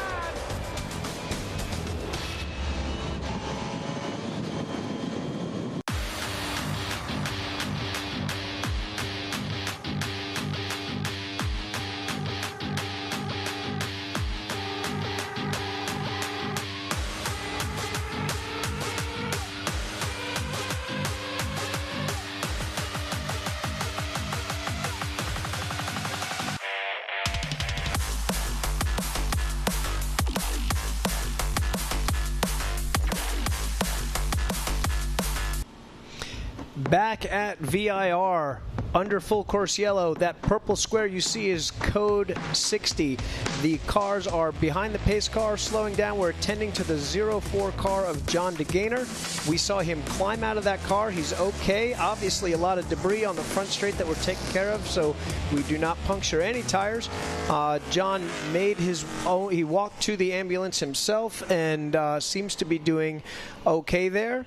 The update for our race, obviously Paul Menard, who had a 17-second lead with just under half an hour left in this race. Chris Dyson now will be closed up onto that bumper, and our final podium position at the moment is Amy Ruman ahead of Tommy Dreese. Heading back through the field, looking at Danny Lowry in XGT, leading here, 5th overall. Patrick Paul leading SGT, with Josh Carlson seemingly ending a 7-race win streak here. The day that he locks up the championship, unfortunately, his win streak ends for him. That puts Patrick Paul at the point here. Kaylee Bryson, 7th, the 2nd place in XGT, will definitely be trying to take that back to Danny Lowry in his Mercedes GT3 car. And Adam Andretti still showing 9th place, back on that lead lap. If they can get this car sorted again, this is Adam's second chance to have a good run here and get back up into championship contention. He does not want to leave VIR down in points. There's Adam right there. And as you pointed out, huge opportunity for him to close that gap back up again and maybe minimize the damage today, right? And that's as they always say in championships, is make the best out of your worst days, minimize the damage. And there's still a half an hour left in this race. Yeah. This could completely flip and come out with Adam's best day of the year. You never know. Look, we could potentially see a heavy fight between Dyson and Menard here. That could lead to somebody getting shoved off the racetrack and Adam getting to the lead. The best view that Adam's got right now, and Chris Dyson's biggest fan in this show is Adam Andretti. Oh, yeah. Asking, yelling, hoping, praying, screaming for Chris Dyson to take it to Paul Menard and have those two battles, slow it up, let Adam get through the rest of this field and back up into this battle here. Tommy Dreese and Amy Ruman, 3rd and 4th in the points, are 4th and 3rd on the track here. We got a good view of our top liner Camaro here with Adam Andretti, Claudio Burton's piece here. Let's talk a little bit about the contest that Adam has going on with the folks at Service Partners and Top Liner. They have an opportunity to go do a little go-kart racing. Right down the road from me, December 7th, 2025. You've got between now and November 5th to enter. Go to Adam Andretti's social. Go to Claudio Burton and Burton Racing social. You can find out all the information there. No purchase necessary to enter. We're going to do a shootout at Andretti Speed Lab in Beaufort, Georgia, right down the road from my house. I'll be there hanging out with the guys. It's an off weekend for me. Adam will be there. We're going to host some hopeful young drivers for a shootout with a VIP trip to the Sebring Trans Am Season Opener 2026 as the grand prize. But there'll be a lot of racing and a lot of fun going on that day as well. Great. So we're all staying at your place. All right, let's go down to Ben. Hey, thank you. I'm down here with Brandon Jones, who's joined us a few times this season, doing very well in TA and that beautiful 3GT Master Force Tools Menards car. But Brandon, what happened? I hate that it has to come to an end like this for us. This was our best of the three for sure. I had Sebring and Road America earlier this year, and so I'm just out here trying to get more laps at this craft, right? It's something that I didn't grow up doing much of, so I'm just trying to continue to learn on these types of racetracks. No better place than to come try to hustle a TA car around. So I had a lot of fun. Like I said, I felt like I was going to be podium there at the end. I was keeping pretty good pace there for what my experience level is on these racetracks, right? So yeah, again, hate that it has to come to an end like that, but had a blast. I can't thank everybody enough that worked on this race car. This is typically not something that 3GT does, is field 2 race cars, right? So they had to source some extra help, and so yeah, a lot of hands involved. Just hate that it has to come to an end with DNF. And we do too. Everybody's Brandon Jones fans. You know, we love the Menard family, so unfortunate, but thank you for coming out. Hopefully you'll do it again. Yeah, we like having Brandon Jones, drivers of that caliber out here.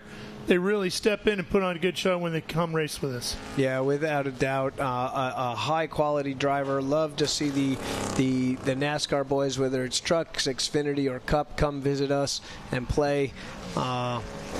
Unfortunate that Brendan didn't get a chance to compete. I know he's been chomping at the bit for to leave here with a Trans Am trophy or take the fight to his buddy Paul Menard. So, Mr. President, since we have a little more downtime here while we wait for the rest of the track cleanup to be done and the field to make their way around, what can you tell me about 2026 that you haven't whispered into my ear yet? I know we have a big year of celebration next year. Next year is the 60th anniversary of the Trans Am Series. Obviously, one of the longest, if not the longest, running road racing championship in North America. For 2026, 2025, we had the best schedule we've ever had. We are condensing that a little bit down to 10 events, but still 12 races. So for the first time in a long, long, long time, we're going to do doubleheader weekends on coast to coast. Doubleheader, our third event of the season at Sonoma Raceway, and then a doubleheader at Watkins Glen, one of the best tracks in the universe there. These cars at both of those tracks are going to be amazing. So 2 races, one Saturday, one Sunday there, and then we are adding Indianapolis Motor Speedway. There'll be a Trans Am driver able to climb out, celebrate, kneel down, and kiss the bricks at Indianapolis. Obviously, an immediate crown jewel, great for Trans Am to roll back there, and an amazing schedule. Looking forward to 2026 with increased marketing, increased promotion, and big plans on that side to revive Trans Am and celebrate that 60th anniversary. Really looking forward to hearing more and more about that. Very excited about the 2026 season, which, believe it or not, is not all that far off in the distance. And Ben, I know you'll be right there alongside us. Well, guys, special treat. I'm down here with my friend Simon Gregg, Trans Am legend, 2012 Trans Am champion. He has won here at VIR. How cool is that? He's here with his old family, the Burton Racing. How's it feel to be back? Sports. I'm here for a test with Dreesy. You know, looking at how the series is doing. One of my favorite tracks. I had a win here back in 2012, champion, and yeah, the series is looking good. Looking forward to getting out there for a little practice tomorrow. Nice. Oh my gosh, I can't wait. Gary Seelix is right here. You're going to be with Dreesy and the Trent Shoring crew, but you're going to be back in a TA car here at VIR? Yes, they have the car all fixed up for me. It's all freshly done. I mean, this Dreesy team is really well prepared. I'm excited to run with Gary, and the two teams have a good relationship with each other. They're pit right next to each other, and yeah, I hope Adam and Tommy have a good race out there today. All right, yeah, you've got a lot of friends out there today, and any plans that you're able to share with us yet? I'm looking at a couple races next year. Nice. Yeah. I love it. Well, man, Simon Gregg, I was so happy to see you. Guys, Andy, I'm sure you could talk about Simon Gregg and his dad, Peter Gregg, and Brumos and everything, and fill in everybody that's wondering who this guy is. But I'll tell you, the nicest guy in any paddock. Back to you guys. Well, Andy, there's no way you can talk about the 60th anniversary of Trans Am coming without talking about the Gregg family. that was a perfect cue. I mean, legendary, huge results, past champion. Awesome to hear. There's been rumors. We've been chit-chatting. We've been wanting him to get back in the car. It's been a long time coming. It's finally happening. I'm psyched and can't wait to chat with him Monday after the race to see how he feels and see how he's doing in this car. Well, you've been doing a pretty good job at this color commentary thing throughout the season, but you're going to have to get your elbows up now because we just stepped up the game. Unfortunately, he's out of the car, but Brandon Jones joining us here in the booth. Buddy, hate to see you sitting over here next to us, but thank you for coming by.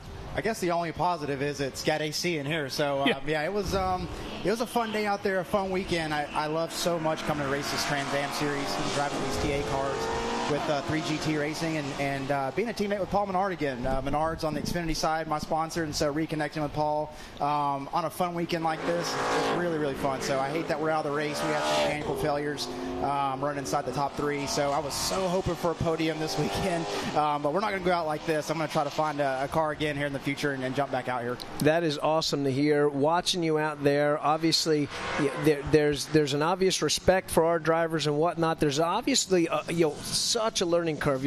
I've driven the Xfinity cars a lot, driven the Trans Am cars as well. They're very different animals. Our TA2 cars are much closer to what our Xfinity cars are. I think you've known that and been part of that. But these cars, getting these tires up to temp like that, even on a warm day, watching and learning how these tires fire off, a little bit different. But you were on it and going to school on Tommy Dreese and going forward there, got to P2. What was the car feeling like before we had those issues? Yeah, I was actually pretty comfortable. That was the most comfortable I had been in a while. And, throughout the couple races that I've done this year, this was the first weekend that I could do it from start to finish. I had Xfinity racing obligations prior to Road America and Sebring, and so I got here this weekend on an off week, and I could actually commit to the whole thing this weekend. So I think that helped my learning curve just that much more, not going back and forth between 2 different style race cars. So yeah, it was nice to see just how the whole weekend unfolded. It certainly helped me be comfortable with this race car because it just takes so much commitment. These cars are so fun to drive, but they are different. You mentioned it, Andy. There's just so many different chemicals and things about these cars that are just a little bit out of my, I don't want to say comfort zone, but just something out of ordinary that you have to do in them. Yeah, there's a steep learning curve. It's a whole lot different.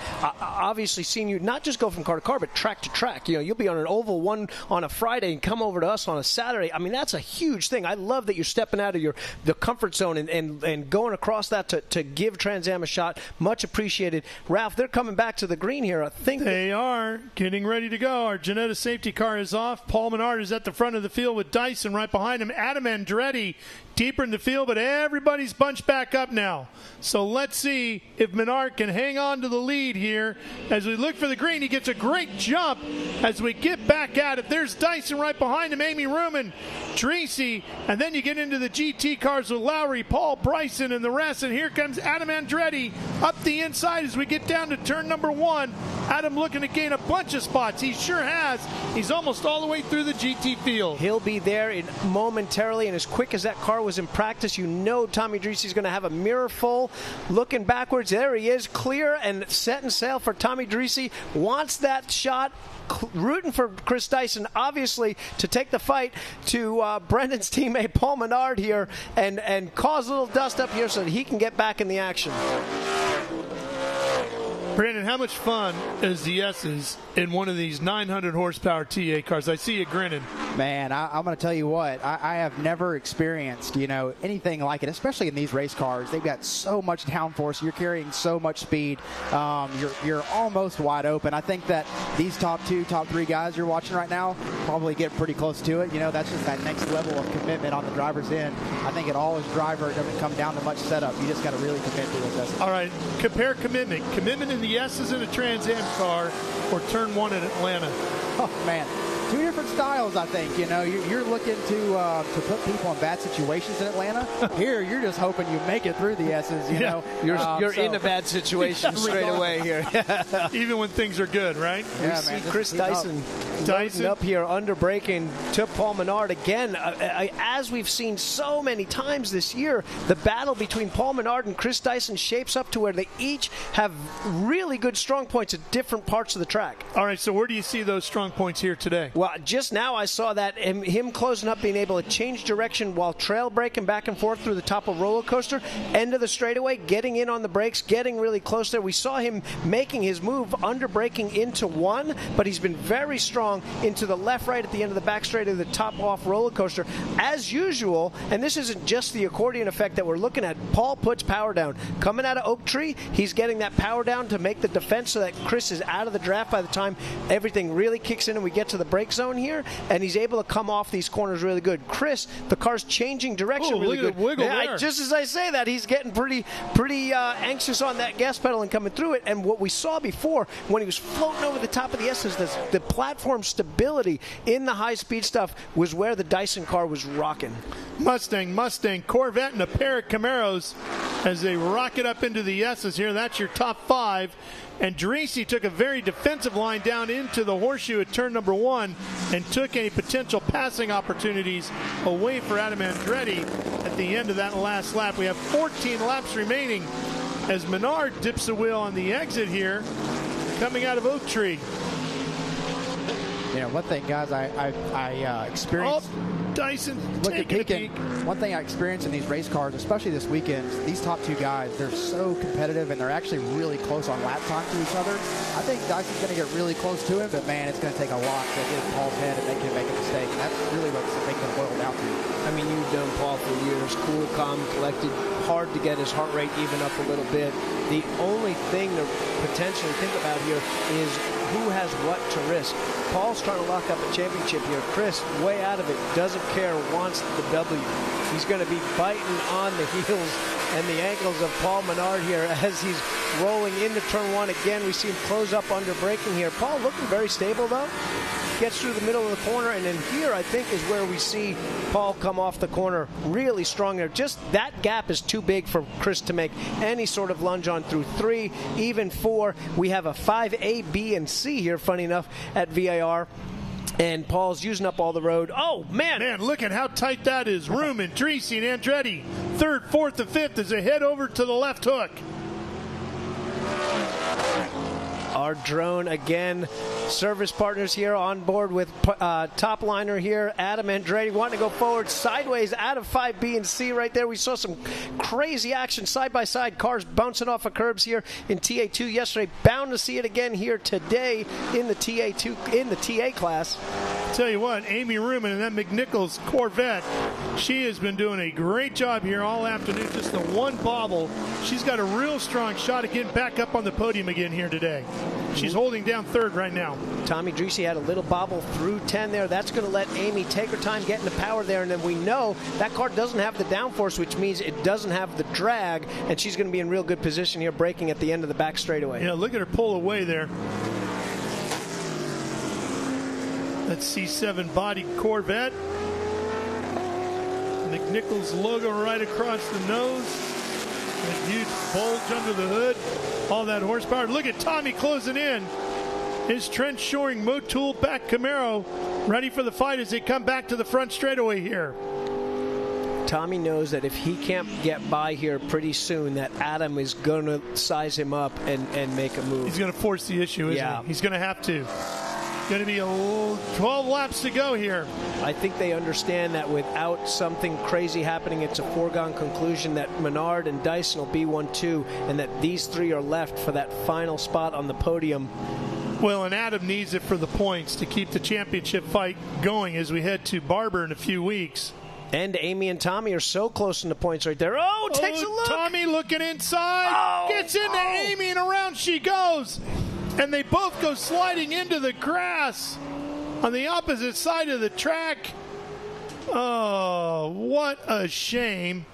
Amy was putting together such a good day.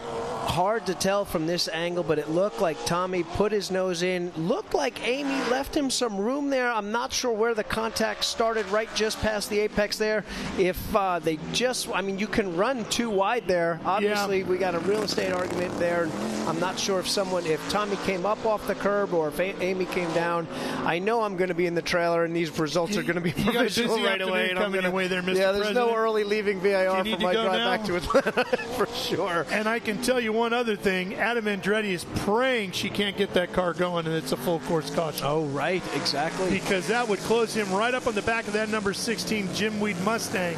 With about 10 to go, he'd have a shot again. There will be big points implications here with Tommy Ruman and Tommy Tracy and Amy Here it Ruman. is. Excuse me. Here's our replay. You want to make the call now, Mr. President, Tommy, or you want to wait till later? I'm definitely going to wait. Tommy gets to the inside here, gets on the curb. Amy, boy, I'm going to need to look at a replay here. The real good shot's going to be the onboard from Am Andretti, who just scrapes by here, keeps his championship hopes alive by getting through that without any damage. Could it have been the curbing? Tommy got up on the curbing on the inside there. Could that have just moved his car over a little bit to get him into Amy without wanting to? We saw that yesterday. They seemed like they were by that curbing, and that wasn't a direct result. Oh, she's gone, so we're going to stay green, I guess.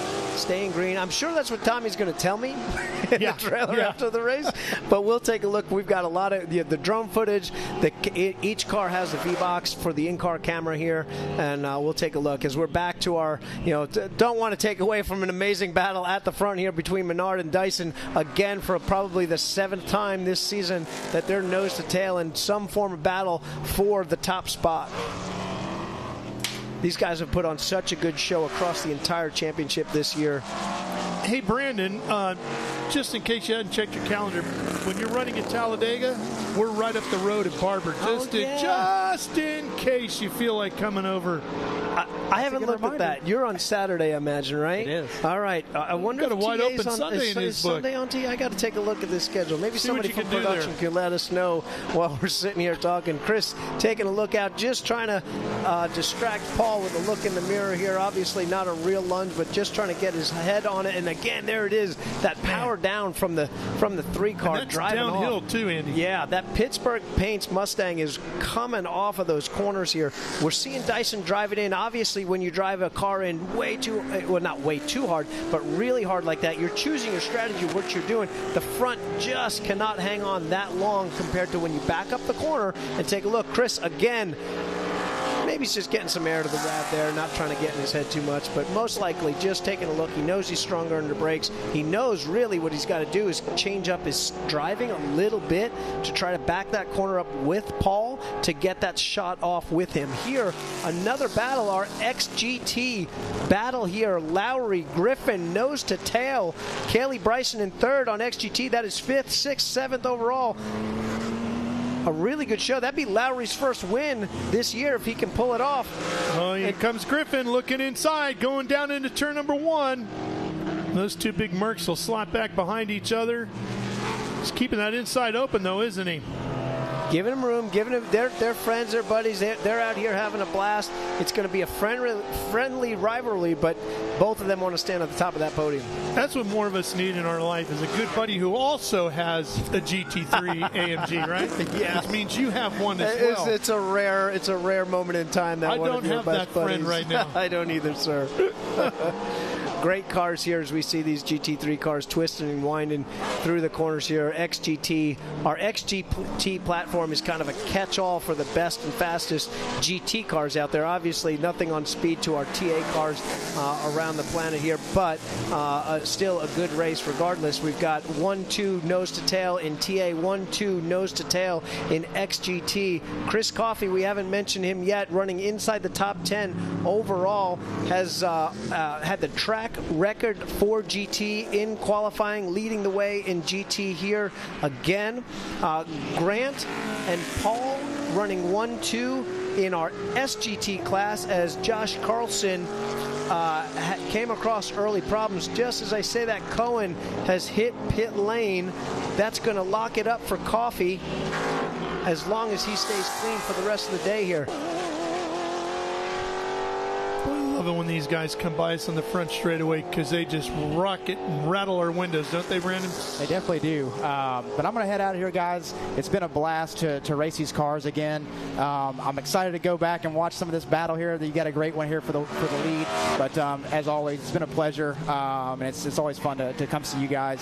And I will be back in the future, I hope. Good deal. Thanks for coming by. We appreciate it. Hopefully it's soon. Congratulations on a great run today. Sorry it ended up like this. Go down there. Go root for your buddy Paul. and hopefully we see you real soon. See you in Alabama. Appreciate it. Yeah, that's right. Thanks, guys. Thank you, buddy. All right. 9 laps to go here, Andy, as they go around where the old oak tree used to be. Now Son of Oak over there on the outside of the corners. 9 laps to go. At this point, this is right where Chris has got to do some evaluation on what his car's doing and where he's got to go. I'm sure he's been sizing him up and getting through here. He's got to get that plan going if he wants that W. Looking at the front end of Tommy's car, I thought there'd be more damage there. Yeah, I did They were too. hooked up for quite a long time there. 46.76, 46.80, 0.3 of a second covers the lead. 14 seconds all the way back to Andretti. He got really slowed up in the Dreesy room in contact there. a little bit on that right corner of the grill, but it's all black in there, so it's hard to see it real well. Doesn't look like anything's damaged. Might be punched in, might be a little carbon issue right there, but doesn't look too bad. Amy Ruman did stay on track. She got going again, is 8th overall right now, 5th in class. There she is. I can only imagine how frustrated she's got to be. She's mad. She's definitely mad. Probably rightfully so there. I mean, again, we'll get a better look post-race as Although I sit her down. car doesn't look too damaged either. No, I mean, they were both in the gas and going, and so like when you're still moving like that, and these cars are pretty sturdy. They're going, oh, here's a tricky one. A pick move potentially. Gets out of the way, does Grant. Nice job to let the leader through, and Dyson squeezes past as well. Dyson's got to be able to keep that draft here coming out. Chris not using all the road, exiting Oak Tree. He was at the beginning of the run. Not sure if he's really chilling and taking care of the tires. I'd be getting a little nervous. You get a full course yellow that ends one of these things a little earlier than you want.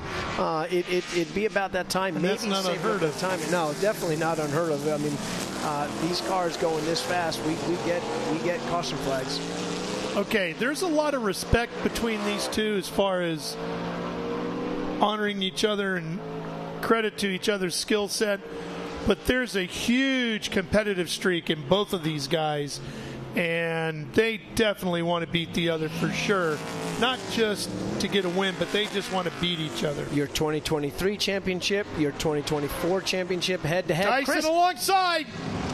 He's right there, inching past. Wow. And he's going to complete the pass coming out of the corner, and that's the best news for Adam Andretti, too. Absolutely keeps that championship alive for him. I didn't say anything as he looked because he had looked there every single lap, and then he'd pulled back inside, but this time he took a real big commitment from about 3 car lengths back. Not something you think would be the spot that he would, at that distance, would make the move, but he did that to Brendan Jones. Now he's done it to the other 3 GT car, and now Chris Dyson at the point from dead last to the lead, has some lap cars to deal with here, but already opening up that gap on Paul Menard. But doing it there when he did, too, you fake it, you fake it, you fake it, and that kind of gets him off his game of looking in the mirror going, oh, maybe he's coming, maybe he's coming.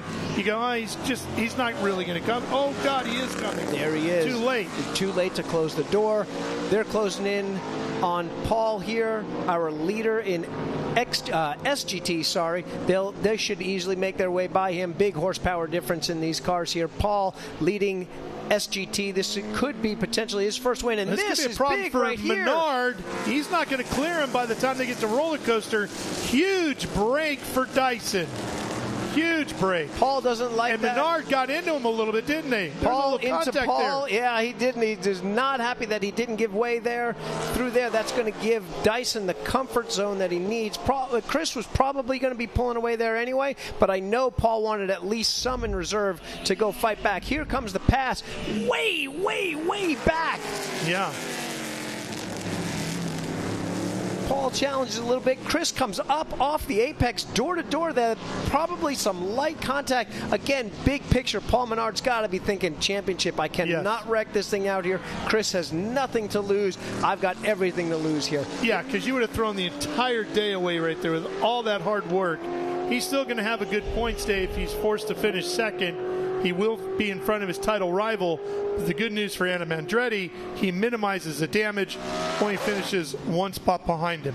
17 minutes left in this race. Chris Dyson has taken the lead from last to first, has set fast time, 2/10 quicker at a 46 flat to Paul Menard's 46.2, 46.1 for Adam Andretti, splitting the two, running P3 overall here. Still a really solid deal. If we get another yellow, we get a green-white checker at the end of this thing. That's obviously what Adam's rooting for here. Chris Coffey, our GT leader, long-time runner in our class, multi-time winner in our class.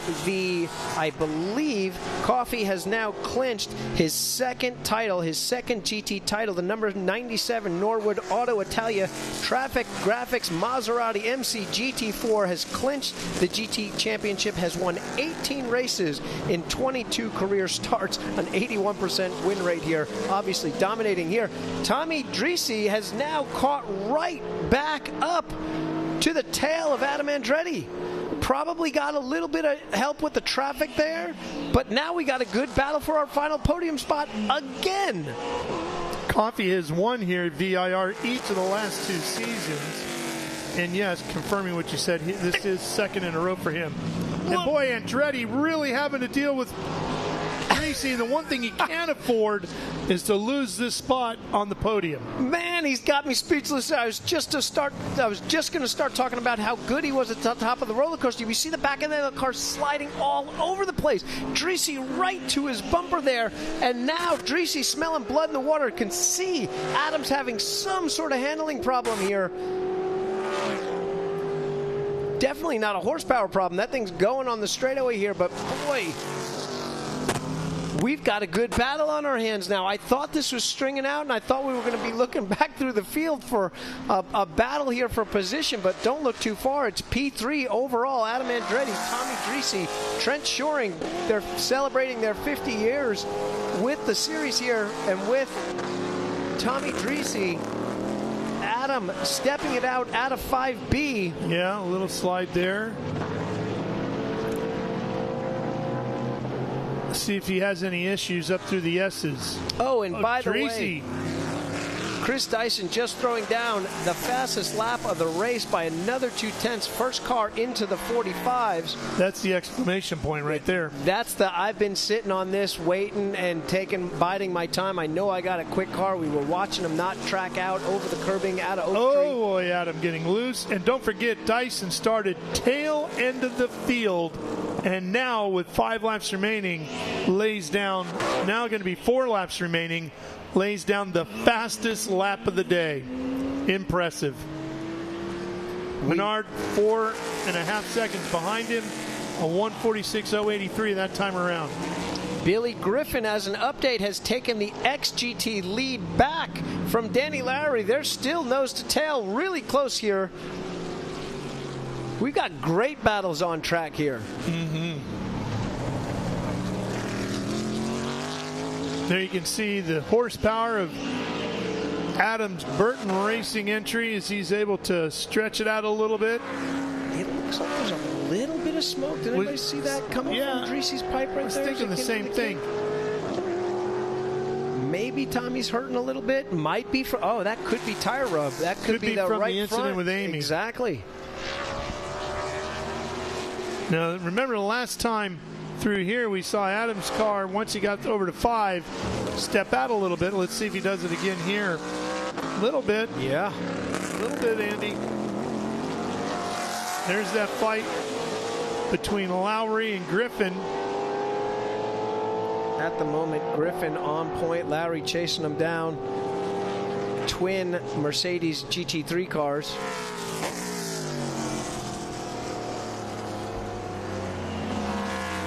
Those cars, just for reference, are fast lap a 150.8, comparatively to a 145.8 on the TA side. Still very anything sub 2 minute around VIR, and you're hauling the mail. These guys are 10 seconds under that at a 50 flat. Really going along here, having a great battle all day. They haven't been much further apart than this gap right here, winding down with just 12 minutes to go. It's not a cool day out there either. You know, this many green flags nonstop for these guys. This is going to be wearing them out. 100 miles, again, like as quick as these guys are going, as quick as they burn through this with the adrenaline up. We see the Bennett trucking up here. Bridge Hall coming off the back of the Mission Foods Oak Tree Corner as they fly up that hill. 5th gear, 6th gear, now down the steep hill, super late braking and trail braking. This little bend that you're doing right there at peak braking is super tricky to do. Gather it back up, drop another gear, and then go down the roller coaster here. Oh, Amy is finally calling it a day, stepping out of her McNichols-backed Corvette. Not happy at all. Little willpower moment there. Yeah. They were looking at the right front. I think the issue would probably be at the left rear because that's where the contact was. She was looking at a podium finish and instead is sitting on the pit wall with 3 laps remaining. And with only 2 races left, this is actually going to open up the gap between Tommy Dreese and Amy Ruman should the results stand. Obviously, Tim Richter, our race director, Ernie Becker, myself will be, I'm sure, looking at a decent amount of video here today. Yeah, I'm sure our TV crew is already gathering it all up for you. Paul here, our SGT leader, ahead of Grant. 2 laps remaining here with our Trans Am Series presented by Pirelli. All right, Andy, let's preview a little bit about what's coming up at Barbie because that's where this championship is headed next. And Adam will still be alive in that fight. That racetrack, very different than this one. And I don't think anybody in our group has raced there before. So nobody's going to really have a huge notebook to feed off of either. The Trans Am Series, this will be their first ever visit to Barber Motorsports Park, an immaculately well-kept racetrack. It'll be interesting to see the Trans Am cars go and tear up some sod grass, and everything over there as they roughhouse over and up and over the curbing as they normally do. As we see Chris Dyson flying 5th gear, top of 5th gear through the VIR S's here. It'll be a battle. 2 races to go. 2 different championship hunts on the line here. Our GT class is locked up. Our SGT class is locked up. Our GT1 class is most likely locked up. But Kaylee Bryson also probably locking up her championship here today, I believe. But TA will be a fight down to the finish, as will TA2. Paul Menard and Adam Andretti, if things go just as they are right now, there'll still be plenty of points for Adam Andretti to try to make up. Our MCO Gears total laps led Chris Dyson with 5. And Menard will have led the most laps here today. There's Adam. My guess is this Trans Am Championship is going to go all the way to Coda before it's locked up this year. Without a doubt. And my mistake here, we're coming to the white. Man. Chris Dyson's about to take the white flag here. I was looking at the time to go, not the laps to go. There he goes by. White flag is out, 1 to go. And Chris Dyson, remember, came into the day with 28 career victories, tied with Tommy Kendall, the Hall of Famer, for 3rd on the all-time win list. And if he can hold on for 1 more lap and win it here today, that will be number 29. And it will tie him with another great Hall of Famer, the legendary Mark Donohue, for 2nd all-time on the win list. And I know that is going to mean so much to Chris Dyson. We've got, although I want to see Chris Dyson cross the flag, we've got to go back to Dreese and Andretti because Dreese got so close under braking. There he comes Look again. At the charge right here. Looking inside. Can he get there? Oh, he does. Adam has got to fight back hard. He cannot afford to lose any more points. What can he do when they get to NASCAR Bend? Andretti looking to see if he can get inside. Dreese, there first. Where can Adam counter? Looking inside as they head to the left hook. Adam's right there. Contact in the center of the corner. Amy Ruman will cheer that on. More contact. Off goes Andretti, but he gets it gathered back up, and Tracy powers away in an aggressive bit of racing as they work their way into and out of the snake. Still a half a lap to go as Chris Dyson works his way through the top of the roller coaster and on down. A pick ahead. That's Chris Coffey. Let's get back to that battle here. I don't want to lose Chris going across the start finish here, but this is going to be a battle to the end for Andretti and Dreese. Absolutely. Here comes Chris Dyson to the checkered flag. He will have career win number 29 here today at VIR, and he will tie Mark Donohue for second all-time on the win list. Menard across in second. Here comes Kaylee Bryson. Where are Andretti and Dreese? Here they are. Dreese still out in front. Adam looking for a way around as they head towards the roller coaster. Under braking, Adam closes in a little bit. Had a spin there yesterday in qualifying. Headed down into the hill. On their way to Hogpen. Adam's got to make a move, hopefully under power as they come out onto the front straightaway if he wants to get back on the podium. Dreese, Andretti, Adam not closing in quick enough, and Tommy Dreese will finish just in front of Adam Andretti for third, and that is very unofficial. Incredible old school style beating and banging Trans Am racing like back in the day that we've seen. What a battle. I know I'm heading down to the podium to go try to break up whatever's about to happen. You're going to have a whole bunch of friends visit you at the trailer this afternoon. I'm going to be reviewing. You're going to have a lot of stuff to look at for hours here. No, Tommy Dreese is not going to have many friends down there today. No, he's going to have a lot of folks after him. And knowing Tommy, such a happy-go-lucky guy out of the car. Obviously, in the car, he gets a lot more aggressive. Adam Andretti, I got to say the same thing. Great guy outside of the car. In the car, they put their helmet on. That battle is on, and those two can be as aggressive as anybody in this entire field here. So, wild battle, great for the spectators. We'll see what goes on in post-race looks here, but again, we've got to salute Chris Dyson tying Mark Donohue for 29 wins, second overall. Our Hall of Famer, Chris Dyson, does it again. What a way to do it. Coming from dead last on the grid today, catching Paul Menard, getting past him, and pulling away. Beat him to the line by over 5 seconds here today for career win number 29. They're going to be spraying some Jim Weed champagne in there. I had one of those on my way up here. I knew I didn't need any caffeine to get amped up for a thing. I love the taste. Great drink. 5-second win over Menard. You saw Menard at that point probably concede, bring it home. Menard was probably looking in his rear view mirrors, rooting on Tommy Dreese there. We'll see what goes on here. Chris Dyson bringing it into pit lane, heading toward victory lane. Quite an exciting race here.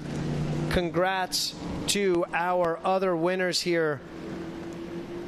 New people on top of the podium here. Billy Griffin takes the win over Danny Lowry in XGT. That's his first win. Kelly Bryson coming home 7th. Chris Coffey, another big win in GT. But Patrick Paul taking the victory at VIR, his first win of the season. Congrats to him. He breaks the streak of Josh Carlson, our current SGT champion. A bunch of first-time winners here, but Old Faithful, that Jim Weed athletic focused drink pulls in Dyson Racing Ford Mustang. Hall of Famer. Great job here by Chris Dyson. What a run. And I got to tell you, of all those 29 victories Chris Dyson has had, I'm sure there's many that he would say, oh, that was a great one and that was a great one. But today was really an exceptional run and shows how good of a race car driver Chris Dyson really is, because he had to do everything right here today. He had to be aggressive, had to be smooth, had to be patient. And he dialed it all up, and he is in Jim Weed winner's circle here today. And you can see how pumped up he is with career win number 29. For sure, fulfilling, psyched, giving each one of those crew members high five and a hug. And in the, when it's career is all said and done, and hopefully Chris will be racing with us for many more years to come, he will be talked about with the legends of this series. So it's fitting that he is up there at the top end of the all-time win list. Without a doubt. I mean, he made his name in auto racing before he even got to the Trans Am series. So for him to debut in this series not that long ago and to already be, a multi-time champion and this high up on the overall win list, it's Paul Gentilozzi, I think, that's next on the top of the charts there, and he's got a ways to go get him. But I think the sights will be set on that mark. And what do you got? I mean, you make your way all the way up to P2. No stopping now. Can't stop now, right? We're going to the top. All right, Ben, you're going to have an interesting Jim Weed winner's circle for sure here today. Hey, boys, let's go. Well, ladies and gentlemen, come on now, Virginia, get loud. We are at the Jim Weed winner's circle with the Jim Weed driver, the Athletic Focus drink, tied now for second with Mark Donahue. How about that, ladies and gentlemen? Chris Dyson, the winner of this race from the back. Remember, all the way from the back to first. That had to be hard fought. How was it? Well, it was fantastic. The car was really good, Ben. The Jim Weed guy, the car was just amazing. It's been like that all weekend. I just messed up qualifying, but I was thankful for that yellow. I think we were starting to make some inroads, but that kind of allowed us to reset and recalibrate. And Paul was good. He was covering his bases, but we were just a bit better in a couple of areas, and we were able to get by him. Good, hard, clean racing. I'm proud of the guys. I want to say hi to my family at home, and I want to dedicate this video to Kevin Mooney. This win to Kevin Mooney, our videographer, and I just wanted to say thank you to everybody. Nice. I love it. Chris Dyson. How about that? Come on now, Virginia. You guys can get a little bit closer. This is supposed to be fun. Let me come over here and talk to Paul Menard. Paul Menard, unbelievable race out there. You've got a lot of family here. Tell us about your race. Yeah, I mean, we fired off pretty good, and I knew Chris would be fast. We could gap at him a little bit and kind of save tires, and then that caution came out, and I knew Chris had good pace, and he just had better pace than us. I lost a little bit too much grip playing with the bars and stuff. I couldn't get back. So hats off to Dyson Racing. They did a hell of a job. And 3GT, as always, they give me a reliable car that's fast, and we just weren't quite fast enough today.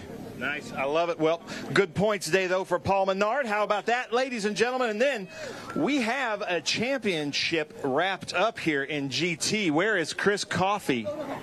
Here he is. Chris Coffey, I heard mathematically that you are this year's GT champion back-to-back. How does that feel? Oh, it feels fantastic. I mean, I just absolutely love getting the opportunity to come out here and race with these guys. And the Trans Am guys are an absolute pleasure to run with. Shouldn't be scared of these 950 horsepower beasts. I mean, they really got their heads screwed on straight, and we're just setting some fast laps out there, and I'm happy to bring home another championship.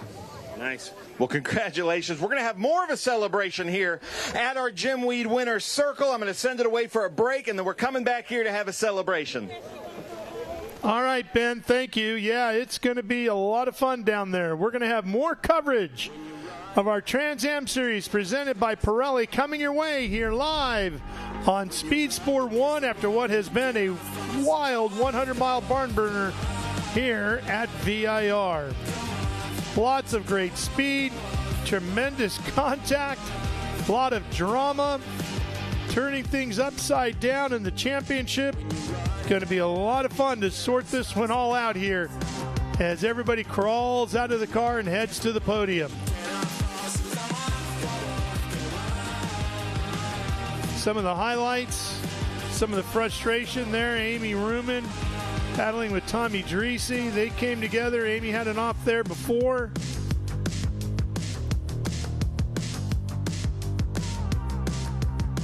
Brandon Jones, very strong in the Master Force Tools car for a while before mechanical issues took him out.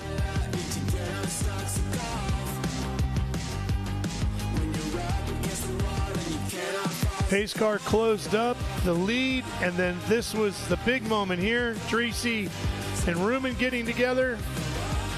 Dyson forcing his way past Menard. And a bold move there, and then big contact here too. As Dreese and Andretti get together, that had major impact on the championship.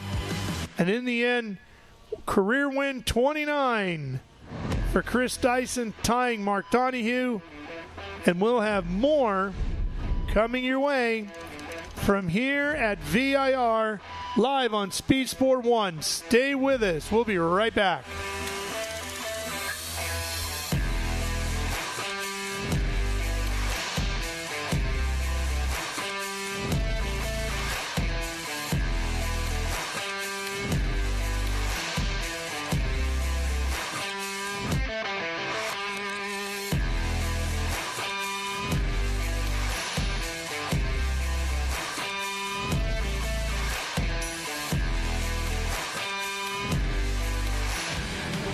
And get ready for race day with Mission Foods. The world's best racers and tastiest products come together to make every race delicious. Fully loaded tacos, fast wraps, piled high nachos. Whatever you crave, Mission will help you be race ready with easy to make recipes that will take your race day to the finish line. Keep your racing delicious and enjoy all the mouth-watering action. Brought to you by Mission Foods. Too fast, too tasty.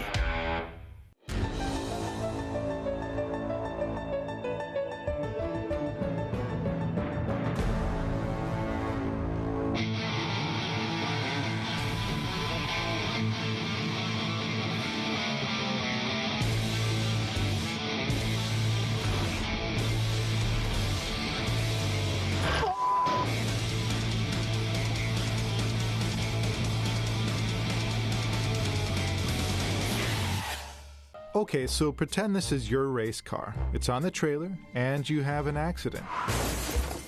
Ouch! At least your truck's insurance will pay for another one? Yeah, not so fast. Standard insurance won't replace your race car, whether it's in the trailer, in the paddock, in the garage, or the repair shop. But at Hagerty, we can protect it for what it's really worth anytime it's off the track. No matter what or where you race, all for less than a set of race tires. Hagerty, let's drive together. What does it mean to be built with Summit? It means you're hitting the autocross, drag strip, road course, trail, dirt, or open road with confidence. Because built with Summit means you're using parts from the top names in performance. Priced to make your project affordable. And it's all backed by trusted tech expertise and blazing fast shipping. Summit Racing Equipment. Let's build it together. SummitRacing.com. And we are back here at Virginia International Raceway, and there you can see the Jim Weed Winner's Circle, which is where you'll find Ben Sissel ready for the podium. All right, ladies and gentlemen, let's get loud. Come on now. Virginia International Raceway, that was so much fun. The Trans Am Series presented by Pirelli. We've got some Winner's Circle things to get to. And we've got some champions to kind of provisionally crown because, again, these results are provisional. But second place in our GT class from the Dallas area in that beautiful Maserati. Let's hear it for Colin Cohen, ladies and gentlemen.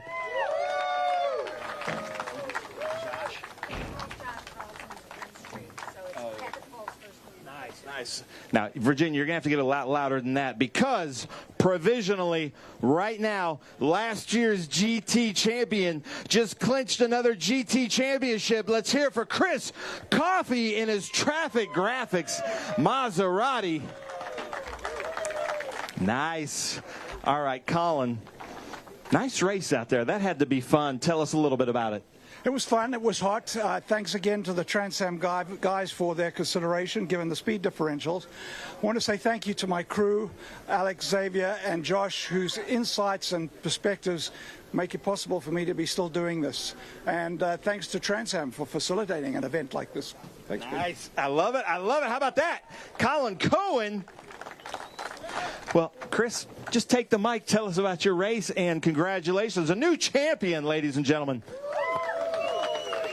Well, that was a pretty fun race. I mean, thankfully it went A to B, didn't really have any drama or anything like that. But I really want to thank Josh Hurley. He absolutely transformed this car into something unreal, and we did the fastest laps I've ever done consistently through the whole race. So huge thanks to him. I also need to thank my sponsors, Pega Clutch and GTE Engineering, Chill Out and Traffic Graphics. All those guys, without them, I couldn't be here. I couldn't do this, and I'm so happy to have another national championship. It's awesome. How about that? All right. Hold those trophies up, gentlemen. Come on now, Virginia. Let's get louder. Colin Cohen, Chris Coffey, all the way from Dallas, Texas, in those beautiful Maseratis.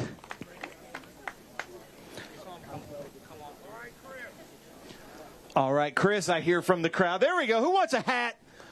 Nice. Come on now. One more time. Come on, let's get loud for these GT drivers. Colin Cohen, Chris Coffey, the CC team. All right. You guys have got to look at that. Colin just walks off. Teammates, they don't want to spray each other. They don't want the dry cleaning bill. One more time. Chris Coffey, Colin Cohen, and GT. And I said we had some firsts in Super GT. Second place, ladies and gentlemen. This was hard fought.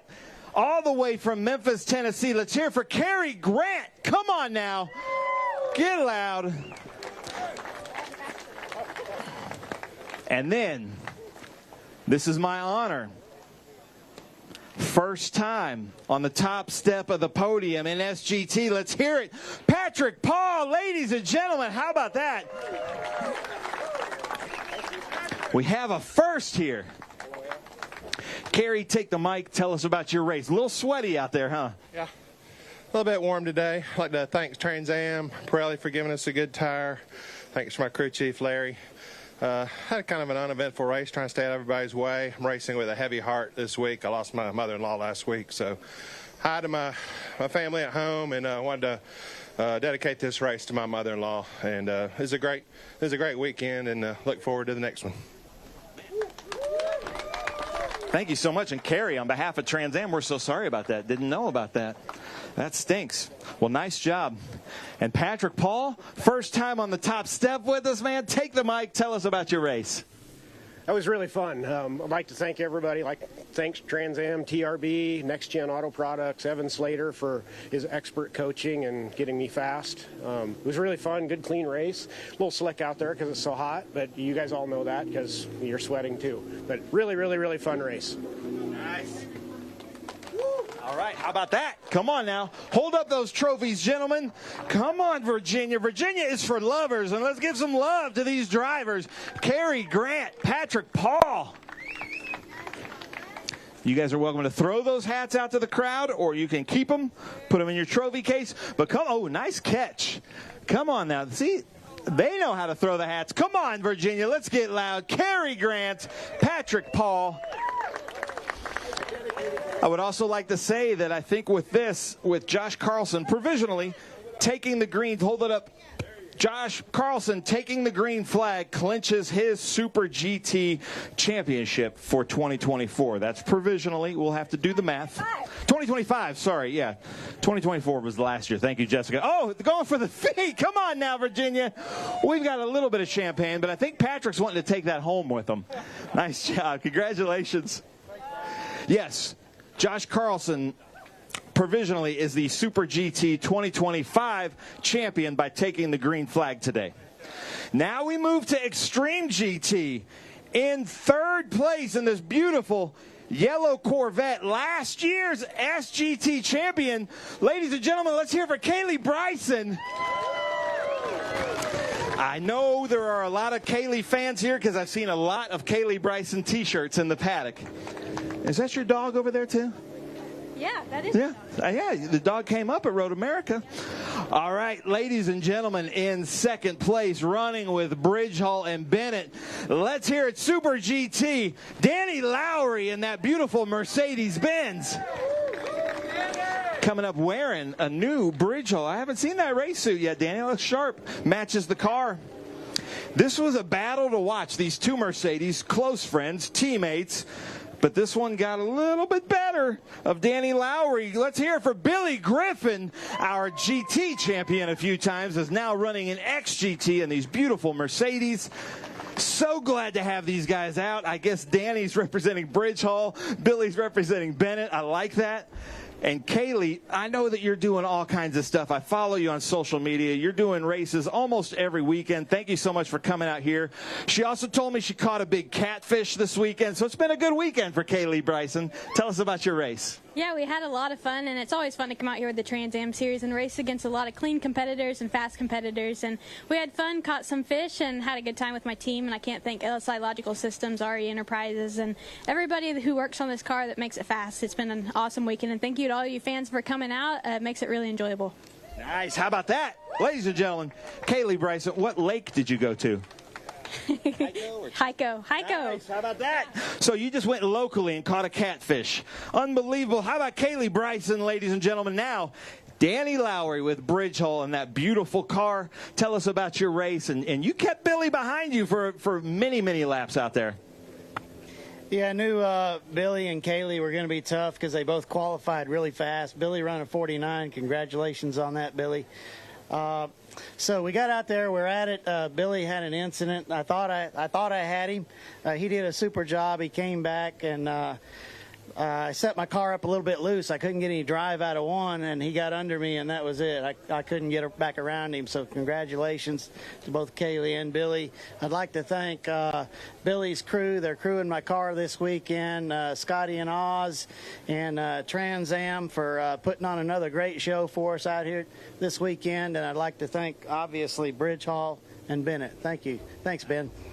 I love it. Thank you. Hey, it's so great to have you back, man. Thank you so much. Good to see you. Billy Griffin, I hope you don't mind me saying this, but, man, you have lost some downforce. Yes. And I don't know if that was your speed secret out there, but you just took off. Take the mic. Tell us about your race. Thank you. It was a great race. Little exciting at the top of the hill there when I got whacked, but I thought I was going to have something else to say, but thankfully I have this to say. Thank you, Danny. Thank you, Bridge Hall and Bennett. Thank you, Renee, Gina, Hasne, and Scott. If without them, it wouldn't happen. So, super fun day. I'm glad I'm stepping on top. That was tough to get back up in the front, but it was fun. Thank you, guys. Nice.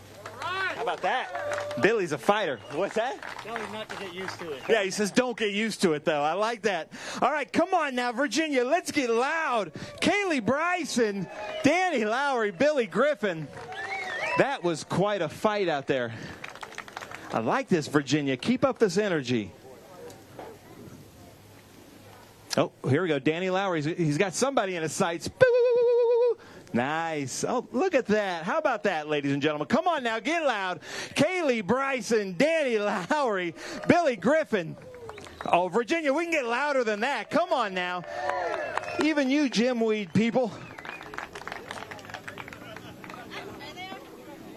I want to get too loud for the dog, though. All right. Champagne, ladies and gentlemen. Come on now, Virginia, get loud as they break out the champagne. Kaylee Bryson, Danny Lowry, Billy Griffin, thank you guys so much for coming out. So great to see you guys back. Hope to see you guys at Barber. I know Danny Lowry was telling me he really does like Barber.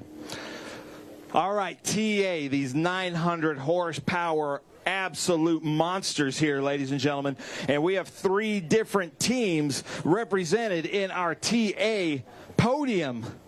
Representing in 3rd place with a hard-fought battle with Adam Andretti, running Trent Shoring and their 50-year anniversary. Let's hear it. Tommy Dreesy, ladies and gentlemen.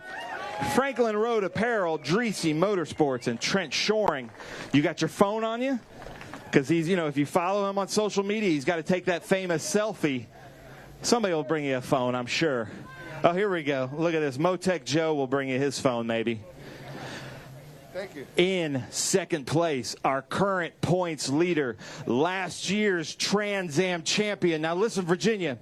His whole family and friends are here because he lives in the Charlotte area. They all came up. Let's make them feel welcome. Come on now. Paul Menard, Pittsburgh Paints and Stains, 2nd place, our points leader, and a very good points day for him. Yeah, keep it up over there. I like that. There you go. Remy, you're coming to every one. And then we are at Jim Weed Winner's Circle. The car on the top is the Jim Weed car, the number 16, the Athletic Focus Drink.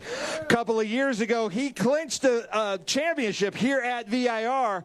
Let's give it up. Tied now for second with Mark Donahue with the most Trans Am wins. Chris Dyson, ladies and gentlemen. It's a good feeling when you're tying Mark Donahue for anything, and that's unbelievable. So let's get the housekeeping out of the way. This is one of those famous every time Dreesy's on the podium, he's got to take a selfie with everybody.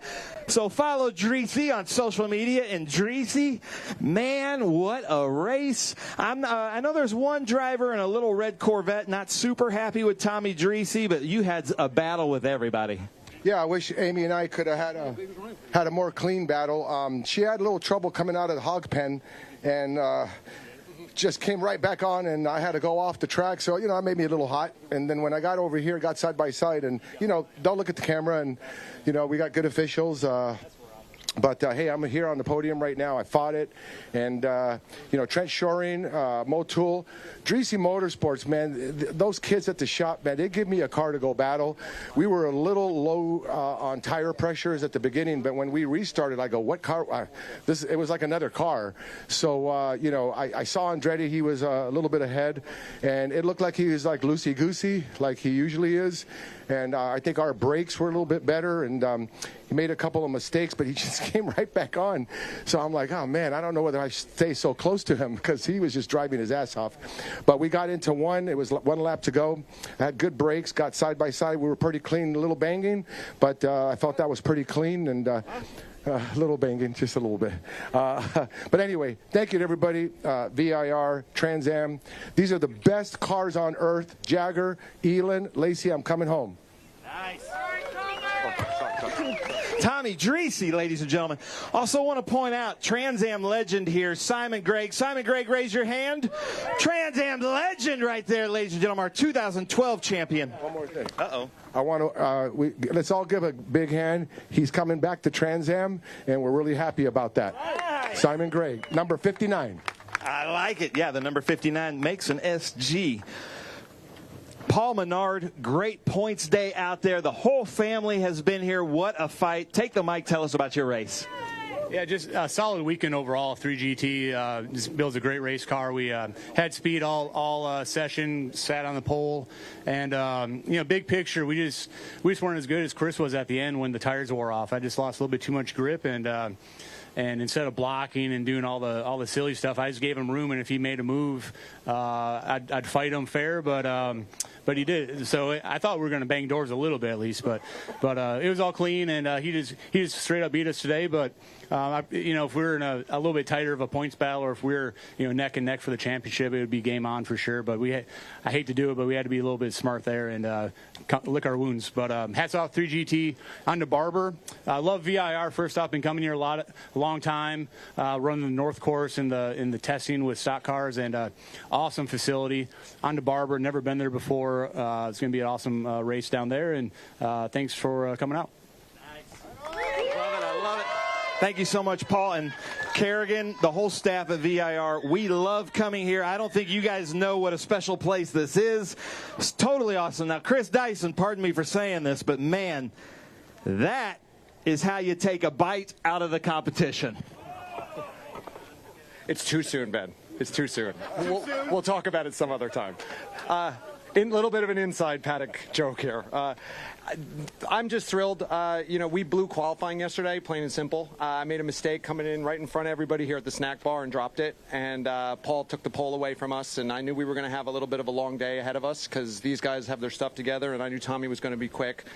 Thankfully, the car was as good as it had been in practice. And I just had to go out and execute. And those are special days. And I'm really proud of the guys for fighting through a lot of adversity. We've had a lot of cartoon anvil moments this year, and it was nice that it came together, and it was great racing with Paul. I mean, we're nose to tail there, and we were just a bit better, and I'm just really pumped to be here in Jim Weed Winner's Circle. Back here at VIR, this place has meant a lot to me. We've had some great days here, and this is one more for me in my personal history books. Thank God for that, and thank you for all the fans that came out to support us today. Chris Dyson, cartoon anvil of a year. I love that. What a great adjective. I love the honesty. Ladies and gentlemen, you've seen a lot of firsts here. Come on, how about a big round of applause for some of these guys? Unbelievable. Tommy Dreese, Paul Menard, and Chris Dyson here at Jimweed Winner's Circle. Hard-fought competition between three good friends. Now, you guys are welcome to throw out those hats to your loud crowd fans.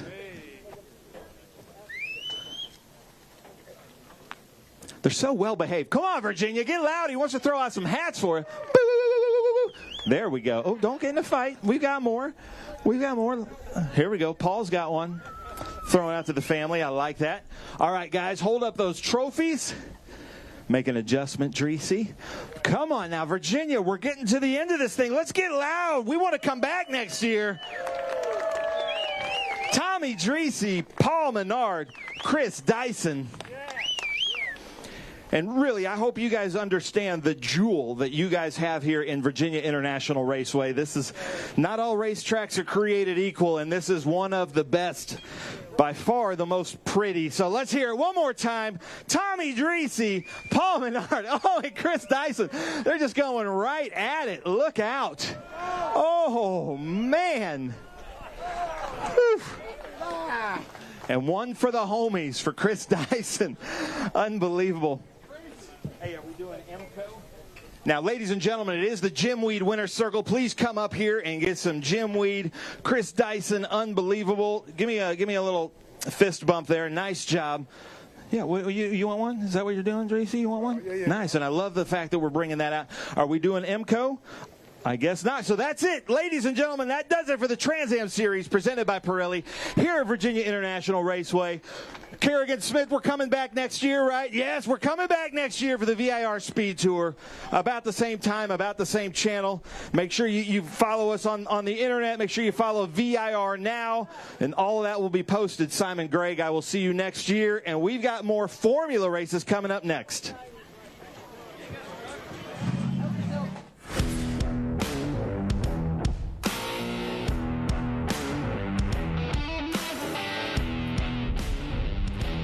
Well, what an afternoon it has been with Trans Am. Our Trans Am Series presented by Pirelli. Putting on a whale of a show here today. Chris Dyson tying Mark Donahue second on the all-time win list for the series. And we head now to Barber Motorsports Park in a few weeks. And then on to Circuit of the Americas to wrap up the 2025 championship. And it should be a title fight, hopefully, all the way to COTA. We will be right back with some great open wheel racing here. More racing action coming your way live from Virginia International Raceway on Speed Sport 1. Stay with us here.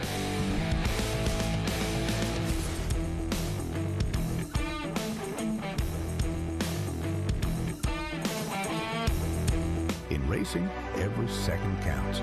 Communication isn't just important, it's everything. Established in 1996 in Daytona Beach, Florida, Speedcom Communications was born from a passion for racing and a vision to revolutionize motorsports communication. Trusted by competitors across the world.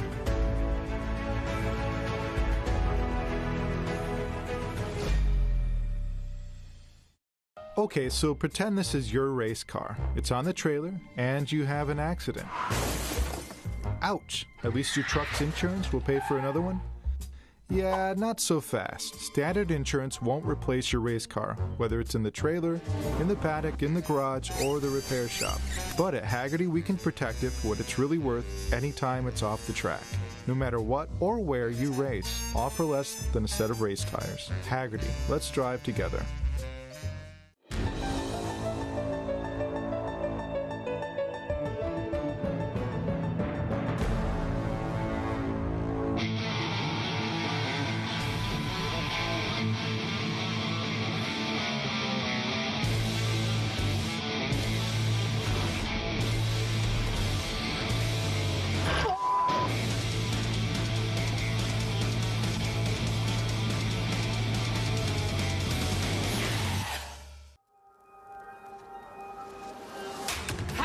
Is this? Look at this view from Lostoski.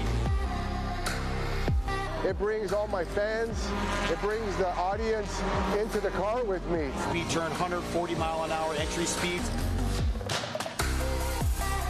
The quickest and most efficient way for me to get information to my drivers is from using the VBox HD2 system.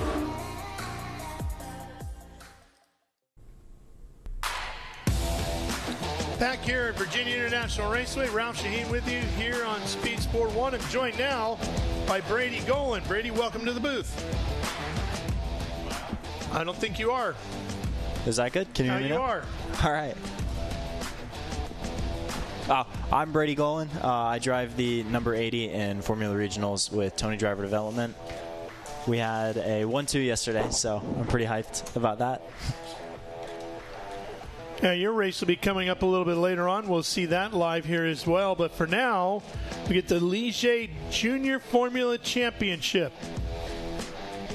And for those that are maybe seeing the series for the first time, Brady, when you get into the Formula ladder system here with the Speed Tour, this is where you start.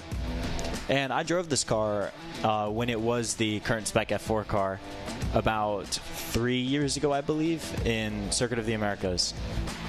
So I have a bit of experience in this car. IndyCar star Scott Goodyear is the man in charge of the open wheel divisions here under the Speed Tour umbrella, and he broke down the 3 different categories in our open wheel ladder. This is the open wheel ladder system here in the Speed Tour series. We have 3 different classes for drivers to come out of karting and get involved in car racing. The first class we have is what we call the JFC class, and this is the Gen 1 F4 car that we used for many years, and now it's been replaced by the Gen 2 car, which I'll bring you up to speed here in just a second. But this is a monocoque chassis. It's got the Honda K20 engine in it. It's about 160 horsepower. The cars go about 130 miles an hour, and the drivers, if you look inside here, get just like an F1 car or an Indy car.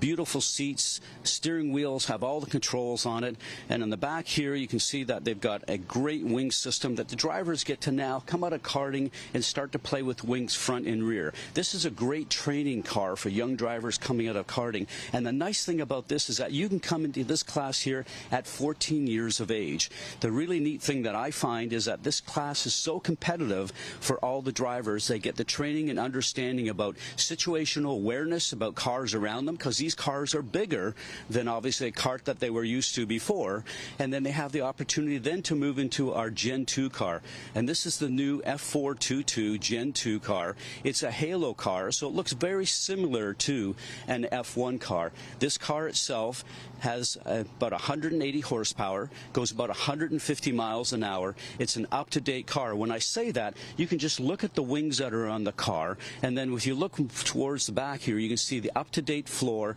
The aerodynamics of this car are up-to-date and super. It looks like a little Formula 1 car. The racing in this class here has been superb this year, and these drivers are getting themselves ready to move up to the top class that we have, which is a Formula Regional class.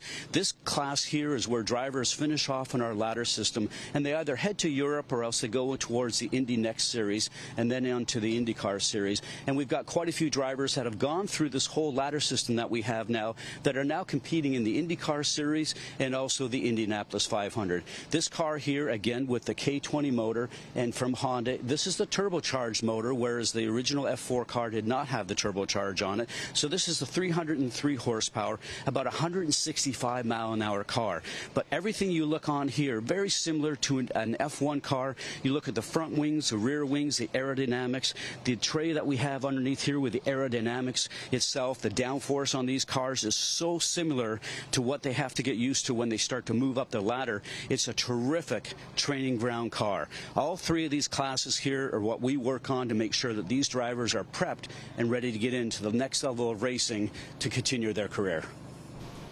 Thank you, Scott. 3 great cars, aren't they, Brady? They're pretty amazing.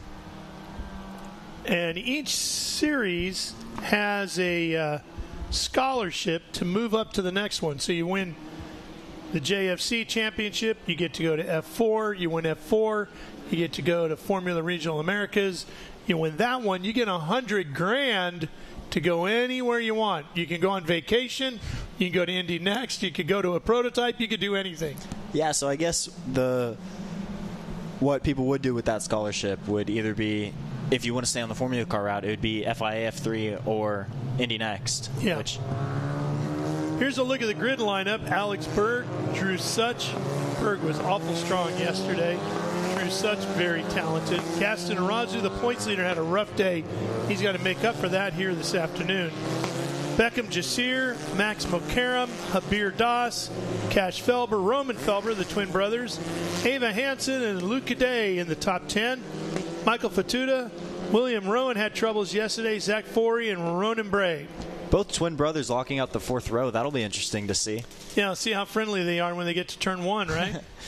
That'll be a fun car ride home for them.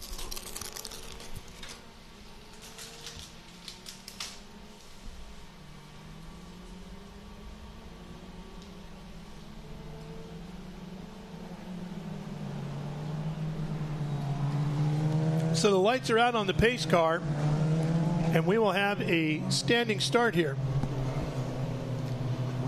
Tell me a little bit about launching one of these.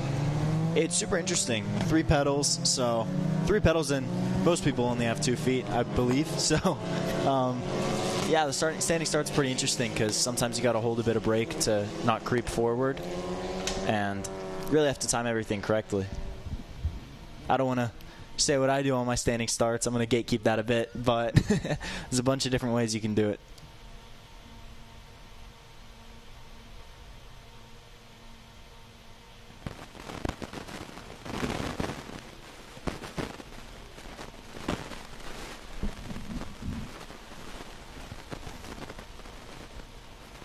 Coming around and getting lined up in their boxes.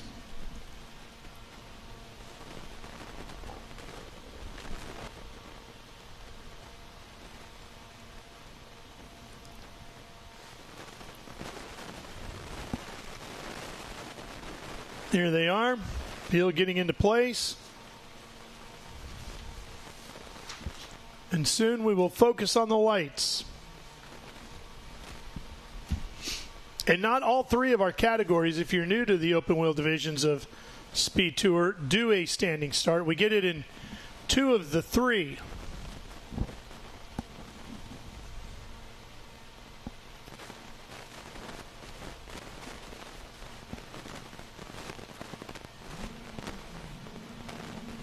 Here come the revs. And we're underway. Here they come right at you. Headed down to turn 1 and the horseshoe. It's Berg on the inside of the 98. Here comes Arazu way up the inside. Gaston Arazu trying to make up for yesterday. He's going to push wide up to Berg. Berg gives him room. Such right behind them in the silver car. He's got side by side for second now with Berg. Oh man, that's going to get tight. Arazu smokes him down into the 3rd turn at NASCAR Bend, and he's going to lose all that hard work going into turn 1. And then we got a big crash down here at the left hook. 4 cars certainly involved in that. See a car with massive damage. Yeah, that's going to bring out a full course caution. There's no way they get that clear in time. Berg is out front. There's the full course caution indication. And we will slow them all right down. Oh, man.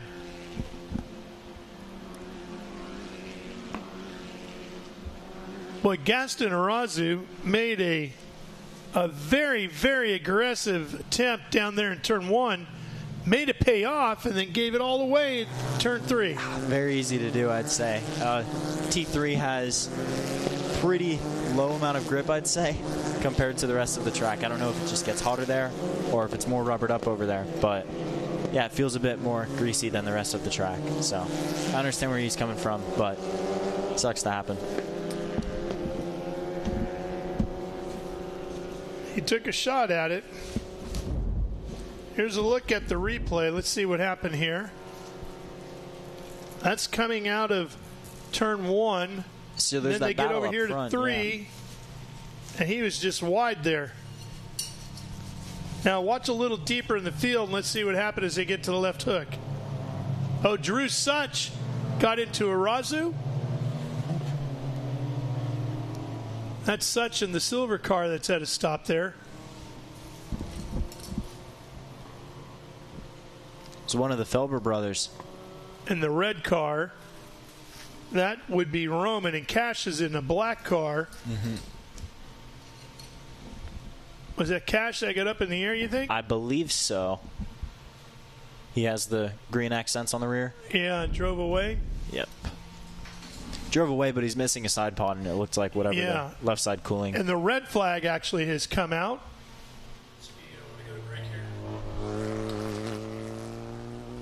Yeah, I saw Cash come rolling back around, it looked like. Well, off to a bumpy start here. Is that Michael Fatuta? Is that the 12 right there? Looks like a 12. Yeah. In the black with the red. All right. Well, with the red flag out, we'll take a quick break, and we will be right back to VIR.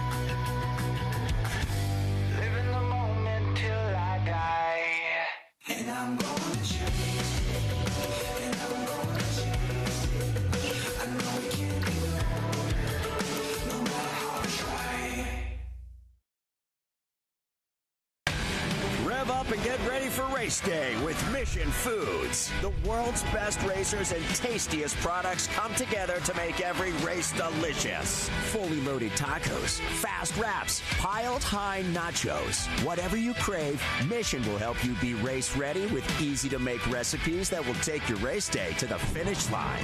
Keep your racing delicious and enjoy all the mouth-watering action. Brought to you by Mission Foods. Too fast, too tasty. And we are back here at Virginia International Raceway where the red flag is out. I do see the 11 of Cash Felber on pit lane here. Missing the right side of his front wing. Not sure what else. That's all I can see from here. But the field is also lined up on the pit lane, waiting to get the Ginetta safety car back out on the track. There you see some of the other cars being removed from the racing surface over there at the middle, or the exit, I should say, of the left hook. The one going up on the hook right there looks like the 12 of Michael Fatuta, Champagne Racing entry out of New York City. Yeah, that's pretty rough. It was a battle for around the 6th, 7th spot, so some good points there that a lot of people aren't grabbing today. And speaking of the points, let's take a look at these with the Ligier Junior Formula Championship. Arazu, Such, Cara, Daniel Cara not here this weekend. Then Felber and Doss. And we saw Cash having his issues here at the start of this one. Roman, his twin brother, back in 6th. And Such caught up in that incident over there at the left hook. Looking to see if Arazu's car is here on pit lane. Can't see it from where we're sitting, but can't really see the end of the lineup either.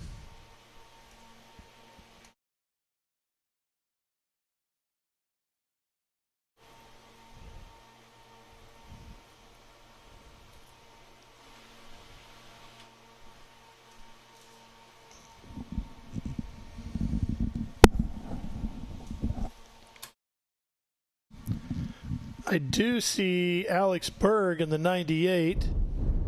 Jasir Beckham. That's the 98 of Berg. There's Jasir Beckham. There's the 46. That's Max McCarram. Next up would be Ava Hansen in her blue 26 out of Elkhorn, Wisconsin. 34 is William Rowan, one of the crosslink entries. There's the 9, that's Luca Day, who comes from Montreal, Quebec, Canada. 73 is Roman Felber. The 23 is Habir Das. And I am not seeing Arazu. Oh, here's some more back here. There he is, the 42, Gaston Arazu, right behind the 08 of Ronan Bray. So Arazu is at the tail end of the field, but he's out there, so that'll have big implications in the championship since the driver that he's battling with closest in the fight, Drew Such, is out. What position will he be back in? Will he be in the top 10? Will he be able to score I think points? He's going to start right where he is here, would be my guess. Let's take one more look at this to show you why we're under a red if you're just joining us here on Speed Sport 1.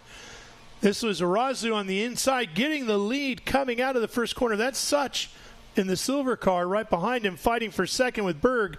Berg comes back inside. Arazu gets way wide, gives up the lead. Now things get tricky down here at the left hook. Such gets into Arazu. There goes Felber up and over him. And then Fatuda gets caught up in there along with one other car we haven't been able to confirm yet. Might be Zach Forey. It's the only car I'm not seeing.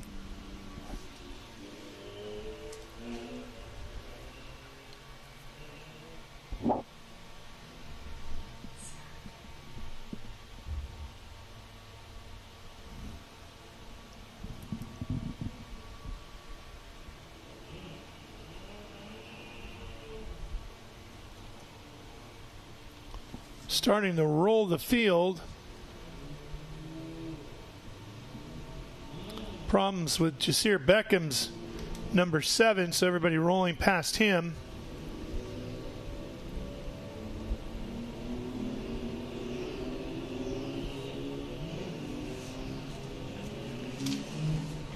And now Beckham rolls away.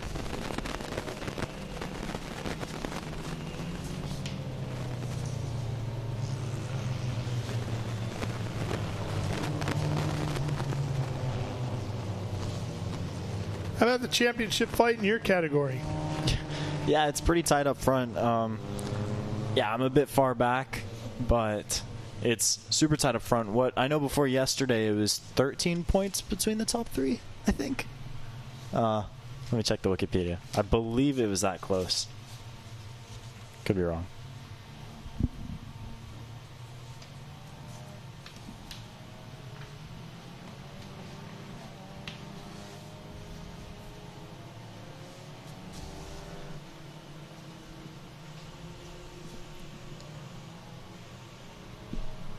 Wow. So as of now, they're within 8 points of each other. Right, I did that. Yeah, 8 points of each other. Yeah.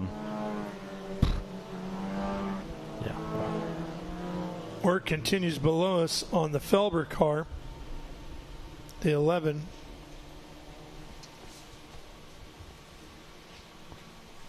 His brother Roman rolling out on the track. You can see the red and white machine back there, the 73.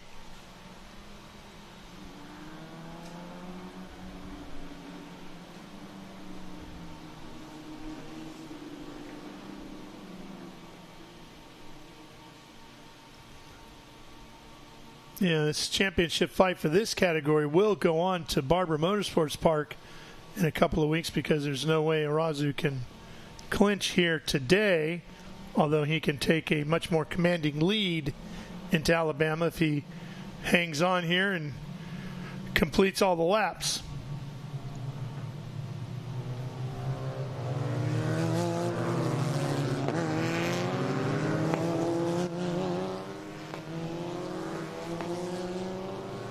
There's Gaston right there. Arazu from Uruguay in the Champagne Racing entry.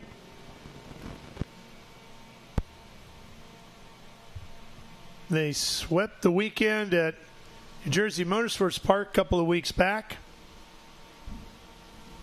Just 2 races on the schedule this weekend for all of our open wheel competitors. Sometimes you guys run 3, Brady, sometimes 2.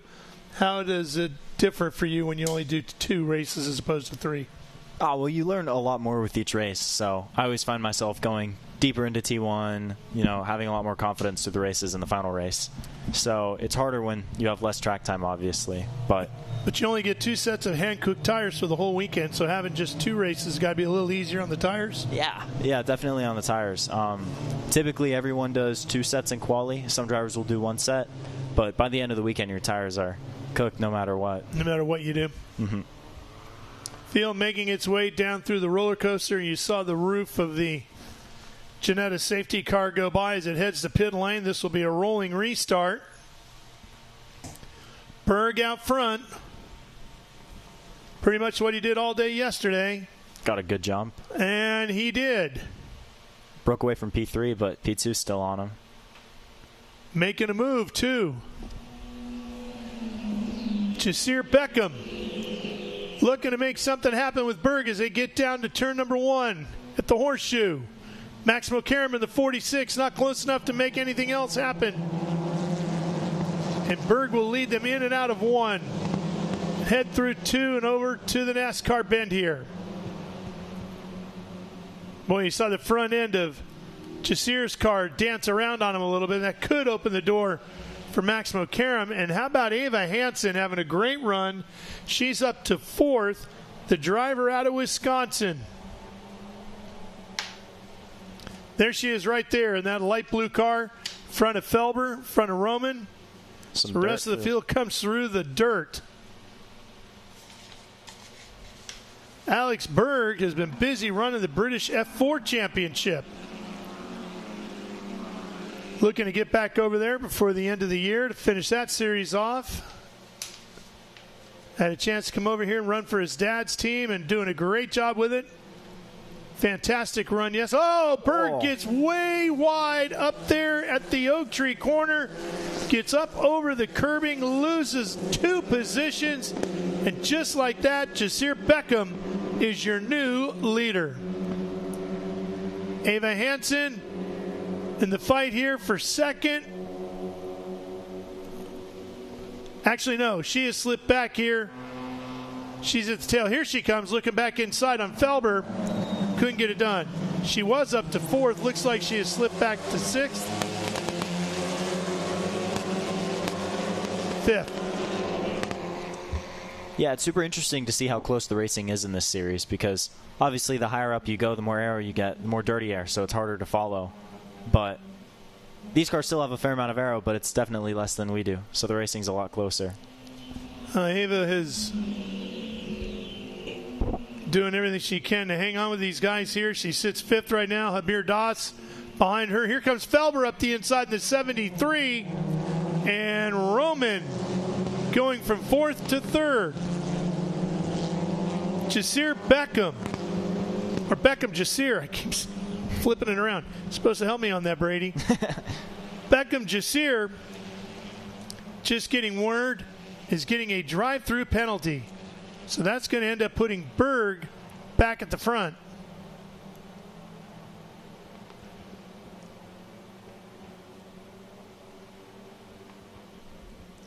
Here comes Jasir at you for now, through the snake. And up into the S's. And look at Felber on the backside of Berg. It's a battle for second right now, but with that drive-through, that'll become a battle for the lead.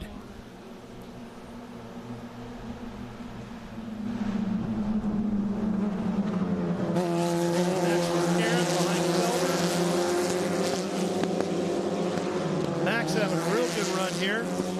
His better races of the year. Karen out of Lebanon.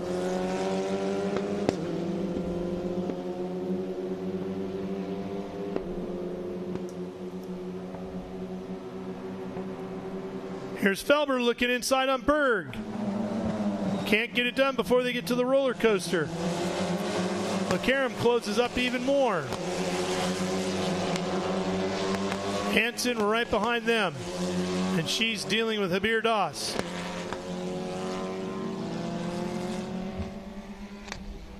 And Jasir to the pit lane for that drive-through.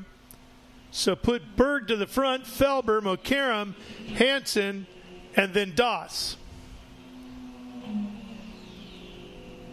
Then Ronan behind that. Oh, here's a move to the inside. Max Mokaram was there getting really aggressive. Was there a touch between the front two with Bergs and Felber? I didn't see it if there was.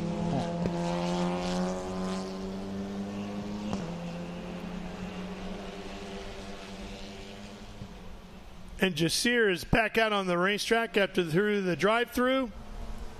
And Arazu is on pit lane. And the engine cover is coming off the points leader. Wow. Oh, boy. Just when you thought he was going to have a big day because his title rival and Drew Such was not having a good day, then all of a sudden Arazu really going to keep things interesting as he too is having a rough one. So they are both 1-2 in the standings, both cars out. So yeah, the third car, so it's looking like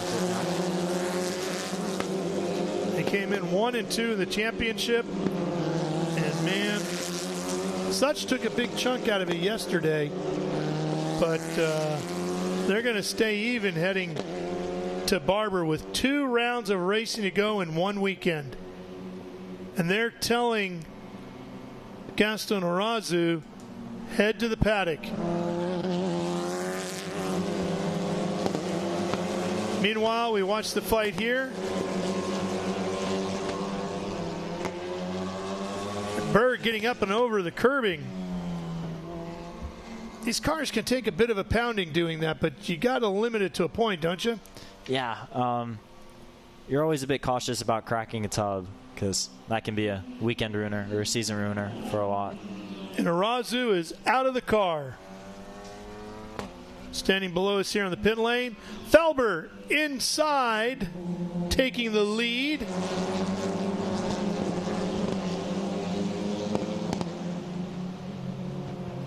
McCarron sitting back in third.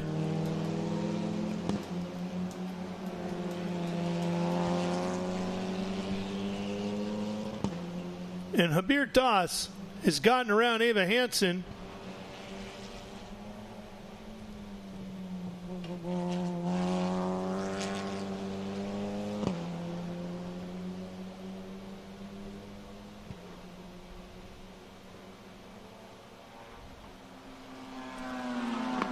Boy, Felber really starting to put in some good laps here. Yeah, he's broken a bit away. I know he's looking in his mirrors hoping that the second and third car are going to be battling so he can capitalize on that.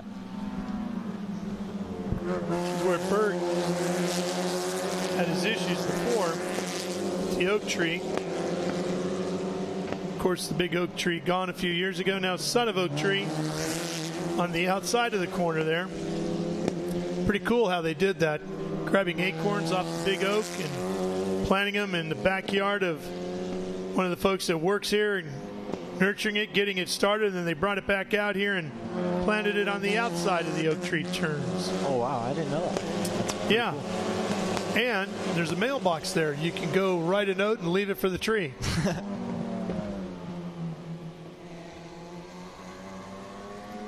If you remember coming to this racetrack when that oak tree was here, it was huge. Beautiful, beautiful tree. hundreds of years old. Sadly, we lost it a few years back.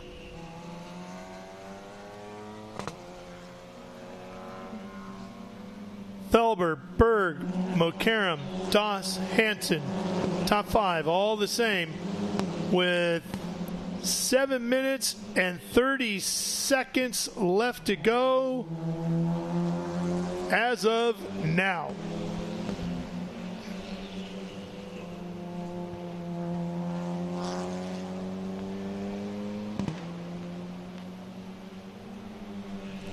So, Brady, if you want to make something happen, if you're one of these cars not on the podium, like Dawson Hansen, you got to get moving here pretty quick with just 7 minutes to go. Now less than 7 minutes to go. Mokaram looking inside of Berg.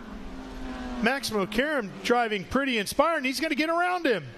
Wow. A pass through the S's, that's pretty antsy. But you see the guys that aren't quite in the top 2 will be pretty aggressive towards the end of the race. And Berg had an outstanding run yesterday. And don't forget, he's been busy running in the British F4 Championship. He's been running in the GB4 for Graham Brunton Racing. Well, Karam dipping 2 on exit there. So that'll ruin his run down the backstretch. I wonder if Doss will be able to get around him. They're side by side.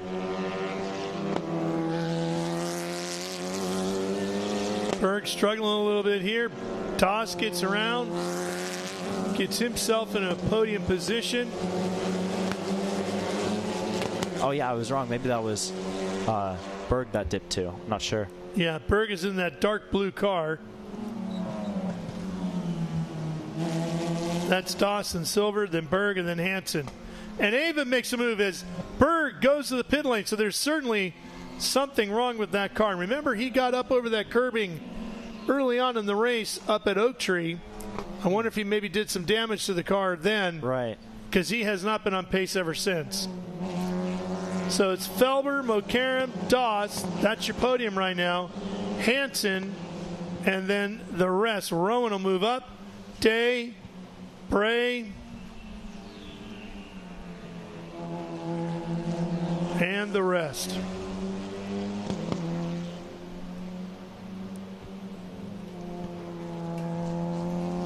All right, I think I'm going to have to head back to my trailer. We go green shortly. So. All right, Brady, best of luck to you later today. Thank you. We'll have your race here in a little bit. Don't forget to wave at the camera for us. I will. There's your top 4. With 5 minutes to go.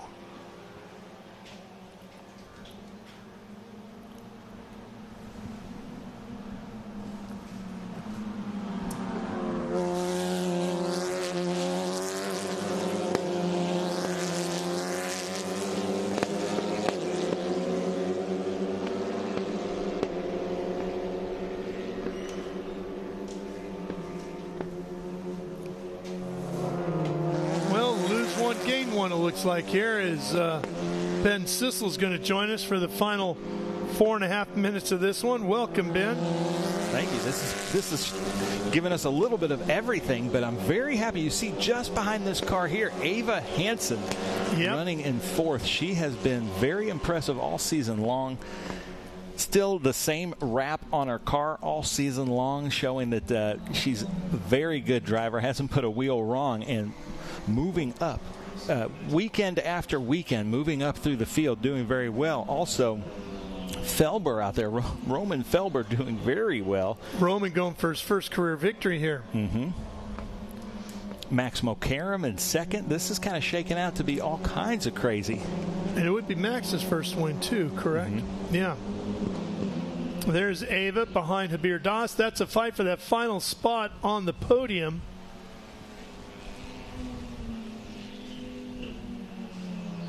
We're inside of 3.5 minutes to go, and she's closing. Look at that. Yeah. Going into left hook. Ava's in the more turquoise-colored bluish car. Doss in the silver right here. And she's chasing him as they run up through the snake and up into the S's. And Ava is one of the only drivers in Ligier Junior Formula Championship that is just It's herself, her mom, and her dad. That's the whole crew. Total privateer team. They're trying to figure this out. They get faster and faster. Ben, week look, after week. she's really closing coming through there. Up to the oak tree. Fight for the final spot on the podium. Dawson Hanson. Oh, and Doss gets wide. Ava almost follows him. That is so easy to do. She's right alongside, and she's going to get by him here down the backstretch. Ava Hansen in a podium position. You had Javier Doss in the booth with you yesterday. Sure did. And he's coming right back after her. He's got the arrow working for him. Can she hold him off? Boy, that's going to be tight because he's going to have the inside here. No, he's going to get back around her. Doss back to third, back on the podium. That's all right, though. That's great racing from Ava. She's finishing races. She's taking care of her equipment, and maybe something else will present itself in the last 2 minutes here, Ralph. Yep, it sure could. As Felber comes by with less than 2 minutes to go. White flag is out. One more lap. She's drafting. Look at this. Here she comes, Ava Hansen, going around the outside. Doss with the defensive inside line. It's real tough. tough. And he's going to be quicker through there on the bottom. She's going to have to move back behind him for now into fourth. She's not giving up in any way. Looking to dive inside a NASCAR bend. He comes down. She gives him room but hangs on, and he clears her before they get to the left hook right here. That was close. That was almost her corner, and she's just playing it a little bit conservatively, knowing she wants to be racing at Barber in just a few weeks. Not only that, but she's awful good getting out of the oak tree corner. Yeah. So if she can run through here, she was quicker than him last time up through the S's. If she can close in on him again and put the pressure back on, maybe he makes that mistake again. Yeah. And she has a shot. Here we go. Up through the South Bend. Past the villas. Up to Oak Tree.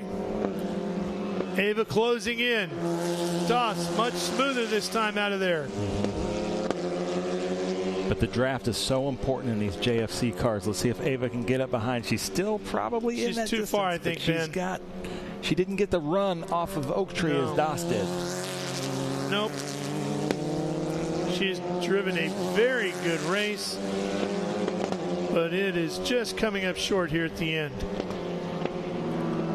Now she's gaining some ground under braking. Look at that, going into the roller coaster. Boy, she shortened that up in a hurry, didn't she? Could she make a run up on the front straightaway? Possibly. It might be a drag race coming out of Hog Pen. Looking for Felber, coming for his first win. The 73 of Roman Felber takes his first victory, and he does it here at VIR. Maximo Karam will finish second. And Doss has Ava right alongside, and at the line is going to be Doss, but not by much. How about 0.03 of a second? Unbelievable. That was reminiscent of our friend Scott Goodyear and Al Jr. at Indy 500. Pretty darn close, yep. 0.03 of a second. I tell you what, Ralph, I've been super impressed with Ava the whole season. For a privateer team, Mom, Dad, her, and Zuzu, putting this program together, coming in and being competitive, but finishing the races that they're finishing and moving up position after position. I think she's going to be on the podium very soon. She almost had it today, right? Yep. I got to run to go interview the drivers. All right. I know we'll see you back here eventually. Thanks for stopping by. Felber, Mokaram, Doss, Hansen, and Luca Day out of Montreal finishes fifth. Rowan, Beckham, Jasir, Ronan Bray, Alex Berg, and Gaston Arazu. Drew Such, Cash Felber, Fatuda, and Foyer. And this championship is going to get interesting. Headed to Barber Motorsports Park in a few weeks for the championship round. We'll have 2 races there that weekend to close up the year in the championship fight for 2025 in the Ligier Junior Formula Championship. Taking a look at some of the highlights here.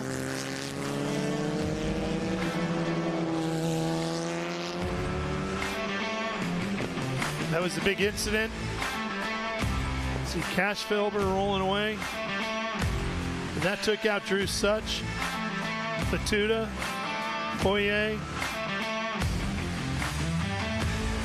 Berg out front. Javier Doss and Ava Hansen beginning their fight early. Roman out in front here after Berg went out.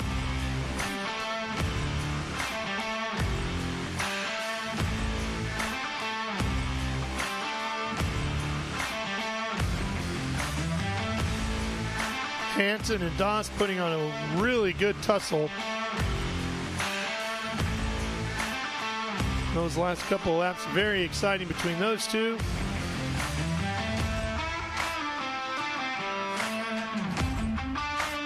Akron, Ohio's Roman Felber taking the win over Max McCarron out of Lebanon.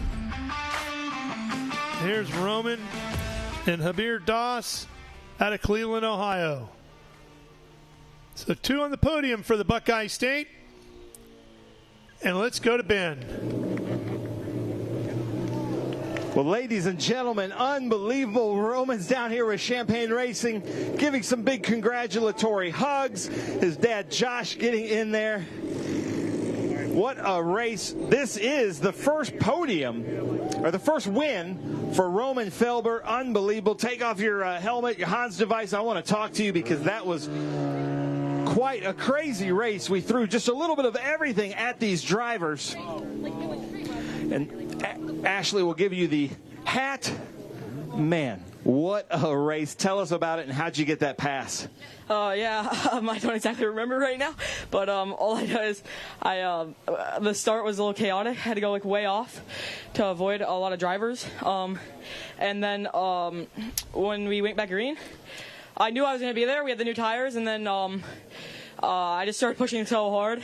And then those last few laps were a little tough, but happy to get the win for the first time. Nice. Congratulations. It's awesome to see that. Saw your brother win just a few weeks ago. Now, I'm sure there's some people on your car that you'd like to thank for this victory. I'd like to thank my mom, my dad, DWT Wealth, Rebel, Phantom Fireworks, Town Hall, Bio Longevity Labs, all my sponsors. Nice.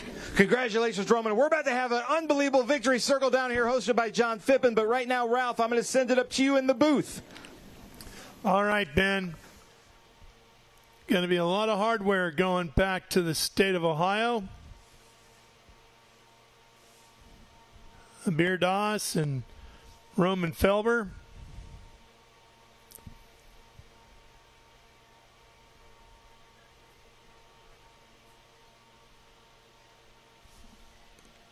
And while we wait to get the podium activities underway, we'll take care of a little business here on Speed Sport 1. Step away just for a break, but we'll be right back.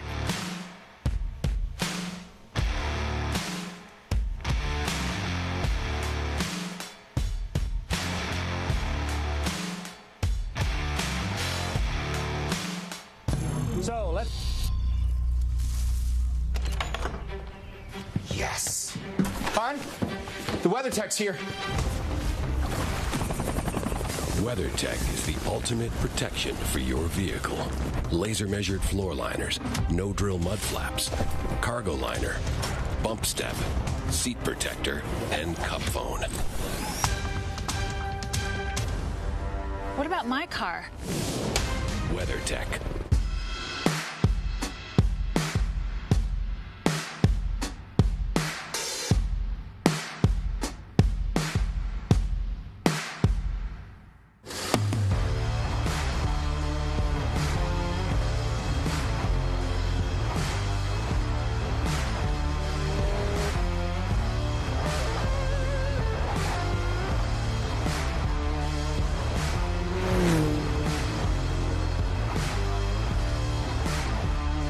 Performance packs 100 years of friction dynamics into every product. Backed by Carlisle Brake and Friction, the world's premier innovator of industrial brake and friction components, Hawk leverages R&D tools and motorsports experience to deliver uncompromising performance on the street. There's no reason to settle for less. Choose pads that are race proven and street legal. Find the Hawk Performance Brake dealer near you at hawkperformance.com.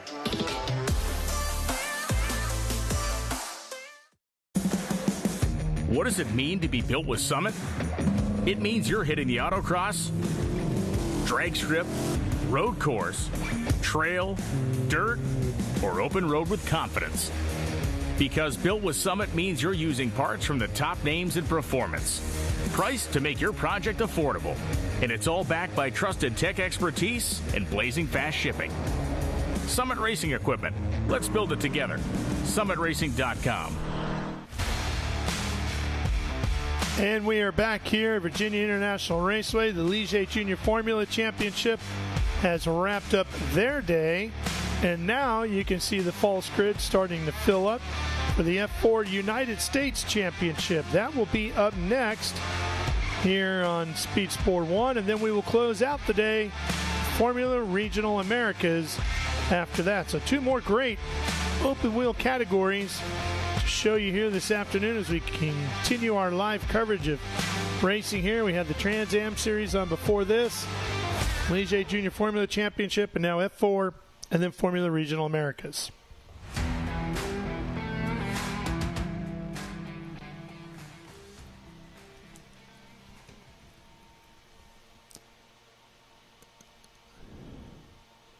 In this championship that's getting ready to get underway in the F4 championship, Cooper Shipman 57 points ahead and can clinch today. He needs to be 50 points ahead when the races are all done. So we'll see if Cooper, who's been on an absolute tear in this championship, that's the number 14 at the front end of the grid there, can get another one done. Alex Popoff in the 55, Campbell in the 68. They're all very fast. Dimitri Nolan in the 5, the all-orange car. A lot of competitors here the Shipman's going to have to deal with that are very capable of slowing him down. Luke Powers is in the 51. You see the 88, that's Oliver Savoy, the black car with the red wings. That would be Jonathan Cottrell in the black and yellow 32. And over there in the beautiful red, white, and blue flag scheme, Keikai Hawanio. And let's go back to Ben with more activity from the podium area. Well, Ralph, thank you so much. We're down here at the grid for the Formula 4 United States Championship. I'm hearing from crew, I can't confirm this, but Cooper Shipman, our current points leader, if he wins this race, he will have clinched the championship. If Keikai Hawanio wins this race, we will have to go on to the next round, and anything can happen mathematically. So it's up to Cooper to win this race. He's starting P1. He's been very good, very fast. We could clinch a championship here in about 25 to 30 minutes with Cooper Shipman. I don't want to talk to him because I don't want to add any extra pressure to him right now. He's doing really well. We were talking about Alex Popoff, one of the fastest drivers, and I promise you he would be up there running for this championship if it wasn't for some bad luck early in some of the rounds like Road America. But he's running with Majestic RV. And he wants me to thank Majestic RV, and his dad over here can tell me a little bit more about it because I know that they've rented RVs, and I think it was Europe, but I know you guys had such a great experience with Majestic RV. Tell us a little bit about that and what you're telling Alex before these races. Well, how are you guys? This is going to be a hard race. Alex has been a couple tenths off, but I think we did a couple changes to the car. He's giving as much as he can. The car's going to be a little better this time. We're going for it. He knows there's only one way to be better in this championship. It's just to win the race. He's going for that. And Majestic RB, really good partner with the team. They supply all the RBs for the Super Finals last year with the Super Trofeo Lamborghini in Europe. So really good partner for the team, and great job by them. Nice. And we appreciate that, so that these drivers can come out here and drive. This is where the talent is, and the up-and-coming talent. So Alex Popoff doing very, very well. Then Caleb Campbell over here as they pull tape off because it's getting hot. Caleb Campbell with the Kids Help phone all the way from Canada, doing so well. Patrick Woods-Toth is here. Caleb, you're moving forward on our cone here. Hit the brakes. There you go. Caleb, you're here at Virginia International Raceway, starting third. How does it feel? It feels awesome. It's a beautiful track, and I'm really excited for the race. It'll be good. Nice. I love it. Well, thank you for coming out. Thank you for coming out. So excited. And watch out because they're trying to wheel chalk you here a little bit, Caleb. Mr. Powers with Tony Driver Development in here in all the red. I like that. When the green flag drops, Powers, what's your strategy? Send it around the outside. Oh. Did you hear that, guys? He already has a plan. He's going around the outside. Do you know that the grip is there? I mean, I think me and Caleb are the only ones on stickers. Everyone else is on the used sets from quali, so if I can just break them in on the outlap really good, then it should be an advantage. Nice. Well, hopefully your teammates aren't watching this, because we're about to show what you just said. He is on stickers, brand new tires. He thinks he's going to have the grip. The other competitors, they don't quite have that, except right now, looking at Caleb Campbell. He is also on new tires. Then we come over here, Dimitri Nolan with Crosslink. Dimitri, look at his eyes. He's really focused. Dimitri, green flag drops. What's your strategy out there? I'm going to try to make as many positions up as I can early and just try to keep it clean and have a good race. Nice. His strategy, keep it clean, have a good race. I hear that. Very nice. Then we come over here, Oliver Savoy, who was with us in Canada, did really well. They're starting to fire up these Ligier Storms. Ligier Storm, the V4 by Ligier Storm is very good. By Super HP, you can hear the engines going. The cars are starting to smoke back there. Not sure what is smoking on the 88. Clemente Huerta, but we need to come back here because this is the story. All the way from the back. Kekai Hawanio with Anywhere Transport. He's got to win the race. That's a lot of pressure. So I'm going to send it up to you in the booth. All right, Ben, thank you. Ralph Shaheen here with you still, and I'm joined now by Beckham Jasir, or as I was calling you earlier, Jasir Beckham, because I was getting it twisted around for no apparent reason. But here you are. Great to have you here with us. Looking forward to it. Tell us how the racetrack is out there. Yeah, thank you for... Get your mic on there. There you go. Yeah, thank you for letting me be here to join you here for the F4 Championship. But yeah, definitely different than yesterday's race. For sure, the track's a lot more greasy. So for sure, a big thing in this race will probably be to manage the tires throughout the race. Beckham, we've just learned that two of the cars are going to actually be able to start with new tires, stickers. How much of an advantage do you see that? So I started with sticker tires compared to the other guys on used tires. For sure, I think it'll be very helpful at the start. Yeah, you were very quick. Yeah, we definitely had the pace. Just a couple unlucky stuff there after the red flag, but yeah, for sure the new tires really show like they're gonna work. So yeah, we got to keep an eye on those guys today. Any spots in the track show up a little trickier than you expected? Yeah, probably the first sector. So I would say turn 3 and 4 is definitely for sure. They got to really be careful with the throttle input there. And then going into Oak Tree, for sure they have to be a little bit more careful there.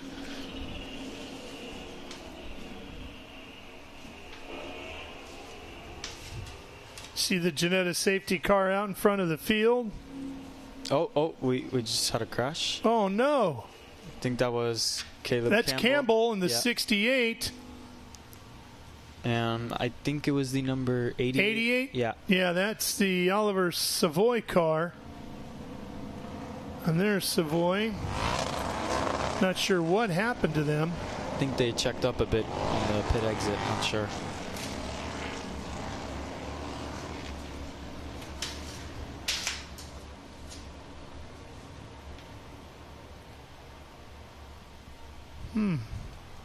Yeah, it looks like Campbell has for sure some front wing damage and maybe steering's out of alignment now. Yeah, he's checking it, isn't he? Yeah.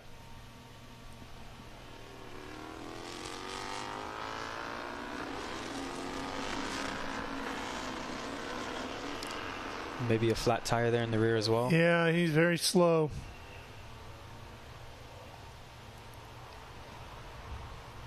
Yep, he's off. Yeah. And is he going to be able to drive behind the fence?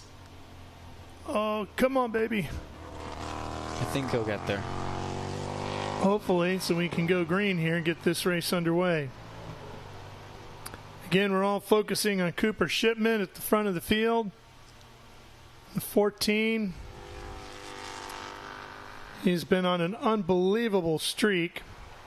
17-year-old Cooper Shipman out of Austin, Texas, driving for Kiwi Motorsports. As you take a look at our starting grid,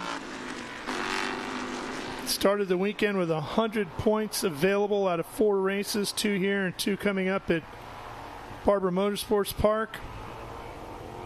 If he can leave with a 50-point lead, he will clinch the championship.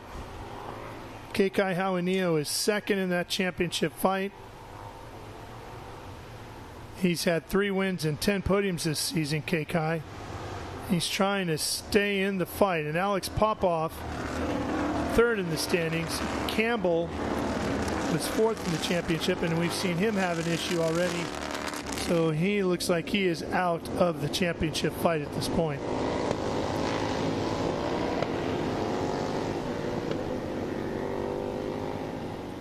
Shipman with win number 8 yesterday. Yeah, he's been showing some very good pace throughout the whole year. It's definitely been pretty good. Going for number 9 and looking to break the record here today. That's the kind of season Cooper Shipman has had. And these divisions are so competitive, Beckham, that you're not used to seeing somebody just flatly dominate like he is. Yeah, exactly. Especially with the schedule, it's got some pretty good straights, so you would expect the racing to be very, very close, and it has been. But for sure, Cooper's been showing very, very strong pace throughout this whole year, so it's been very good for him. Yeah, he's had to fight for a lot of those wins. He hasn't just cruised everywhere. But boy, when he puts it together, look out. Popoff right alongside as we get ready for a rolling start here with the F4 United States Championship. Will we crown a champion today?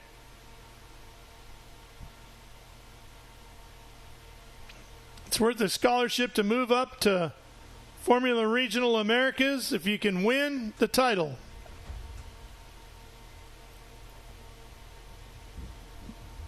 Boy, Shipman's really pacing him slow, and everybody right on his back underneath that big wing. Here we go. Shipman trying to pull away, but Popoff coming right with him. Who's going to get to 1 first?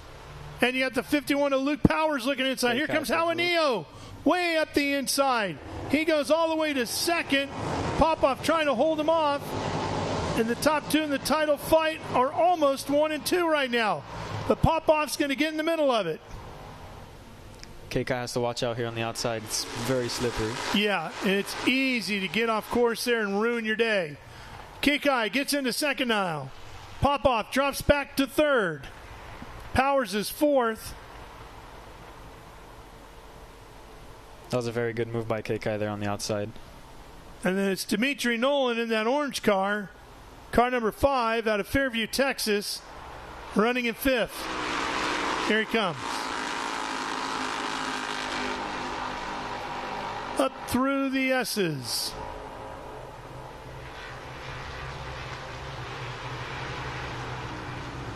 Here's Shipman, first one to the big oak tree corner. Double apex corner. Easy to get a little off wide there, isn't it?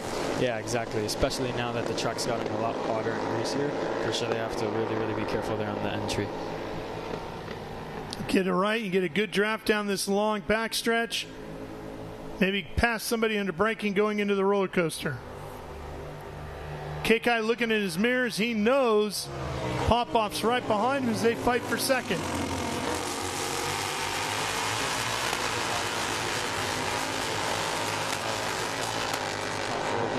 Let's see, maybe he can get a run down the straightaway.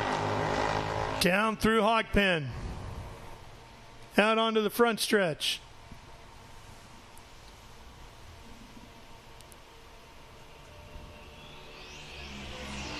Shipman rocketing past us here in our broadcast position.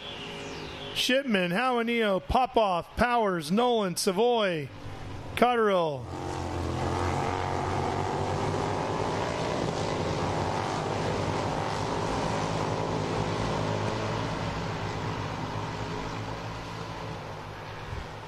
Shipman looked like he was fighting the front end of the car a little bit there on that turn in. Definitely did, for sure. Who knows what pressures they went out with, but well, it looks like now he got a bit of a nice gap. Maybe Kai made a little bit of a mistake or something, but now he's got to look in his mirrors a little bit with Popov behind. Got a glimpse of Campbell's car just off the line there. Looks like he's in a safe spot behind the barrier. What a shame for Caleb to see his weekend here at VIR come to an end like that. So, oh no! Around goes Howard Neo, and plowing into him was Popov. Definitely made some contact in all that smoke. And Howard Neo is going to drive away, and Popov drives away. And Howard Neo fell back to what, third maybe? Yeah, I think he fell back to third. I think Popov might have just gotten away with that, but maybe has a bit of front wing damage. Yeah, that was a really good save. Here comes Dimitri Nolan. Looking on the outside of Kekai. He's going to pass him. Can he get over in time for the roller coaster? Yeah, he just slams the door on him. It's going to take maybe Kekai a lap or two maybe to get all that dirt off of the tires. Did it just look like Kekai just drove it in a little too deep and it got away from him? Yeah, for sure. That's probably one of the corners as well that's really catching a lot of guys now later in the afternoon. So myself, I had a little moment there in the race as well. So for sure, maybe it's the same thing for him. Pretty sketchy place to have a moment like that, isn't it? Yes, it is. Shipman, Powers, and it's going to be Nolan, but Howard Neo challenging him. Kekai back inside, the driver out of Tampa, Florida, trying to get that spot back, and he's back on the podium for now.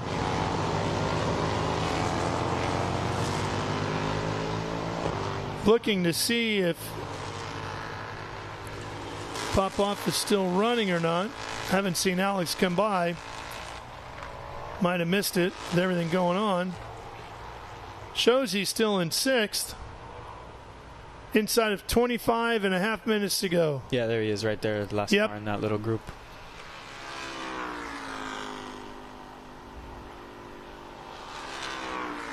Pop-off car 55 right there.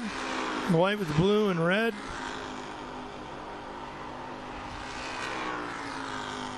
Trying to catch up to this fight going on up here. Kekai and Nolan.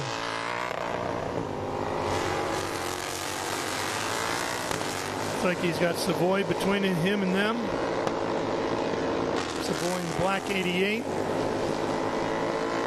And the one thing this has done is allow Cooper Shipman to check out. Yep. I think Cooper did this yesterday as well, if I'm not mistaken. But yeah, Cooper, it's looking really good so far. So maybe it's the next championship.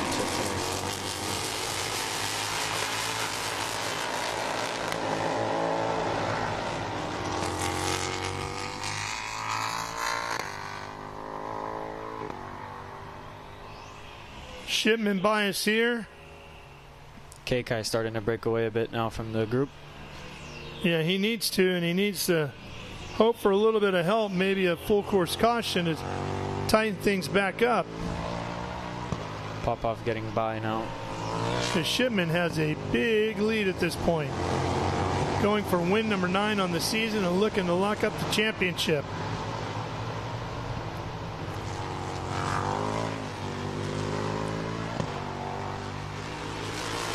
But unfortunately for Kekai, that's the way his season has been. He's been very quick, been fast, been up on the podium, but has had some bad luck too. Yeah, definitely for sure the pace is there for him to really compete for this championship. It's just been some unlucky rounds, I guess, in these last couple weekends. Here's Nolan looking inside. Oh, and he's going to get him as Popov has gotten around Savoy as well. That was a bold move by Dimitri Nolan. Nolan in that crosslink car out of Fairview, Texas.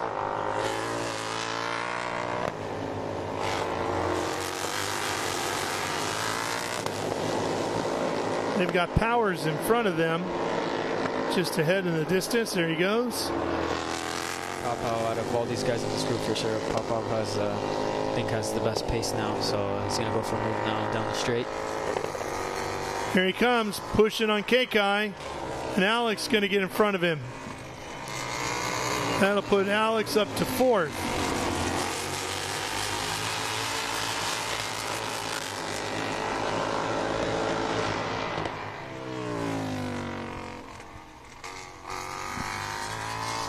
Yeah, I won't be surprised to see Popoff for sure make a move somewhere during this next lap now. Oh, he's going to go now. He's got a very good run. Yeah, here he comes, Alex Popoff, looking inside as they come to the flag stand. And he should complete the pass by the time they get to turn 1 and does so.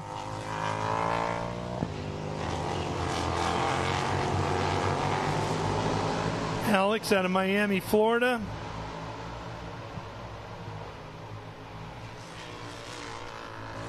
Driving for MLT Motorsports. Dr. Michael Thompson helping sponsor that car. Get Alex to the races.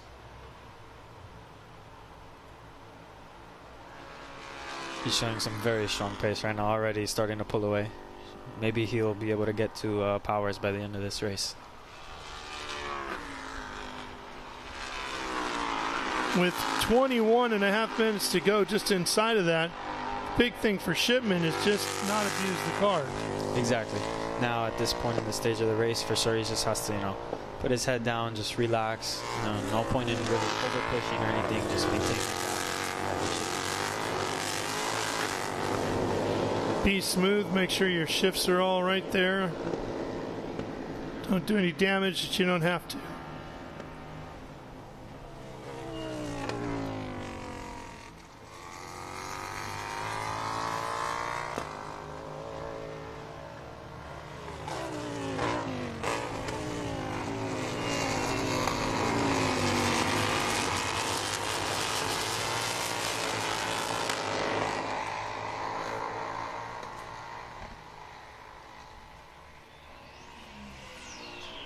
Shipman comes by us once again. Sounds like the shifts are nice and smooth, huh? Yep, he's doing a very good job right now. I think he's still extending the gap even more, and he's definitely going faster and faster. So this time by he did a 52.5, so another half a second faster than his last lap. And our last event at Canadian Tire Motorsports Park, Cooper swept the weekend for the 3rd event in a row. He has really been something. Yeah, it's been very, very looking impressive. to do it again here today.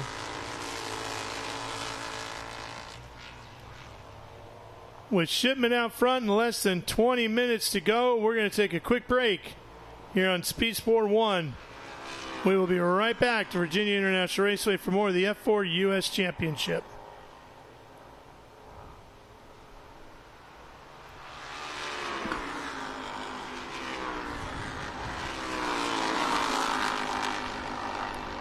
Watching the cars make their way up through the S's in front of the South Bend Villas to the spot of the old oak tree.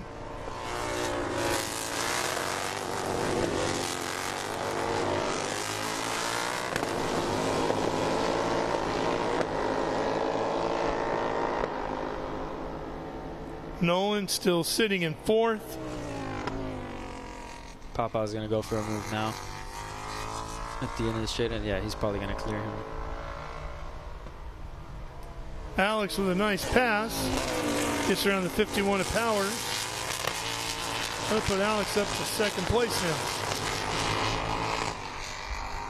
The only one that looks to be matching Shipman's times, it's probably Papa right now. Shipman's going probably a little bit quicker, like 2 to 3 tenths per lap, but Papa is still showing very good pace.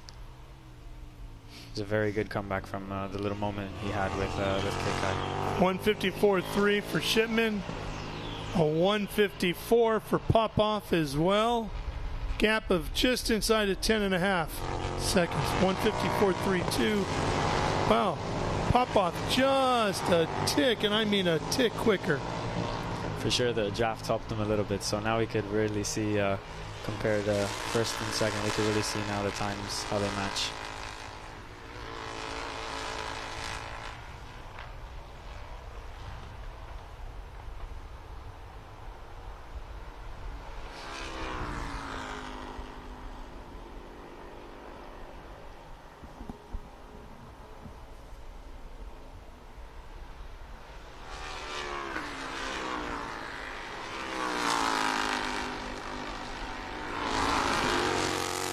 here with our live coverage of the F4 United States Championship at Virginia International Raceway on Speed Sport 1. This is round 15 of the 17-round 2025 championship season. As they run right now, this would lock things up unofficially, of course, until everybody gets through tech and does all that sort of fun stuff. But it should take care of everything for Cooper Shipman. With Kekai in 5th, Cooper is 72 points ahead and needed to be up 50 leaving here. Of course, you got to get that car through tech. That's always another thing to think about. But yeah, I mean, it's doing an amazing job so far, and still pulling away from everyone. So it's been very good for him. And no reason to assume it would be anything but smooth with Cooper getting through tech. Yep.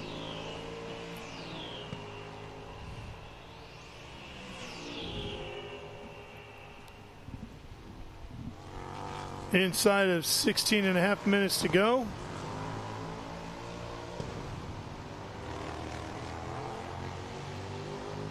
Kekai hanging on here. He's got Savoy behind him.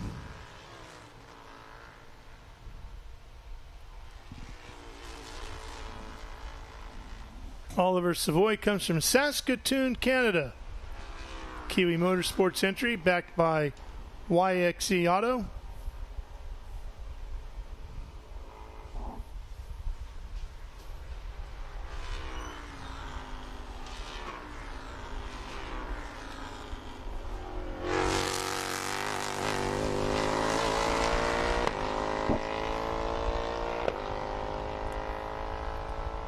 And here's Nolan running along in 4th.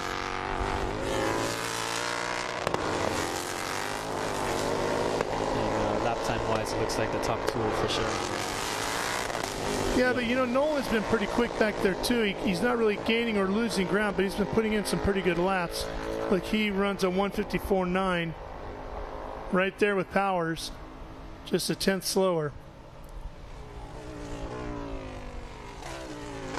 Here comes Savoy looking outside of Kekai.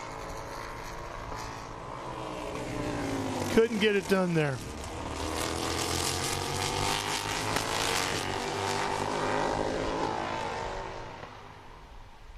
Do you have a favorite part of this racetrack?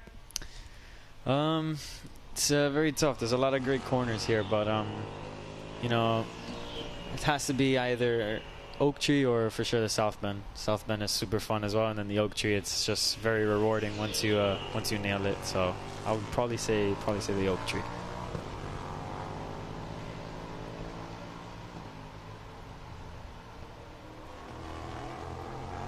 Kekai seems to have the horseshoe figured out, gets through there.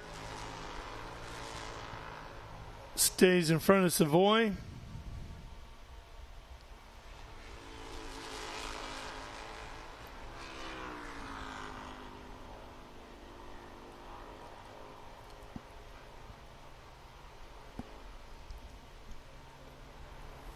Again, if you win this championship, you get to move on up. You get a season in the Formula Regional Americas Championship, and I got to believe Cooper Shipman is anxious to get up there. Yeah, for sure. It's always been super well. I mean, I think coming from you want to come straight to Formula wheels. For sure, this is the best series for that. I mean, it's that jump. It's very good. With the JFC cars, the F4 cars, and the F4 cars, it's just very well to adapt to. So, yeah.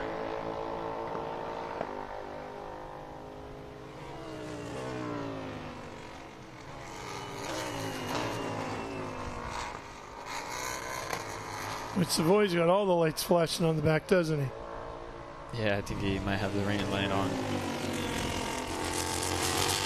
Well, earlier this morning when we got here, you would definitely have needed all of that with how foggy it was. You couldn't see your hand in front of your face.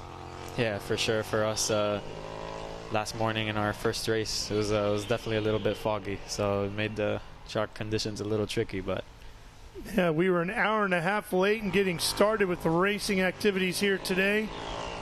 All the SVRA action, Sports Car Vintage Racing Association early on today. And then we got into the Trans Am Championship presented by Pirelli. That's Chris Dyson taking the win over Paul Menard. Oh, big bobble there for Savoy. Oh, no, that's not Savoy. That would be Powers. Powers, yes. Powers in the black 51. Chris Dyson taking the win over Menard. Tommy Dreesy in the Trans Am event. Then we had your Ligier JFC Race, and now F4 U.S., and then we'll finish off the day here in a little bit with Formula Regional Americas. Action-packed afternoon here at Virginia Big move International Raceway. Dimitri thought all about it, didn't he? Yeah, it's definitely a little bit of a sketchy spot to make a move, but I think he'll get a good run now into the back straight. Well, even if you don't make the move, just moving out, getting in the mirror of the guy in front of you going into there makes him think twice about what's going on. It cause him to bobble a little bit, and you might have an opportunity because of that. Exactly. Playing the mind games for sure that helps a lot. See, he's got a very good run here. See if he's going to be able to pop out. Well, here he goes. Nope. You could see Powers looking in the mirror there, trying to figure out which way he was going to go.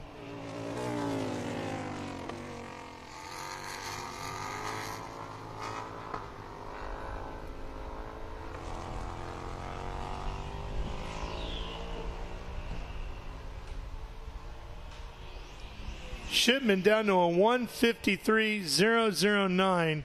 He is not letting up much at all with 10.5 seconds. Yeah, this is some 10.5 minutes to go. Some very impressive pace by him, honestly. Just, hitting every lap, just improving and improving later in the race. This is for sure very good stuff by him.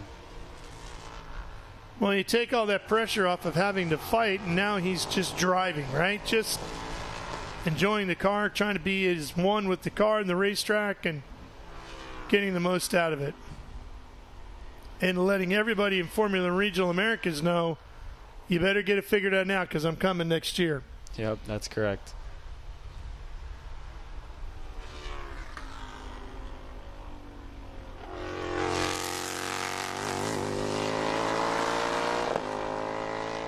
And again, if you win this championship, well, if you win the Ligier Junior Formula Championship, you get a scholarship into this F4 US.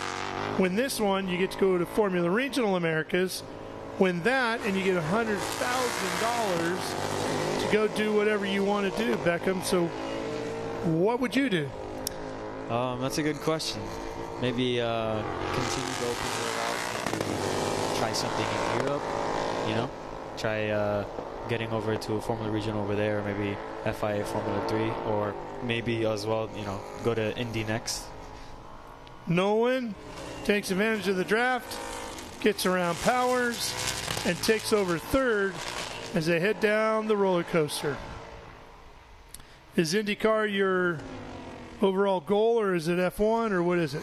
I'd say my goal, honestly, F1's the goal always for everyone, so if it could happen, great. But if not, I guess it would be IndyCar, or for sure IMSA or WEC or something like this. All great choices. Here comes Powers back inside on Nolan. Gets him back at the horseshoe, turn one. And just like that, we've shifted the podium once again.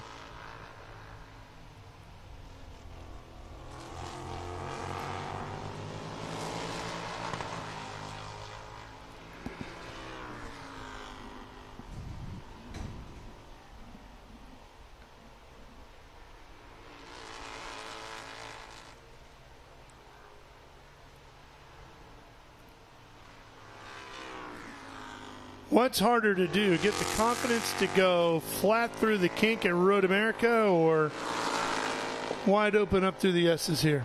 For sure the kink. The kink is it's a very sketchy corner. I remember on the Sim, I'm a Williams Z Sports driver, so I do a lot of laps there, and you don't really feel it like you really do. I remember first time in the F4 there, it was for sure a lot different than what it was on the simulator. So I would have to say the kink. It's definitely a sketchy corner. Yeah.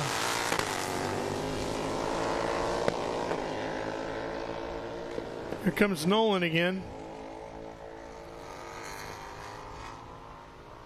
Well, he's got that pass down, doesn't he? Maybe not. Just when I say that.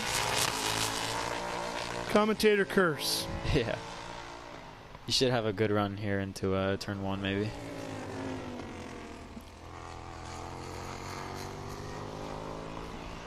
Less than 7 to go.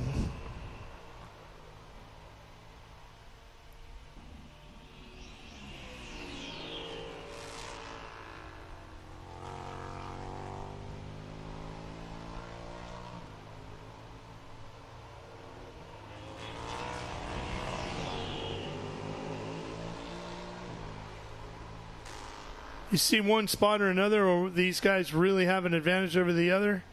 They look pretty even to me. Yeah, if anything, I think Powers here and these 2 sets of corners here coming onto the straight for sure sets up the car a little bit more here, as you see right there, and for sure helps him get a little bit of a gap going onto the straight. I think if Nolan can maybe stay a little bit closer through here, for sure he could line up a good move out of Oak Tree, and I think he's done that now. Goes Adam Andretti's car leaving the racetrack. The top liner transporter.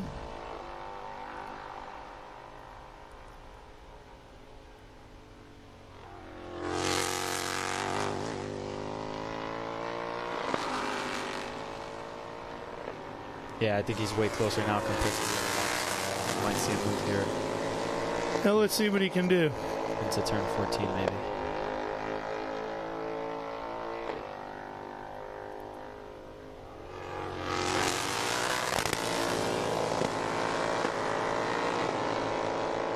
Looks like Powers has a lot of straight line speed though. Yeah, Nolan looking, but not close enough to do anything about it.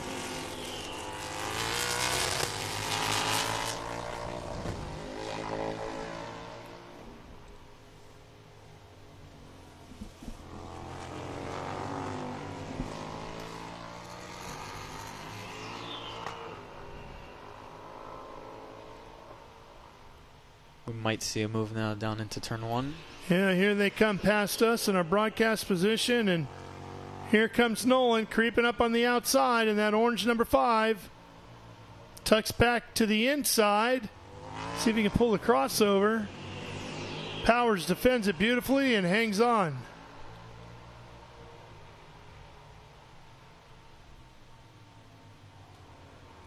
Shipman almost 15 and a half seconds up on Popov.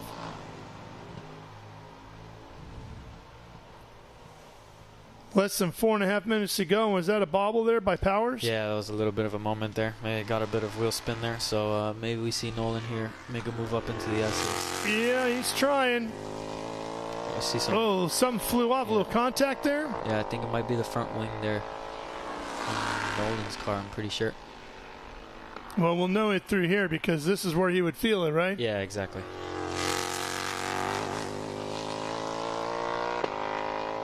Was it an end plate? Yeah. Possibly like the top of the end plate? Yeah, it looks like the end plate on the left side got cut. And Nolan's front wing looks a little angled now. Looks like the left side is a little bit lower than the right now, so might affect him a bit. Yeah. He's got a very good run going into Here he comes.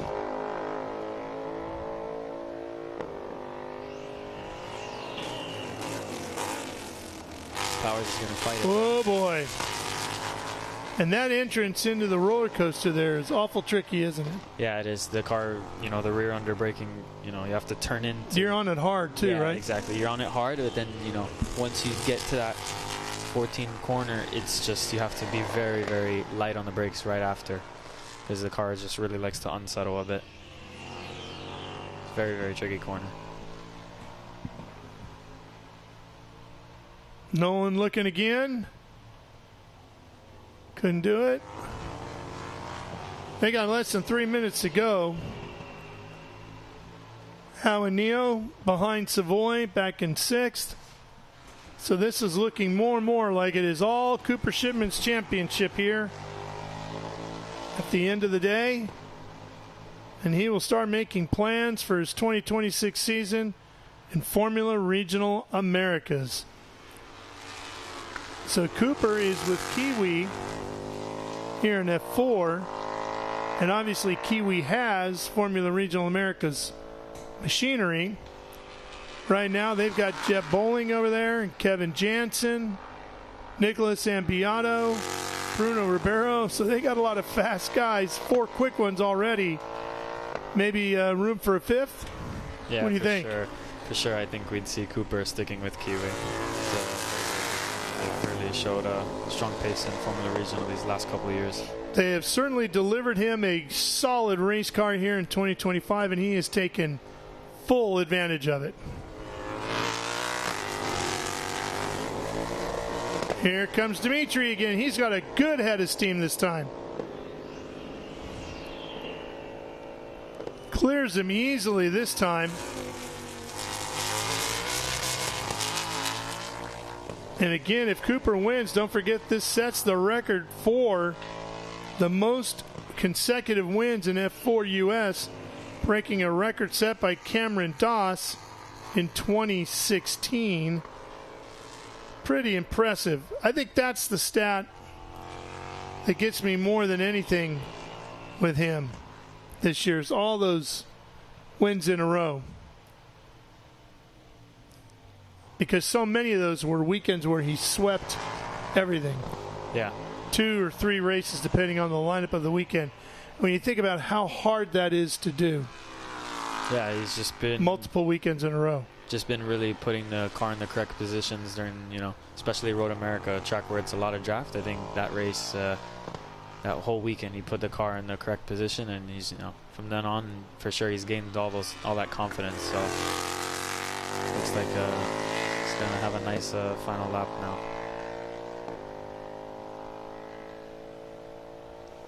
Cooper has been just cruising here today. Driver out of Austin, Texas.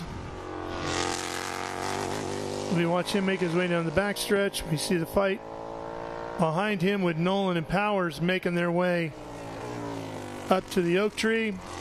Crew is headed on over to the wall. Congratulate Cooper Shipman on his way provisionally to the championship in 2025. Here he comes. The crew cheering him on just to his right. Past the crew and on his way to the checkered flag in the 2025 F4 United States Championship.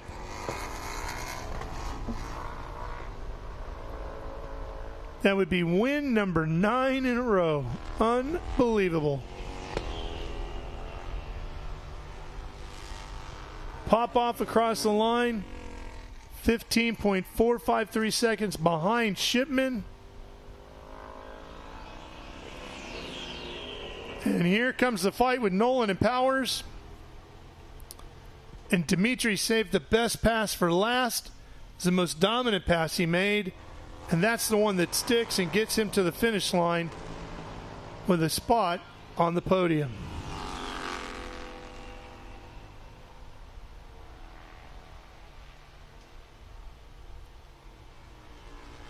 What are your plans for next year? Do you know yet? Still do not have any plans, but yeah, we'd have to see. Maybe, who knows, jumping in probably this season, maybe F4 US, or who knows, maybe going straight to FR. No clue yet, but yeah, definitely open for any option. There's a look at the results. Shipman, Popoff, Nolan, Powers, and Jawanillo, the top 5. Savoy, Cotterill, Campbell, and Clemente Huerta inside the top 10.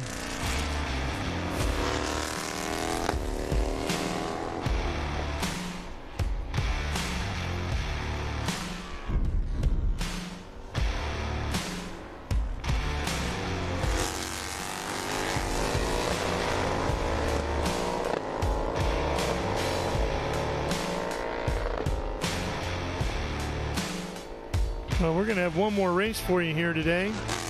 Formula Regional Americas while we wait for our winners to come back around here. What do you expect out of this next one, Beckham? I haven't been paying attention much to FR this year, but I think the racing has been pretty good so far. I mean, these cars are obviously now with a turbo, so maybe a little bit more spread out, but you know, Virginia has so much straights that, you know, the racing should be pretty close, but yeah, it should be a pretty fun race. Yeah, they put on a pretty good show there yesterday.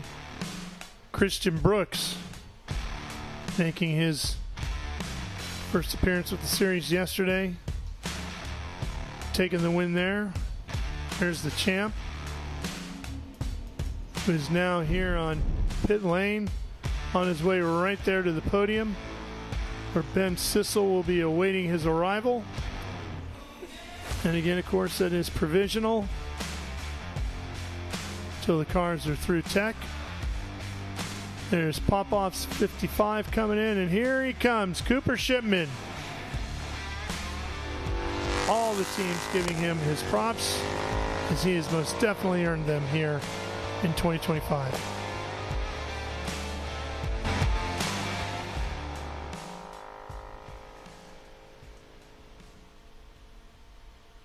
Big celebration here. He'll go to Barber with a whole lot of pressure off his back, and he'll just be thinking about adding to the record book.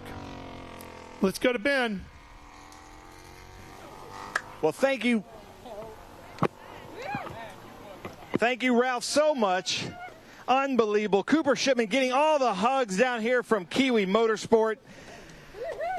Ladies and gentlemen, he is provisionally the Formula 4 United States champion. 9 races in a row. That is the longest streak in F4 United States champion history. That means it's very tough to compete with you. Just championship, unbelievable. 9 races in a row, beating anybody else that's ever been in the series. How does that feel? Yeah, the record of 9 wins in a row is great, but the main goal for this year and for this weekend was to wrap up the championship, so super glad I was able to do that. As soon as I saw KK got behind me at the beginning, I thought I might have a fight on my hands, but it looked like they were battling super hard behind me, so once I saw that happening, I know I just had to chill out and run my own race, and yeah, it was super good to be able to put in the pace like that and to stretch the lead, which is something we've been looking to do all year. So yeah, thanks to my parents, to Kiwi, everybody that's been helping me be fast every single weekend. Nice. Well, Cooper Shipman, unbelievable. Very impressed with you. We've all talked about. We've been very impressed with you all season long. Can't wait to see what you do with us next season. Congratulations. Ralph, I'm going to send it back up to you in the booth so we can have a huge celebration down here at Victory Circle with John Phippen. Yeah, I bet he can't wait, Cooper, to get that car over to Tech and roll it through there and get it all confirmed and know that he is the champ for 2025, as I'm sure he will be when we're done here today. Formula Regional Americas will be coming up. Another stunning open wheel division. Put on a great race here soon. We hope you'll stick with us for that.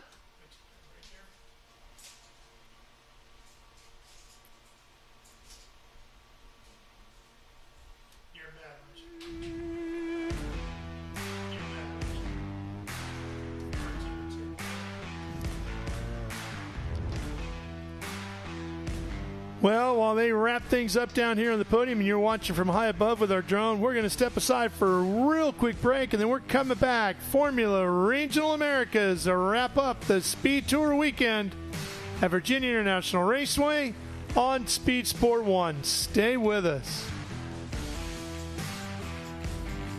Well, thank you. How good is this? Look at this view from Losowski. It brings all my fans, it brings the audience into the car with me. Speed turn, 140 mile an hour entry speeds. The quickest and most efficient way for me to get information to my drivers is from using the VBox HT2 system.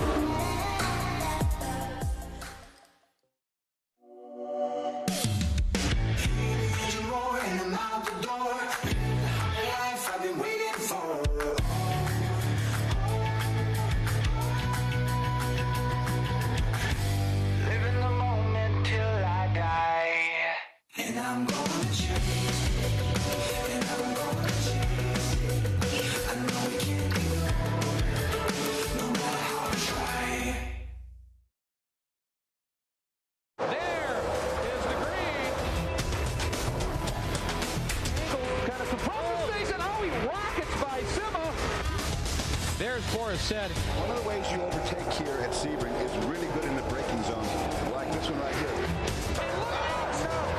Both go around. There's the green. We are back and at it. Watch this. Oh, look out, Miller, look out.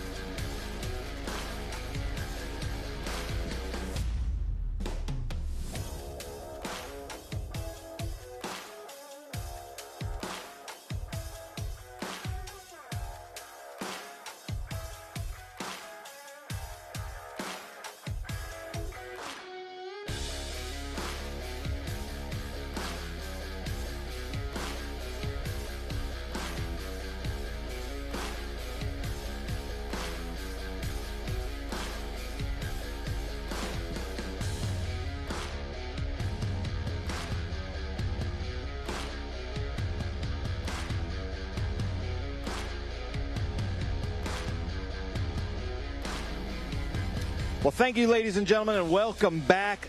Happy to be here on Speed Sport 1 with the Formula Regional Americas United States Champion, our championship, our last round, last race here at the VIR Speed Tour. We are with the Formula Regional Americas cars now. These are the cars with the kind of bigger wings, bigger tires, bigger motors, more turbo, more a little bit of everything. The last step in the ladder with our three formula groups, and Christian Brooks absolutely dominated yesterday with Tony Driver development. He ran in the F4 series about 2 seasons ago, went on to Indy next, and we're happy to have him here. Christian, welcome back. I hope you're having a good time, and what's your plan when those lights go out? Oh, I think we just need to continue on what we did yesterday. The car's been great, so just get a good launch and stay clean, manage the gap, and try to bring this thing home. Nice. I love it. Well, Christian, good luck out there. Love the car. Like the purple. Very nice. Bruno Ribeiro, all the way from Brazil. Ladies and gentlemen, he's been in the hunt all season long for the championship. So, Bruno, let me ask you this. When the lights go out, what's your strategy here at VIR?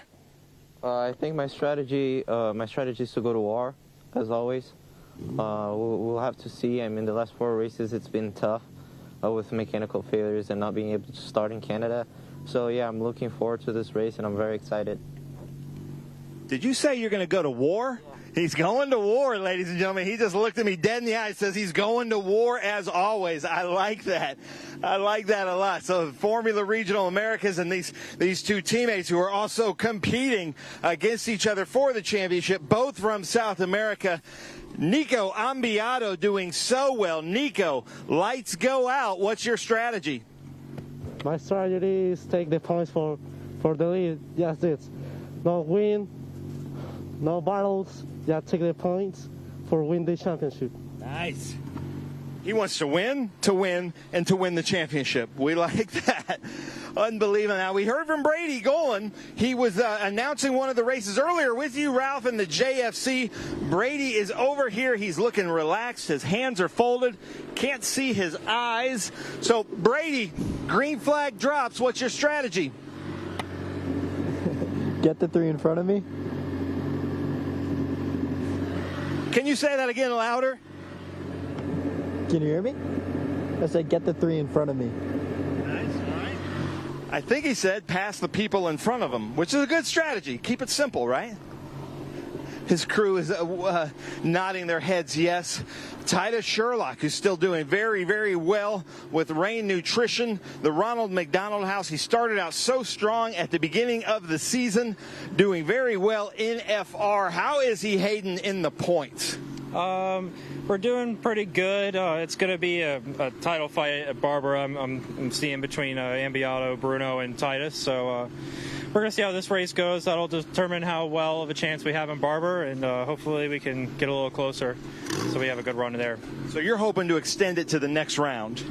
Yeah, I mean, the points are going to be tight, so it's not like we're going to be able to get a lead that, they can't come back from. So we got to, get ahead now and keep ahead at Barber, and we should be in a good spot. Nice.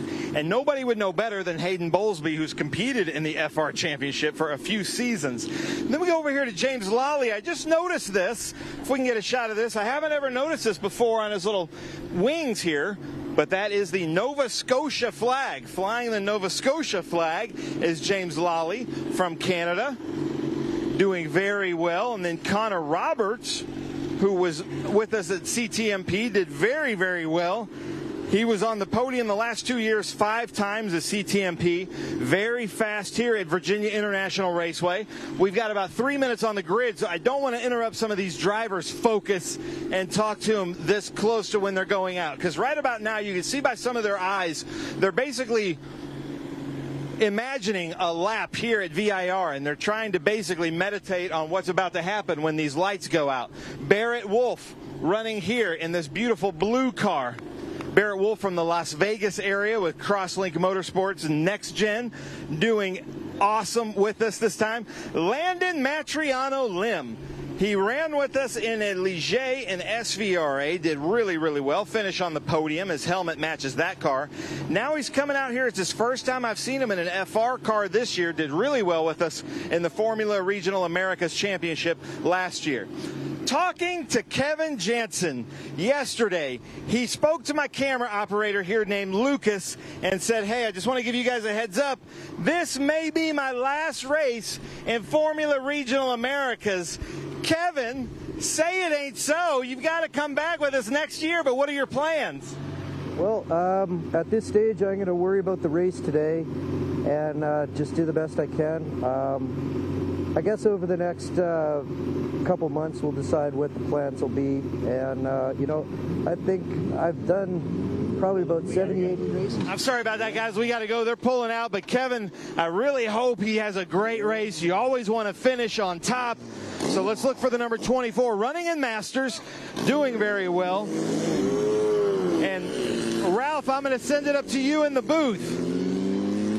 Okay, Ben, as the field rolls away from you and things get empty over there, they get full in the booth, as I'm joined here by Michael Fatuta and Ava Hansen. And Ava, we were cheering you on, girl. I thought you were going to get there. Me too. It was.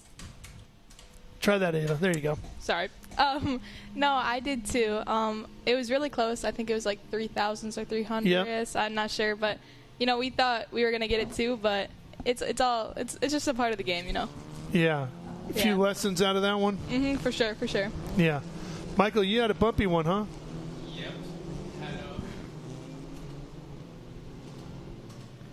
Yeah, I had an interesting race, and unfortunately got into a 5-car accident during the first lap, and we got taken out, our team, so 3 of our drivers plus me got taken out, and Roman took the podium, though, and got P1, so yeah. Yeah. Well, we're going to get ready here for Formula Regional Americas. What do you guys think about this one? They're full of really, really experienced drivers. I think they're just very diverse in their field, aging from young and I'm not going to say old, but, more experienced drivers. But, yeah, it's definitely a diverse field. Here's a look at the starting lineup. This one was pretty interesting yesterday with Christian Brooks. Shows up and shows everybody how to get it done. Right. Wouldn't expect anything less out of him today.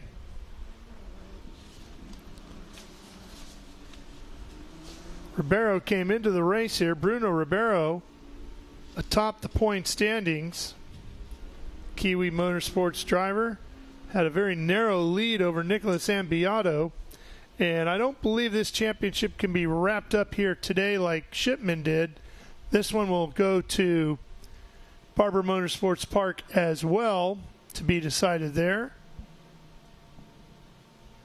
But it could definitely get a lot tighter here between Ribeiro, Ambiato, and Titus Sherlock.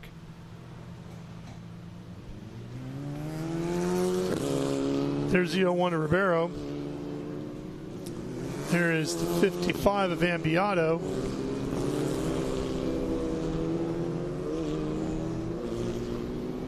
Sherlock is in the 31. That's Attiello in the 07.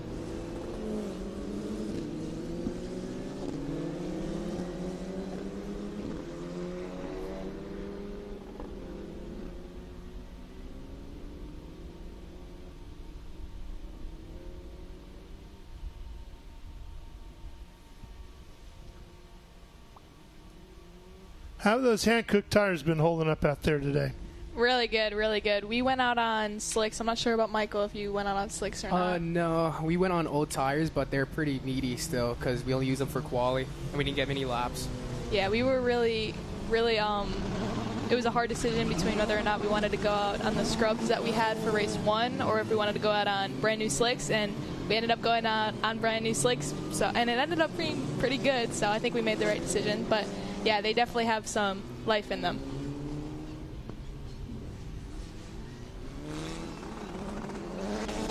Yeah, Ribeiro and Ambiato swapped the points lead back and forth at Canadian Tire Motorsports Park as they both had wild weekends up there. And we will have a final race today that will begin with a standing start, so this should be a lot of fun. Good grip out of the starting area today? Oh, yeah. A lot of drivers, I think it was different for everybody, but for me, I felt like I just took off real good. What about you, Michael? Oh, yeah, it was good. Weather out there is perfect and warmed up the tires perfectly. Right. All right, here we go. Everybody rolling into place.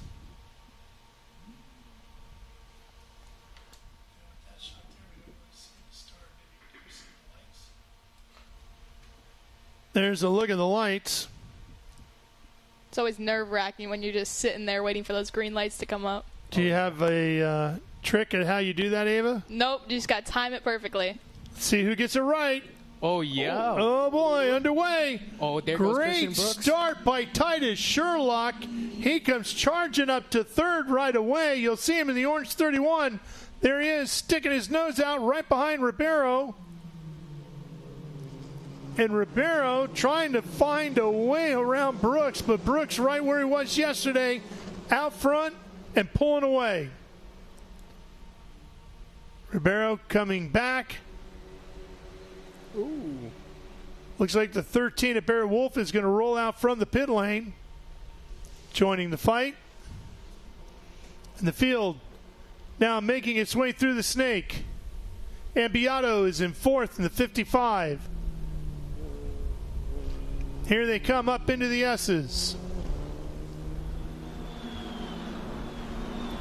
Gotta have your rhythm right through here, Ava. Oh, yeah. It's really, really precise. Brooks out of Santa Clarita, California, one of the Tony Driver Development Team members this weekend.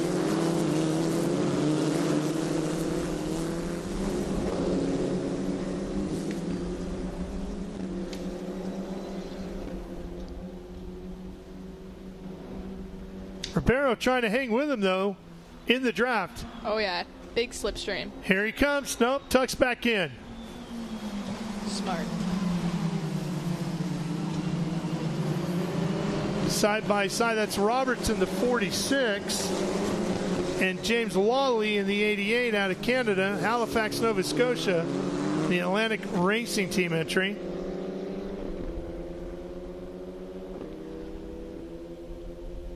Hogpen is just such a fun section on the track. It's like, I think, in my opinion, is the best part of the track. Really? You're the first person to say that this weekend, although I know it is a very fun section of track. Most people tend to go with the S's or. No, that whole section of the track I don't like. I only like the hog pen 'cause I'm good at it. That's what I think. So, but. How about you, Michael? What do you like? I personally love the S's. They're just fun and just, you know, you go flat out, so high speed, you know. You're just kind of boring. Like boring? It's just left and right full speed. when you go more up, you know, it's the left-hander, so you got to be a little precise over there. I gotcha. Boy, you guys are really hopping up over that curbing right there, aren't they? And it's Yep. Yeah, you got to be careful. Kicking them around, isn't it? Yep. Fastest way is just straight over the curbs. Straight over? Yep. The more you turn the wheel, the slower you go. The bigger problems you got? Huh? Bigger problems you got if you're turning the wheel going over them? Yeah. Upset the car more? Well, if you avoid the curbs, you're going to go slower because every time you turn the wheel, you slow the car. Yeah, yeah. So just straight over. Charge them. Yep. Right over them. Hammer down, Ava. I like your approach. I'd like it a lot better if you just get up on that podium. Yeah. Me too. Me too. We're all cheering for you. Here comes Sherlock looking on Ribeiro. As you're going down, you said a moment ago, Ava, a lap or so back, that Ribeiro made the right decision on not trying to make the pass or any tuck back in. Where do you see in your mind as you're going down that long backstretch where you go, okay, if I go now, I can get it done, or no? So if you're nearing the end of the back straight and you're still in that slipstream, still trying to get up to the rear end of the car, pulling out for a late dive bomb in that corner is not the best move. Is there a point on the racetrack, like a marker you have in your mind Not looking at? Not really. I mean, as long as it's like in the middle part of the back straight, if you're pulling up. I mean, if it's like the very end of the back straight and then you decide to pull out, it's kind of like in the moment decision. Like there's not really a good reference to know when you should pull out. Okay. It's just kind of like a muscle memory type of thing. Got it. A feel. Yeah. Ribeiro right there in second. And that bluish-green car, two-toner coming right at you. Then there's Sherlock and Ambiato. And Brady Golan, whose teammate Brooks has been at the front of this one from the beginning. I love those colors on Ribeiro's car. Like neon green. Stands out. It definitely does. Especially against a host of orange-colored cars. Yeah. Crosslink guys, they are everywhere. 3 of them in this race. Landon Matriano Lim, Barrett Wolf, and Titus Sherlock all racing for Crosslink, who make it a habit to paint their cars orange. And then, of course, you got Ambiato out there as well. His car is orange.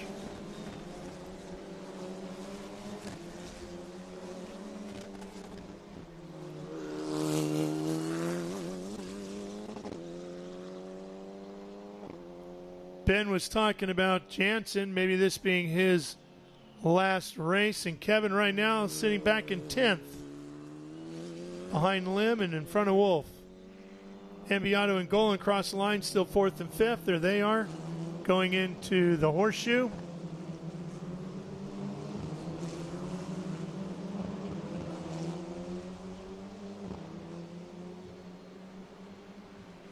I always like going through the snake. The lower part of the S's here, which is where they're getting ready to go now as they come out of, what is it, 5A here? Yeah. You have to be like perfect through there. Otherwise you can't get it full gas. Yeah, but it's great rhythm section. Yeah, for sure, for sure. Yeah, but over there is pretty fun. You're just flat out through over there. Yep. If you get it right. Yep. Just dawned on me why he likes all these rhythm sections. Professional musician over there. Oh, yep. What Full is it? of rhythm. Trumpet? He's full of rhythm. If you did not know, Michael Fatuda is a professional musician, horn player, right? Yes, sir. Trumpet. I've been playing for 8 years or 10. I don't remember, but it's been a while. Specializing in the trumpet. Okay. Brass. I like it. Yeah. Brooks is just flying right now. Yeah, it's exactly what he did yesterday. I don't know if you guys had a chance to see him in action yesterday. He's driving for the Tony Driver Development Program. third entry for the team out of Brownsburg, Indiana. They're based here at VIR. Brooks is a California native, and believe it or not, as much success as he's having here this weekend in an open wheel car, he started his racing career in rallycross before switching over to the formula cars, and that is a pretty extreme difference. Yeah, yeah, that is a huge jump. Big difference. He switched over to F4 US in 2019, winning 2 races that year, including one right here at VIR. Then he moved to US F2000 in 2020, climbed all the way to Indy next by 2024. He's been doing a lot of work as a driver coach, and I would say it's good to pay attention to what he tells you. And he's ready to get back behind the wheel of these FR America's cars here at VIR and see if he can get win number 2. You saw the 22 Jet Bowling coming through. Jet is running 7th in his blue number 22 right there, just coming under the bridge. Blue and orange. And he started from the back, right? Yeah, he rolled off. He came off the pit lane, didn't he? I think so, yeah. Climbed all the way back up to P7. Wow.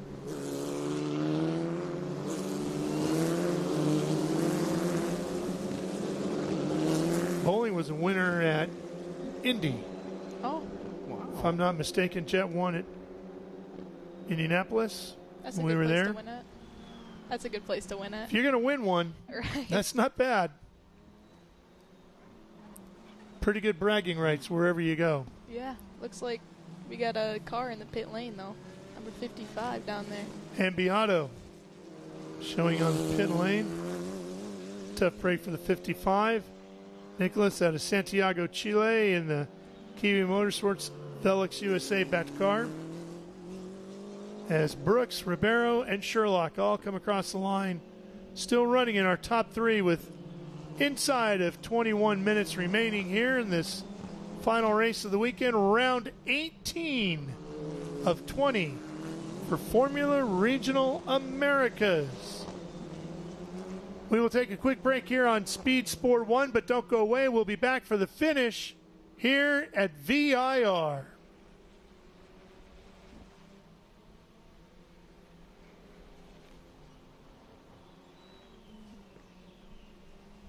And we keep racing here. You see Brady Golan going through with Jet Bowling chasing after him. That's quickly becoming a fight for 5th. Jet reeling Brady in. Brady out of Austin, Texas. Also one of the Tony Driver Development racers. The tire backed entry. Car 80.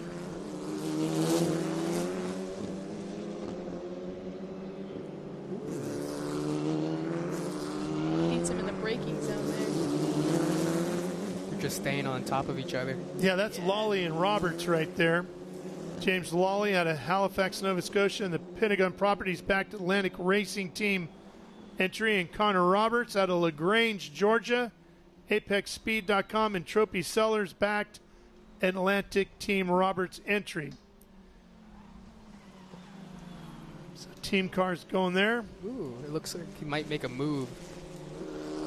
Roberts right on him. That's a fight for 6th. With inside of 20 minutes to go, soon to be inside of 19.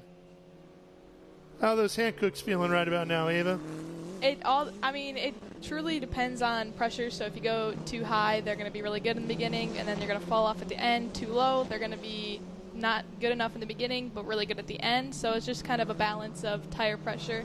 For me, I felt good all the way around, so my dad really nailed the tire pressure on this one.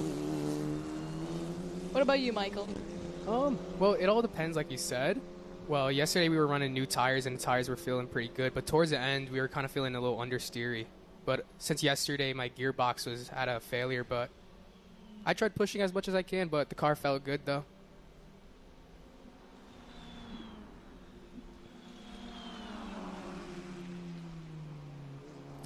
Welcome back, Virginia International Raceway. Here's the battle for 2nd.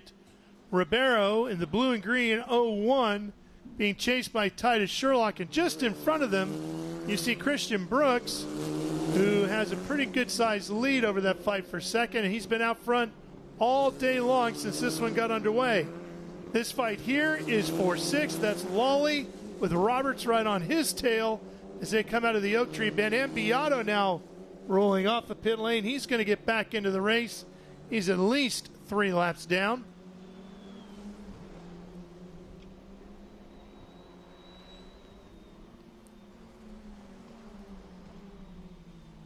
These two matching pace of each other. Oh, a little bit of tire smoke there, huh? Yeah. I think Locking it up a bit? Yeah, I think he had that last lap too, going into that corner. Less than 17 and a half minutes left in this as Brooks, Ribeiro, and Sherlock all go by.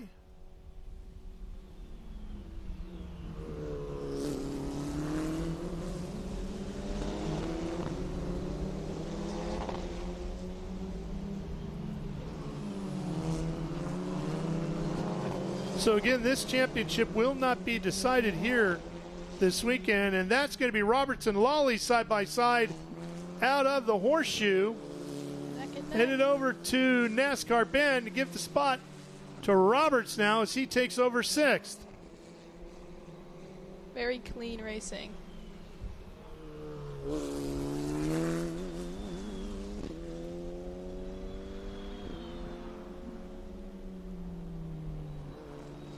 And it looks like Jet Bowling right there in the blue and orange, slowly gaining on Brady Golan in front of him.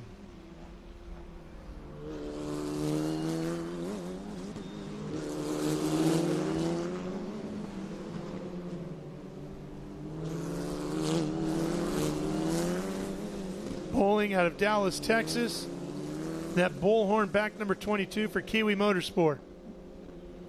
Yeah, that oak tree corner is definitely one of the trickiest spots, at least for me on the track. But these guys seem to be going through it pretty good. Did you leave a note for Son of Oak? No, in the mailbox over there? Is there a little Yeah. mailbox? Oh, I didn't know that. It's my first time here. You can leave a note. Oh. Son of Oak Tree. Good to know. Yeah, but this track is just crazy with the elevation.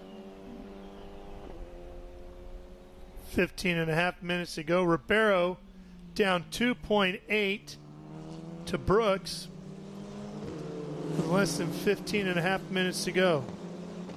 Keep an eye on that and see if he chips away at that at all on this lap.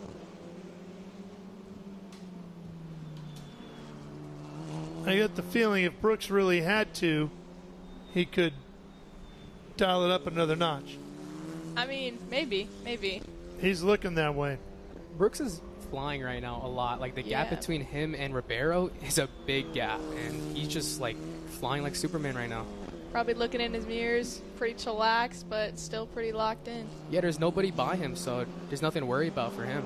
Yep, he's just smooth sailing from here. Very smooth driver. Laid back. Yep. Not making any mistakes, not putting the wheel wrong. Using all the track up, but not getting offline at all, is he? No.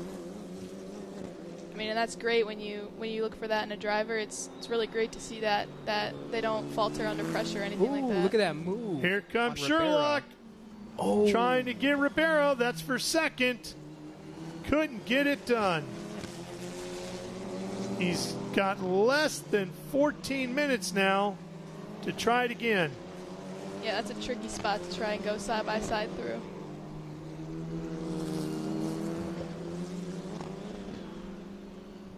Not much of a gap in the points between Sherlock and Ribeiro. Ooh, he might make another move now. Ribeiro came into the weekend at 11.5 back, but tightened it up over the weekend. We'll have to get the final tallies before we leave here and get ready for Barber. That will be the finale for the championship, rounds 19 and 20. Be the end of the season for you guys as well. Barber should be a spectacular venue for the title fights. Yep, I'm hoping for a podium there. We're gonna hope and pray on it.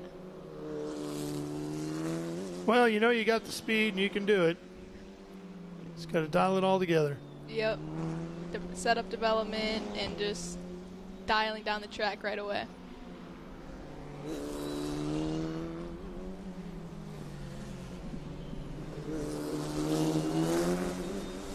Sherlock is definitely pushing it right now, trying to get Ribeiro. Yeah, this is where he almost had him last time. What do you think of the run out of Oak Tree that time? Good enough? I don't think he's going to have enough to pull it off going into the next corner to try and dive bomb him. Oh, he might have got the slipstream. No, he's going to go back. It's a tricky one. Yeah. But he's trying to push. You could tell. Yeah. And when you're behind somebody and you're going around the Oak Tree corner, I always tell myself you got to nail it because you have a long back straight to try and get their slipstream. Now, if you're the guy in the front, you gotta really nail it to try and prevent the guy behind you getting in your slipstream. So everybody on our Formula Regional Americas team doing the math as quick as they can to see where everybody is at with the current points. And so right now, the way they are running, because Brooks, of course, not running for the championship. So take Brooks out of that conversation. Titus Sherlock, the way he's running in third overall, would be the championship leader leaving VIR. Bruno Ribeiro would drop to second in the championship. He would be 6.5 points back. Nicholas Ambiato would be 13.5 points back behind that in third. Wow. Yeah. And Titus doing everything he can to get around Ribeiro to make that gap a little bit bigger going on to the next one. And he's doing a great job trying to get around him. I mean, very clean racing between the two of them. Oh, yeah. Yeah, it's been a good show here for sure. And that's how it should be between two guys fighting for the championship, racing each other incredibly hard, but very gentlemanly at the same time. Right. It looks like he's trying to make a move way Full too course early. caution, gang. Full course caution with 10.5 minutes to go. That's going to pull Brooks back, but more importantly, it's going to give Sherlock a great shot at Ribeiro. Oh, yeah. Right. As this Big one goes advantage. back to green here in a minute. What do you think of that? It's gonna be real tight now that you got all of them piled back in again. I mean, Ribeiro and Sherlock are gonna be head and head now. Safety car has been deployed. So let me ask you this. There is the Ginetta safety car. If you're Ribeiro, obviously you want to win, but Brooks is so tough. Should he focus on trying to get around Brooks to get the win, or should he worry more about keeping Sherlock behind him and minimizing that damage in the championship? Because if he goes after Brooks, he might have to go to the outside to try to make that move, which would open up the inside for Titus to come back in and just follow Brooks around and lose second and not get the win. Right. I think he should protect his points. Yeah, I personally would not want to go for Brooks right now because Brooks is just on another level and he's just flying. Yeah. And, the fight between Sherlock and Ribeiro is just, since they're fighting for the championship right now, I would just defend my position. Is that Brady Golan? Golan is 2 laps down.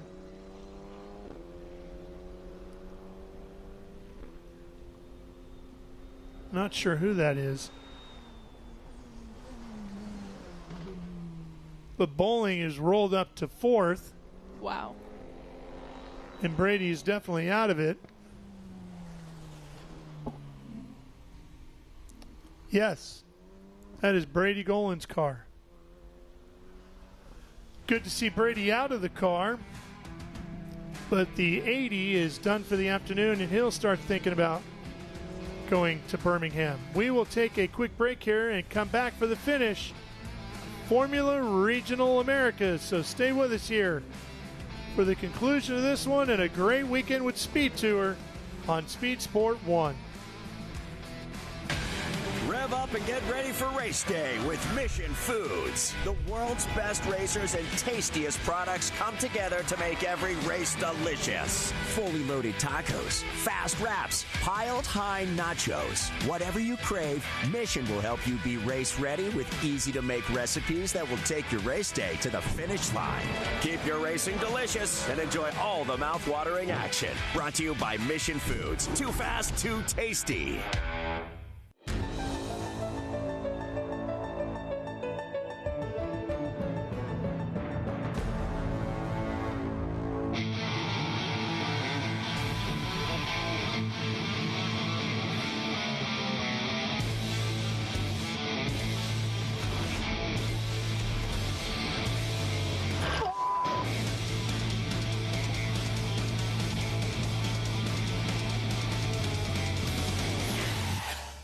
Okay, so pretend this is your race car. It's on the trailer, and you have an accident. Ouch! At least your truck's insurance will pay for another one? Yeah, not so fast. Standard insurance won't replace your race car, whether it's in the trailer, in the paddock, in the garage, or the repair shop. But at Hagerty, we can protect it for what it's really worth anytime it's off the track. No matter what or where you race, all for less than a set of race tires. Hagerty, let's drive together. What does it mean to be built with Summit? It means you're hitting the autocross, drag strip, road course, trail, dirt, or open road with confidence. Because built with Summit means you're using parts from the top names in performance. Priced to make your project affordable. And it's all backed by trusted tech expertise and blazing fast shipping. Summit Racing Equipment. Let's build it together. SummitRacing.com. Back here at Virginia International Raceway, looks like the safety car is going to go around one more lap at least. Don't forget, next weekend right here on Speed Sport 1 Live, you will see from Durana Dragway in West Salem, Ohio. It's the International Hot Rod Association Outlaw Nitro Series. Great IHRA drag racing action from Durana Dragway, West Salem, Ohio, next weekend. Live right here on Speed Sport 1. You guys drag racing fans at all? I don't really watch drag racing, to be honest. Have you been to one yet? Nope. Need to go. I need a little nitro in your life, Ava. Yeah? Just a little. Just a little. Maybe that'll give me a podium. It wouldn't hurt, I'll tell you that.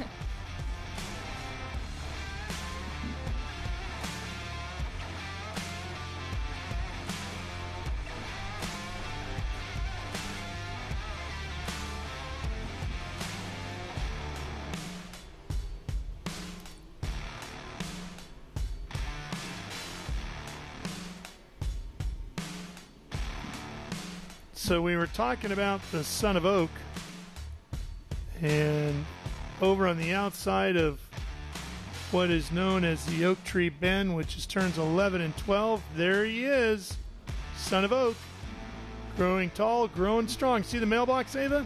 Oh, I have to go visit that. I'll go leave him a letter. You got to go leave a note. What is the story behind the mailbox? Well, it's just an opportunity. Everybody loved the oak tree here, Michael. It was a massive, massive tree on the inside of turns 11 and 12, and a couple of 100 years old. I don't know the exact age of the tree, but sadly we lost it a few years back, and they were able to grab some acorns off of the big oak, and some of the folks that work here at the track took them home and planted them in their backyard, got Son of Oak going, and dug him up, transported him out here, and planted him on the outside of the corner. And it looks like he is doing great and has been such a huge part of the history of this racetrack. And everybody loved seeing it. Such a beautiful tree that they knew people would want to just let them know they're all cheering for Son of Oak to keep growing. Maybe I'll stop by later and give him a letter. Yeah, please go over and say hello. They'll be offended if we don't. Yeah. Yeah. Hopefully at Barber things will be better. Well, hopefully next year when you come back, he's even bigger and stronger than he is today. Oh, yeah. I'll leave him double the letters. I'll give him $1.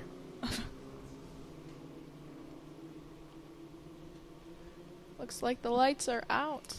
Yeah, all right, here we go. This should be a barn burner to the finish. This is going to be interesting. What can Here Brooks they go. do? What will Sherlock do? Ooh. Sherlock trying to get a good roll, but look out, Jet Bowling creeping in. We thought he... Oh, no! Contact. Is that Ambiato? He was at the back of the field. Oh, man. Ribeiro's protecting from Bowling. Bowling's on the inside. Sherlock's on the outside. Sure. Oh, Sherlock's going to get to second. And it looks like Bowling might even push Ribeiro further back. But, of course, I'm sure we're going to have a full course yellow as he does that. Oh, man. Ribeiro might lose another spot. Side by side. That was close. That would be Roberts getting by now. Oh, no, the gap's pretty big now. I'm wondering if Ribeiro has a problem with that 0-1 because everybody rolling by.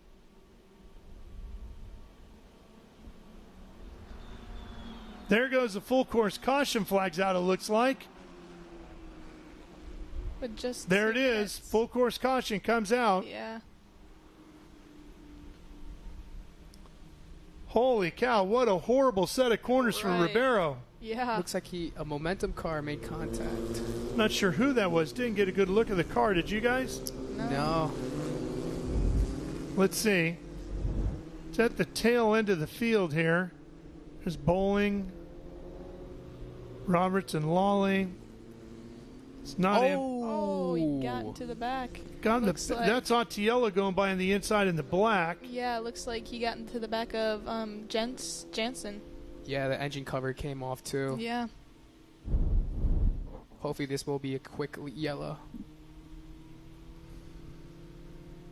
I don't think they're going to have enough time. Well, hopefully they do. Yeah, that's Jansen rolling around there with, yeah, we're down to a minute and a half. Looks like the two masters are in points range right now. Anthony and Jansen. Yeah. What a change in the championship this is going to be with Brooks sweeping the weekend. Now Ribeiro getting bounced all the way back to, he's got to be fifth. Sherlock up to second. Oh boy, they're going to start doing the math again over there in the PR department. Uh-oh. 51 seconds left. Checkered flag is out. Here they come.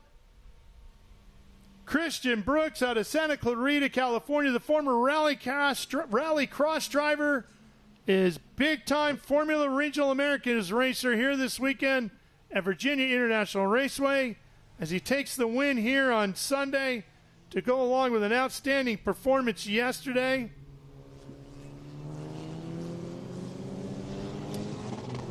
And this championship has really turned upside down. What a run for Chet. I am not even going to try to guess the points.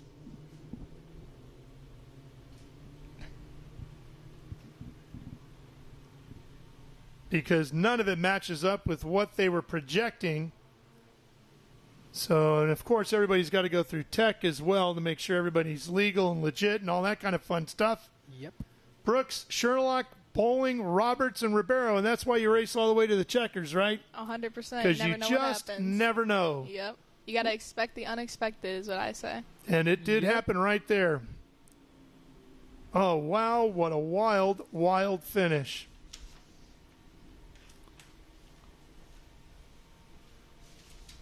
Well, gang, that was a fun one. Great afternoon of open wheel racing with the ladder series here with the Speed Tour.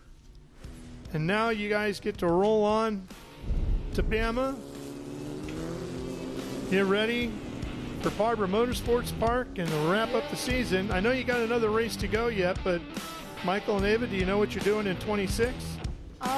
We're not, me and my dad and my mom, our team, we're not quite sure what we're going to do 100% yet. Our plan as of right now is to stay in the JFC series. Okay. Wherever that may take us. Maybe other opportunities that open up, we'll take advantage of those and hop into those. What about you, Andrew? For next year, probably going to stay in JFC because the new F4 cars aren't too reliable. And basically, after JFC, I'm going to be doing FR America. So we're going to see what happens then. Okay. Well, we certainly look forward to seeing both of you back racing with us, whichever series you choose. Yeah, it's definitely fun, for sure. Gotta stay in it.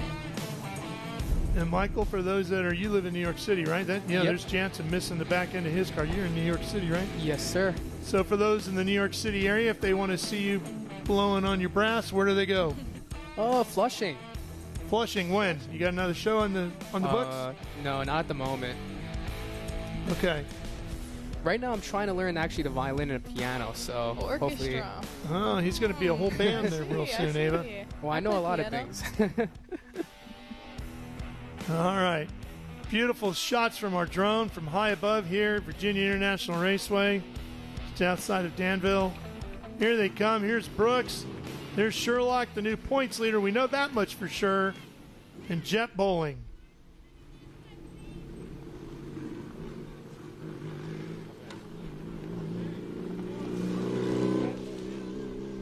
Christian's mom reached out to me last night on LinkedIn. Proud of her son, and I'm sure she's overjoyed here today as he's had a tremendous weekend. And my guess is the lineup of people looking to have him as a driver coach, which he's been doing a lot of this year, has just gotten longer. Right. Well, yeah, I like Brooks. He's actually been coaching me this week, race weekend, and I really like him a lot. He's a smooth operator.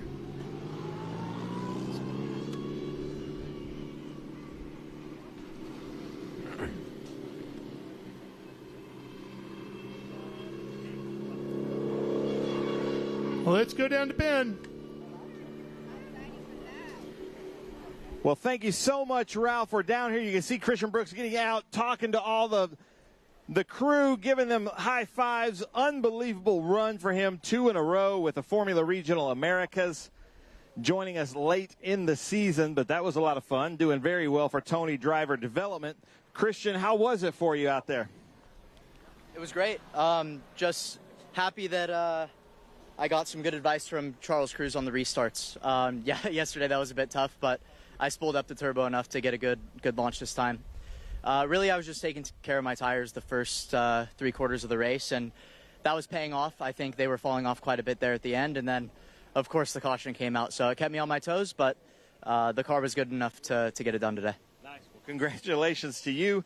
2 in a row, but Titus Sherlock, we got to come over here because unbelievable. This has made the championship probably the most interesting that I've seen in Formula Regional Americas. There's still 4 to our calculations provisionally, mathematically in this. But I think right now, according to Ashley Ongst, you're about 9.5 ahead of Bruno.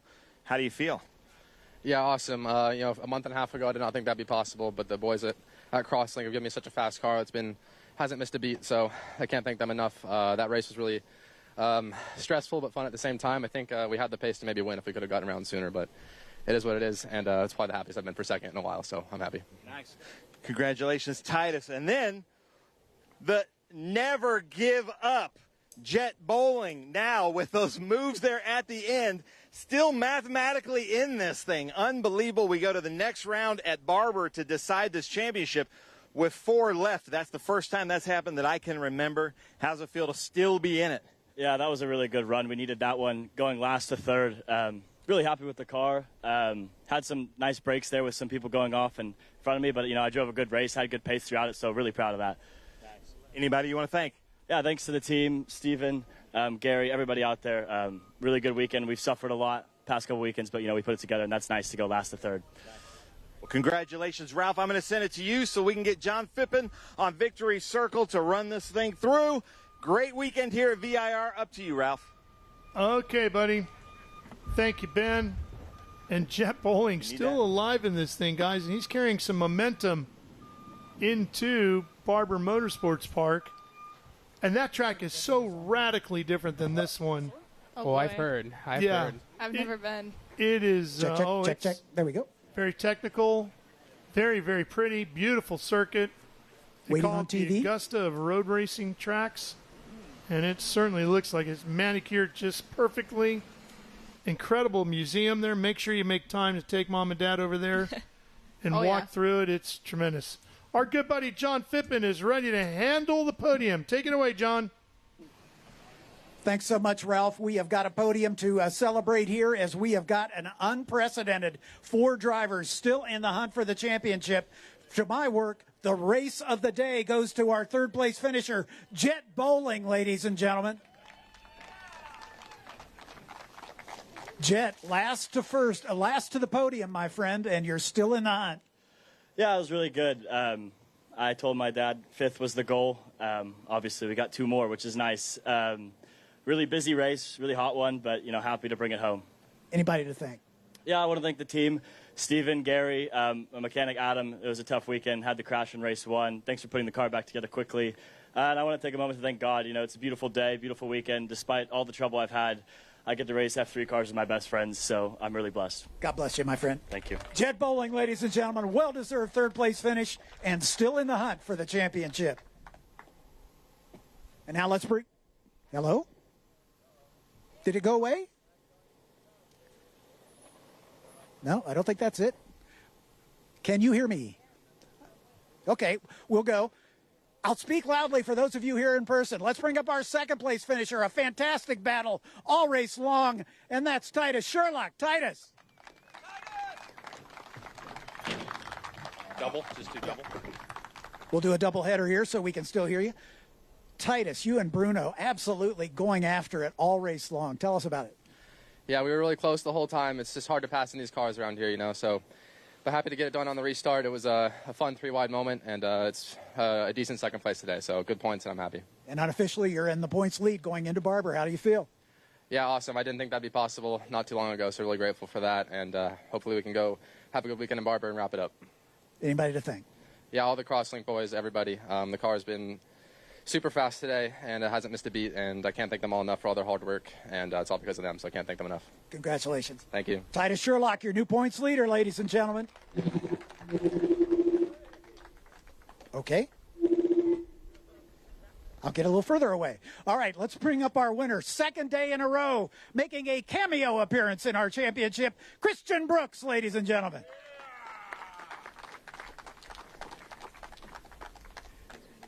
Christian, my friend, you've got this field covered, I would say.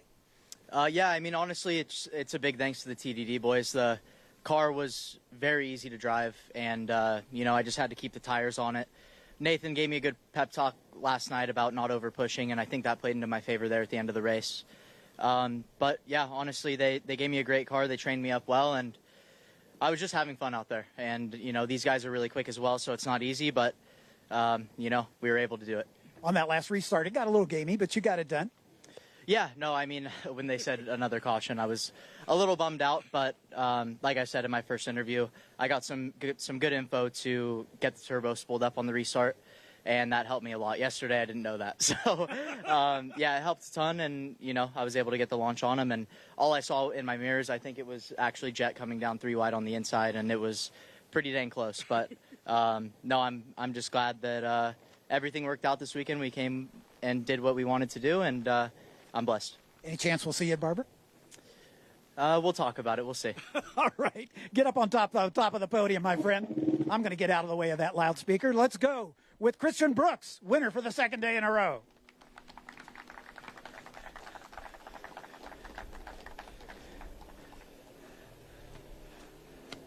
Trophies aloft. Thank you, gentlemen.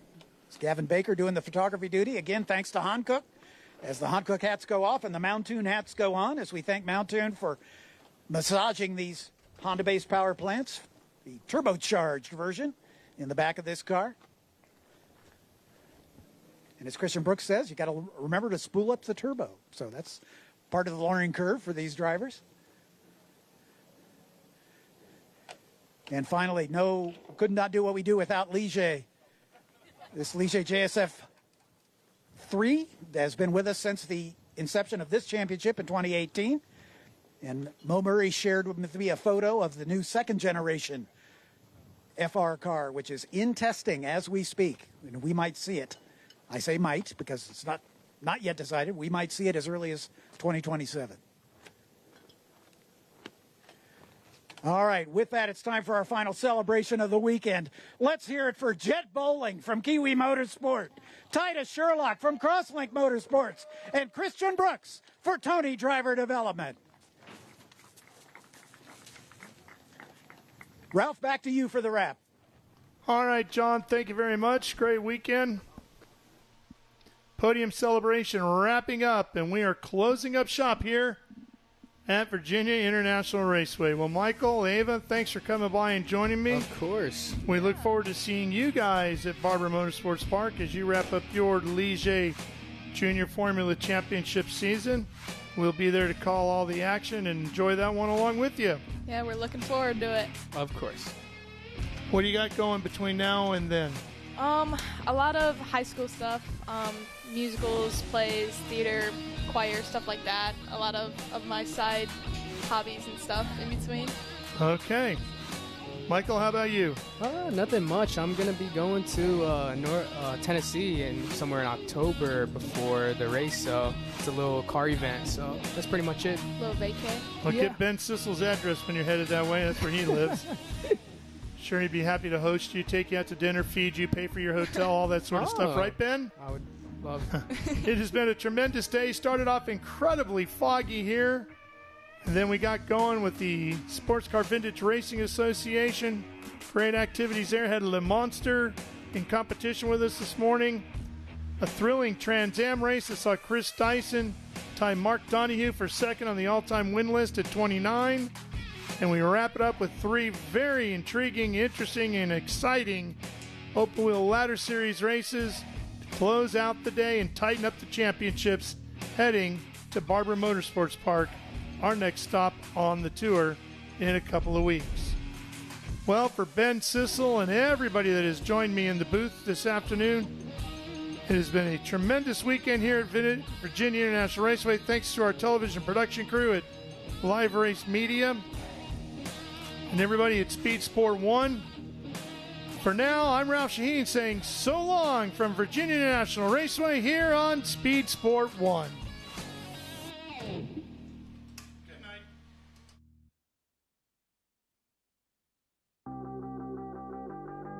When you're running out of luck, need to get unstuck, so go off. When you're up against the wall and you